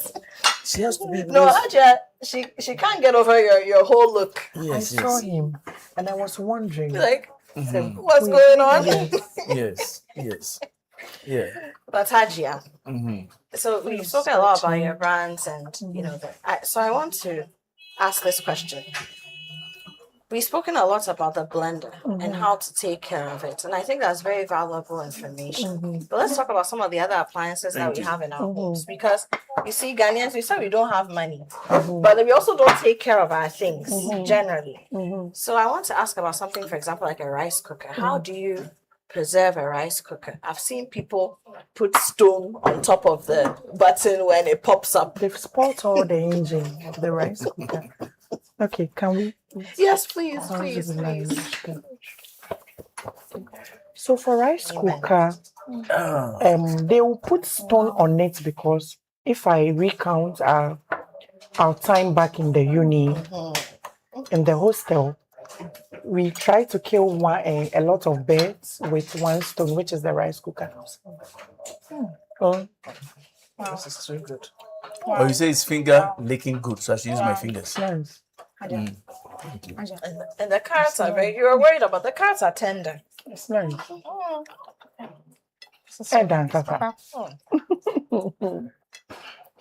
Let me embarrass myself. Yeah. Anyway, you know, the way I like greeting people when you're about to cook something nice, just invite me. Grading. Mm-hmm. Hello. And you know the plantain, we call it manenjeje, right? And so. So I told them let the plantain and so. Add some cold water. Yeah. Oh, this is nice. It has done what it has to. Am I allowed to take the rest? Oh, I got it. Me, Mama. I'm not going to leave the rest of this. Okay. So you have the recipe. They so you can make some. Martin, so you don't have the recipe. We should leave this one. So they bedding the rice cooker. They cook yam. We used to cook yam, we cook fufu, we cook everything in it. So it becomes sweet. But rice cooker is ideal for rice. Or you can even do wachi. Okay. Sometimes you can do jollof in it. All you need to do is to put the stew in it and cook it like you're cooking plain rice. And that's it. So you don't do, after you clean it, you use a towel or napkin or tissue. You clean it, you open it so that it can breathe. That's it. Same with microwave. You can use media microwave for a lot of things, but don't burden it. You can use it to pop your popcorns, your corns. You can use it to grill. You can use it to sometimes steam.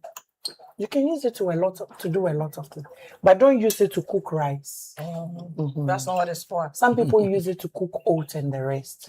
So after using your microwave, you clean the inside, you bring the plate out, and in bringing it out, be very careful because once it breaks, you need a new plate. That's a glass plate. And it's the glass plate in the microwave, and then there's also a metal in it, a round metal. You bring all that to clean it, and then you open it small for air to pass through. Microwave is one of the gadgets that harbors germs. A lot. It does, because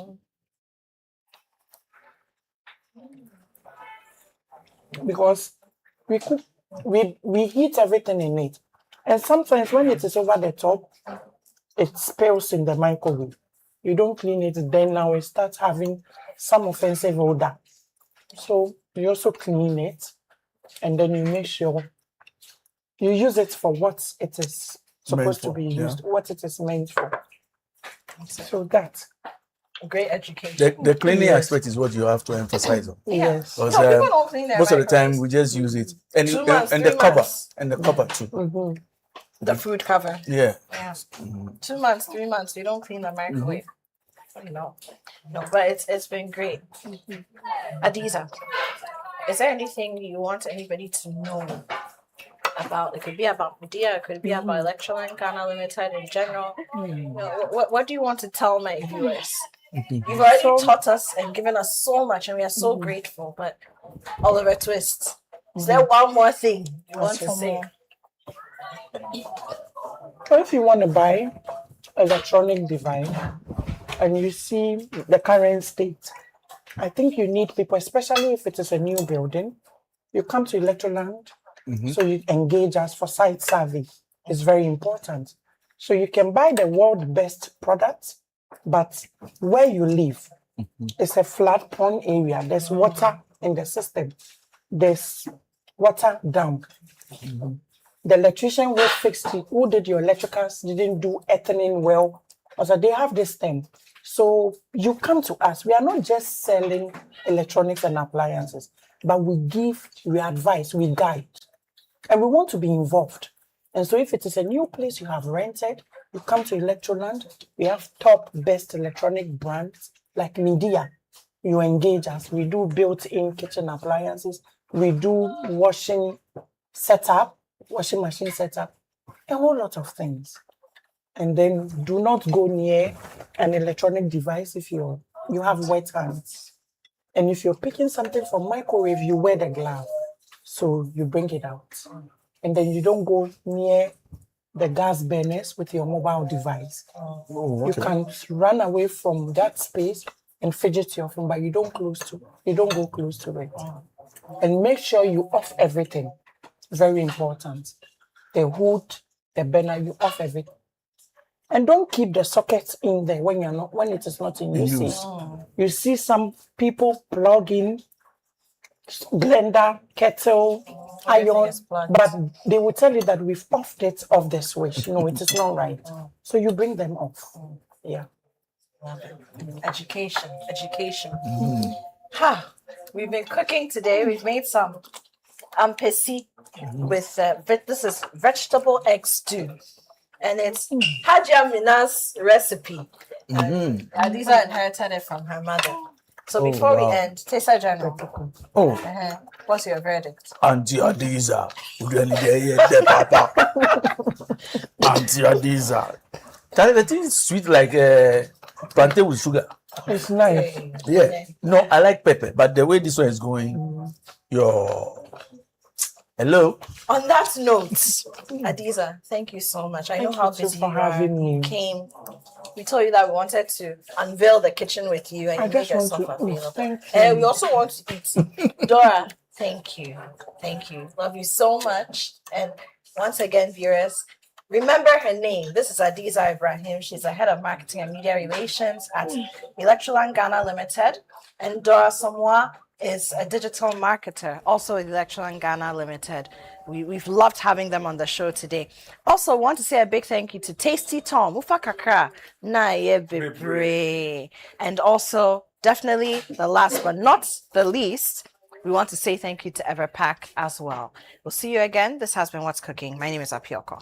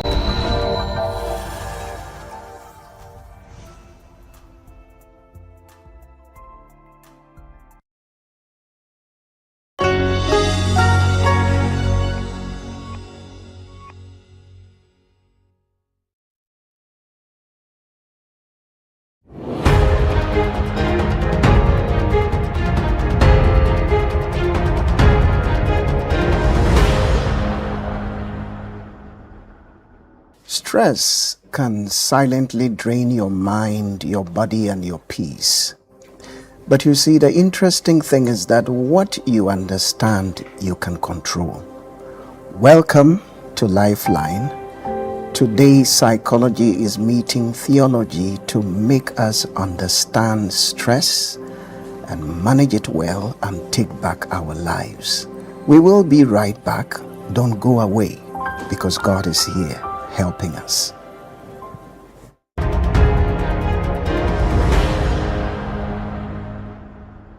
Welcome back, my dear friend. Stress has become one of the silent struggles of our time. In fact, research says that millions of people suffer from this, but most of them do not even know what they are suffering from. They don't understand it, and they do not know how to manage it.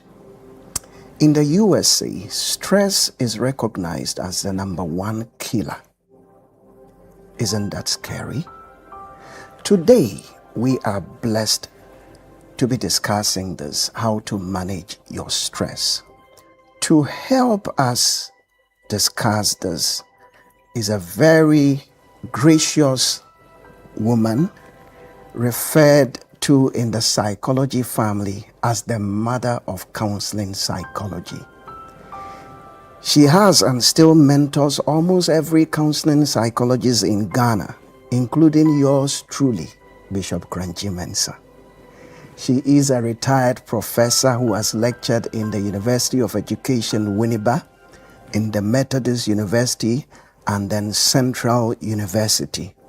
But even in her retirement, she has refused to rest. She is still training counselors. Founded and manages the Counseling Skills Development Institute, which has trained hundreds of counselors across board. She has been practicing counseling for 46 years. And I don't think we could have gotten a better person for today's discussion. She is Dr. Epiphania Emefa Bonzi. Welcome, Doc. Thank you. Doc, how have you been? I've been well. Uh-huh. Maybe 2 weeks ago, I completed my weeks of function. Okay. I put out off the block. Okay. Because I lost my husband late Okay. last year. Okay, yes, yes. But I'm good. I'm fine. Awesome. I keep myself Awesome. busy and. Awesome. Awesome. Ma'am, we are so glad to have you today. Thank you so And much. We want to start by thanking you for taking time off your busy schedule to be with us to discuss this all-important subject. Doc, if we talk about stress, what exactly are we talking about? And why is this unavoidable? Okay. So we are talking about the physical and mental strain that an individual has, or tension that we experience when we think that the challenges, the demands upon our lives are too great.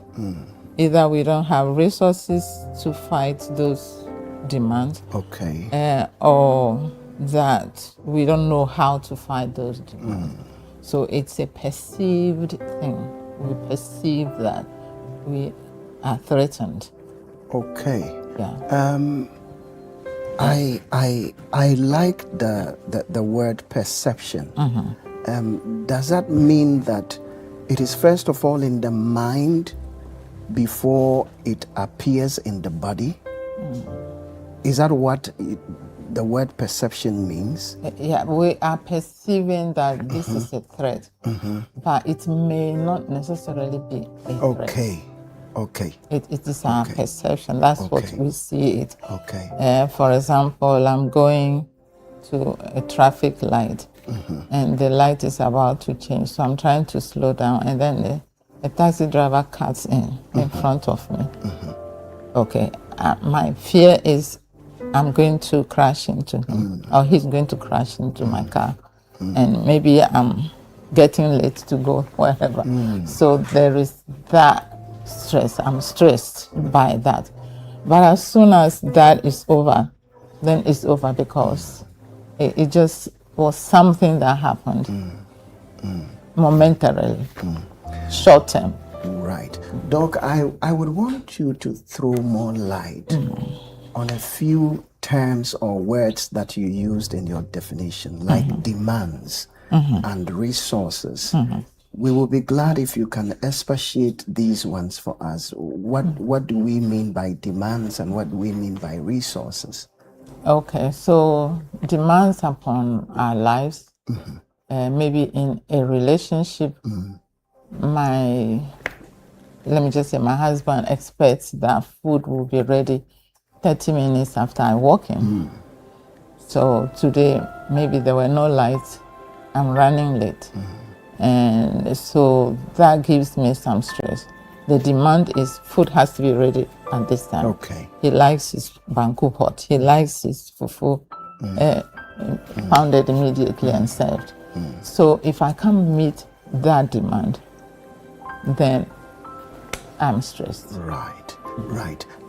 Doc, is stress all bad?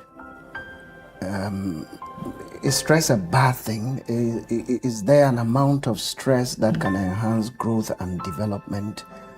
Everybody needs stress. Okay. Everybody is stressed. So if you take, for example, the DAS, that measures depression, anxiety, and stress, you realize that we have the normal category. Normal. Everybody has some stress. So there is a level of stress that is normal. Yes. Okay, please go ahead. So there is normal stress, which is okay. It's good for all of us. Okay. Everybody must experience some stress at a point of time, and it helps you to maybe focus more on what you have to do, or give it a little more thought so that you can go through and do it well. For example, an athlete who is about to run 100 by 4. He knows he has to change the baton.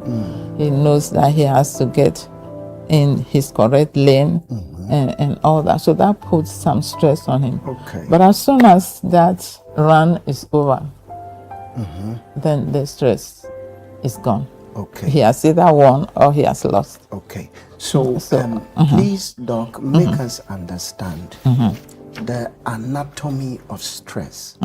Let's say if I am stressed, help us understand what is going on in my mind, what is going on in my body.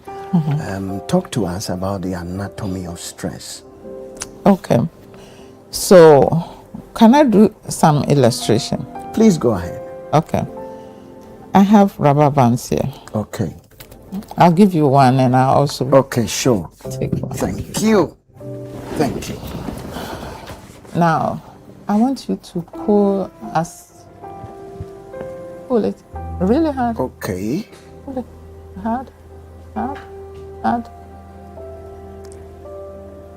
So as you pull, what is happening to your fingers? My fingers are hurting. Your fingers are hurting? Yes. And shaking. My hands are shaking. Hands are shaking? Yes. Okay. So this is how we illustrate what is happening. Okay.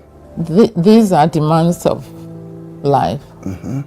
Promotion, meeting deadlines, financial issues and all that. So they put pressure. On us.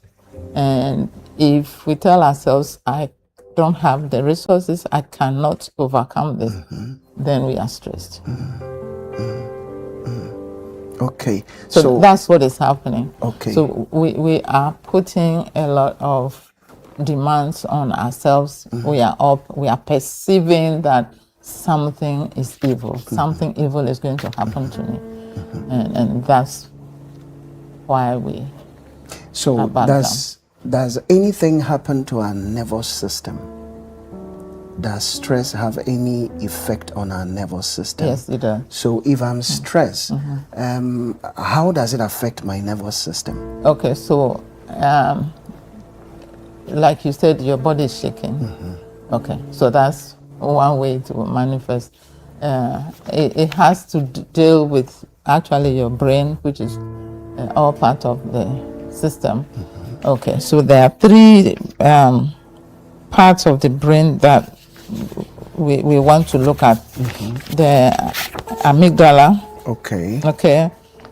So there is the amygdala, there is the hypothalamus, and the prefrontal. They are prefrontal cortex. They send signals to the hypothalamus, which activates the body's stress response. And so then you are agitated, you start reacting to stress. Okay, so how can I tell? In your presentation, you indicated that not all stress is bad. There is a level of stress that is good for growth and productivity. How can I tell if I am exceeding that threshold, I'm going into danger zone, when stress is becoming bad stress? What are the signs to look out for? Okay. As I used the analogy of the runner running the race, that is temporal. So if that stress occurs frequently, then it's getting worse. And then now it becomes habitual. It doesn't go away. Nothing we do. I'm going to go through small things that you can do to relieve yourself of the stress. You do those things and still the stress is there. So that's when. So then when it becomes chronic, when it becomes repeated, yes, then these are danger signs yes, that we should attend to something. Yes. Wow. Wow. So, in your experience, from your profile, 48 years as a practicing counselor, I would want you to tell us about some sources. I read around a journal, 2015, from APA. They said that these are the common sources in the USA. They talked about finance, they talked about family, and they talked about work. Would you agree with them? And if there are any, let's bring it to our setting in Ghana, if there are any new causes of stress, what would you say the I will causes? start with traffic. Okay. Traffic is the number one cause of stress. Okay, that is interesting. Because I remember the years that I was going to Winneba. I woke up very early, by 5 I leave home and go. But on my way back, after 5 p.m., that's when the problem was. Okay. So it gave me a lot of stress. In the morning, early morning, there isn't traffic, but on my way back, even coming here today, there were 1 or 2 incidents. Traffic. So then everybody is in trouble. Yes. So that's number one. We all encounter traffic. Then financial demands on us, especially if we don't meet our needs. That puts a lot of stress on us. There are families where one person is the income provider. Maybe it's the wife or maybe it's the husband. And so that puts a lot of stress on them. How do we pay school fees? How do we cater for their needs, physical needs and other needs? You can also talk about promotions, pressures at work, meeting deadlines. So you are a student and you have to finish your dissertation. That puts a lot of stress on you, especially in universities where we have something that says you have to finish within 5 years. You have a deadline. So if you are not able to meet those requirements, that's a source of stress. Okay. The unknown. We are stressed about a lot of things that we don't know. Will they buy my okra today? Will I be able to sell this basket of okra? It's perishable. If I don't sell it, what will I do with it? What will happen to it? So those people are stressed. I would say that the weather is also a source of stress for us because the rains just come down. So again, you are in the market and you have to sell your fish, smoked fish. You have to sell your tomatoes. And so when it starts raining, we don't know, especially during the rainy season. So the weather also is another factor that gives us stress. Okay, ma'am. We will have to take a short break. When we come back, Dr. Bonzi is going to take us through some form of therapy and some demonstrations on how to deal with all these things we are talking about. So don't go away. Stay with us.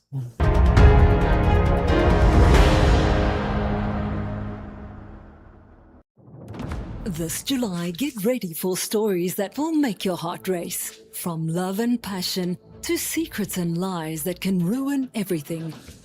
Catch the sizzling episodes of Sins and Roses at 4 p.m, Domenica Monteiro at 5 p.m, Be My Sunshine at 6 p.m, and Avenida Brazil at 7 p.m, Central African Time.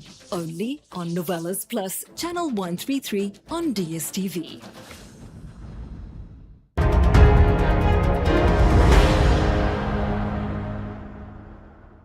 Hello, my dear friend. You are most welcome back to this all-important discussion. We are talking about how you can manage stress and be more productive in your life.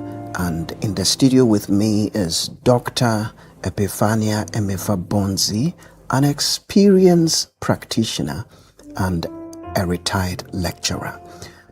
Doc, let's talk about this. You know, our thoughts, the thoughts we think about the stresses or the things that are perceived to cause stress, our thoughts around them, do our thoughts worsen the stress? Because I read somewhere that stress is really not about the stresses, but the interpretations we give. Our reactions. Our reactions. So talk to us about that, ma'am. Okay, so 2 women, pregnant women, they go into the labor ward to go and deliver. Now, one sees it as a first child. This is my first child. I'm going to have a baby girl. Right. I've bought everything that I need and all that. And then the other one says, I'm in so much pain. This thing is painful. I won't do it again. I can't stand this pain. And so the other one finishes and she gets up and she's discharged the following day and she goes home. But the one who perceived it as a chore, as a difficult situation or a painful situation, may linger longer in the hospital. The same way, if you wake up today and you tell yourself, oh, I have a headache. My headache, you call it my headache. You name it yours. My headache, my headache. That headache is going to linger. But if I tell myself that it's probably because I didn't sleep early last night, or maybe I didn't sleep much, and that's why the headache is there. So I get myself a cup of tea and a slice of bread, and I take my painkiller and I shake it up. I go into the shower, I shower, and I'm off to work. So what we tell ourselves is what we feel. The fears we put in our head. What we tell ourselves is what we feel. Our inner conversations, very, very important. Thank you for bringing that out. Ma'am, please tell us about this. When stress spikes, I mean, with our conversation so far, then nobody can escape stress. Good stress, bad stress, we are all in it. It has become something normal. So the problem is how to manage it, especially when it is spiking. So tell us, Doc, when I have a spike right now, maybe 2 or 3 ways I can calm down and deal with it.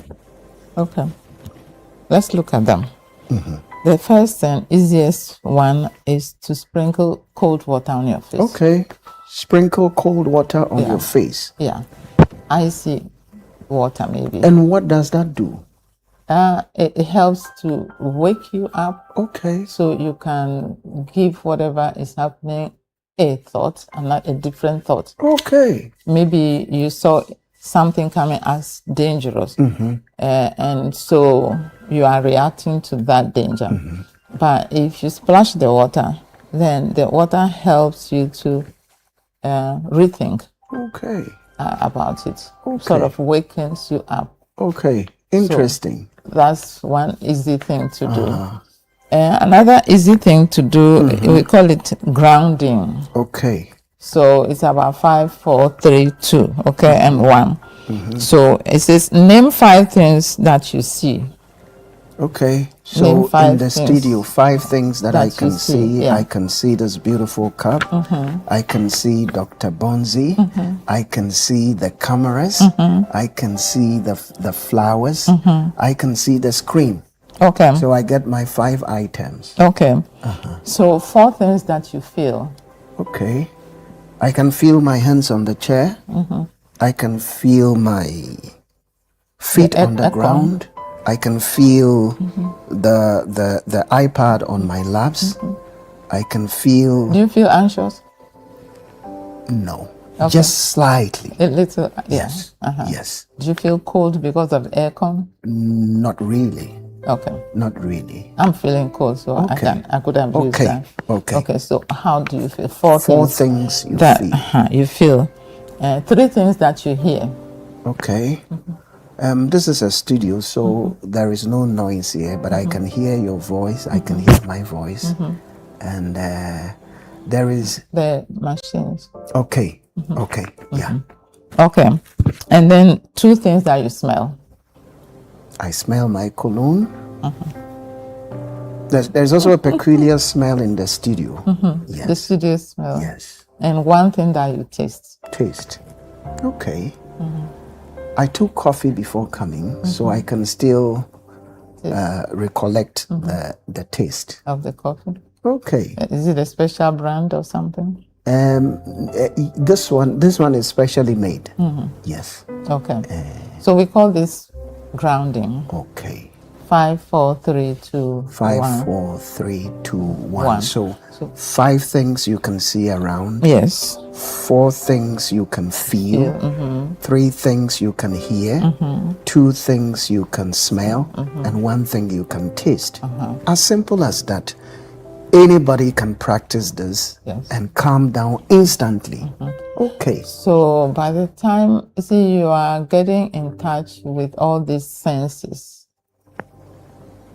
these are all things that you feel, you hear, you taste. They're all our senses. You are getting in touch with them. And so as you do this, then you are becoming more real to the situation around you, to the needs of your body right now. And that's what helps you to do the grounding. Okay, so in other words, it makes you stay in the present. Yes. So that you are not anxious about the future. Okay, that is great. Okay. Mom, one last thing I want you to do for us. Oh, I was going to do one more. Yes, yes. That one, I want it to be special. I remember many years ago when you were teaching us, you demonstrated the deep breathing exercise. Yes. And it's been over 10 years, maybe 12, 13 years.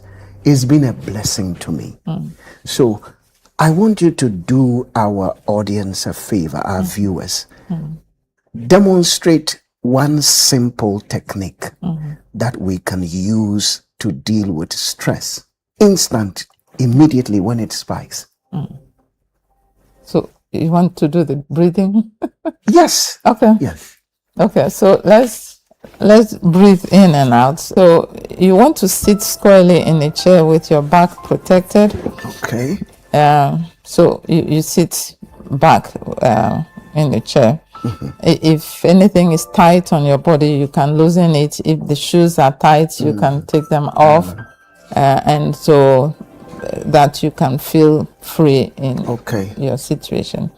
Okay, so the command is to breathe in and out. Breathe in for the next 5 minutes. We are going to do that. Every minute has something that you will pay attention to or focus on. So the first minute is just about breathing in and out. Now we breathe from the diaphragm. So we breathe in and let it out. You have to make noise with the out breath. Okay. Because it helps you feel that something is coming out of you. Okay. And I also want to state here that whatever we take inside of us is clean. It's rather the things that come out of us. So a few minutes, you drank some water. If you go to the bathroom now, what you are going to void is no more clean. It's dirty. So it is with food. When we sweat, that is not good. The water that comes out of us as sweat is not good. Okay, so for the first minute, we'll just do breathing in and out to get used to it. So taking a deep breath in, let it out. Make noise with the out breath. Okay. Taking a deep breath in, let it out. Taking a deep breath in, let it out. So we are doing this for a minute. Now, if you are by yourself I prefer that you close your eyes so you can focus on what you are doing. You can do this exercise in your office, in the bathroom, toilet, in the car. So it's a brief exercise that you can do within 5 minutes, but not in traffic, because when the traffic light is green, you have to start driving. Right. Okay. So the second minute, you are focusing on the out breath. Okay. The second minute, you are focusing on the out breath. So taking a deep breath in, let it out. Taking a deep breath, Bishop, in, let it out. Take a breath out. Taking a deep breath in, out. So you have to hold it somehow before you let it out. Okay. Okay, so you were focusing on the out breath. Now we are in the third minute. The third minute is you are focusing on the Okay, in breath. ma'am. We will have to interrupt here because time is not on our side. There will be a second part next week. You have to make time with us. I think with these two, you should be fine. Next week, join us. Dr. Bonzi will continue to put these skills in your hands so that you can deal effectively with stress. God bless you and God keep you. See you next week. Bye for now.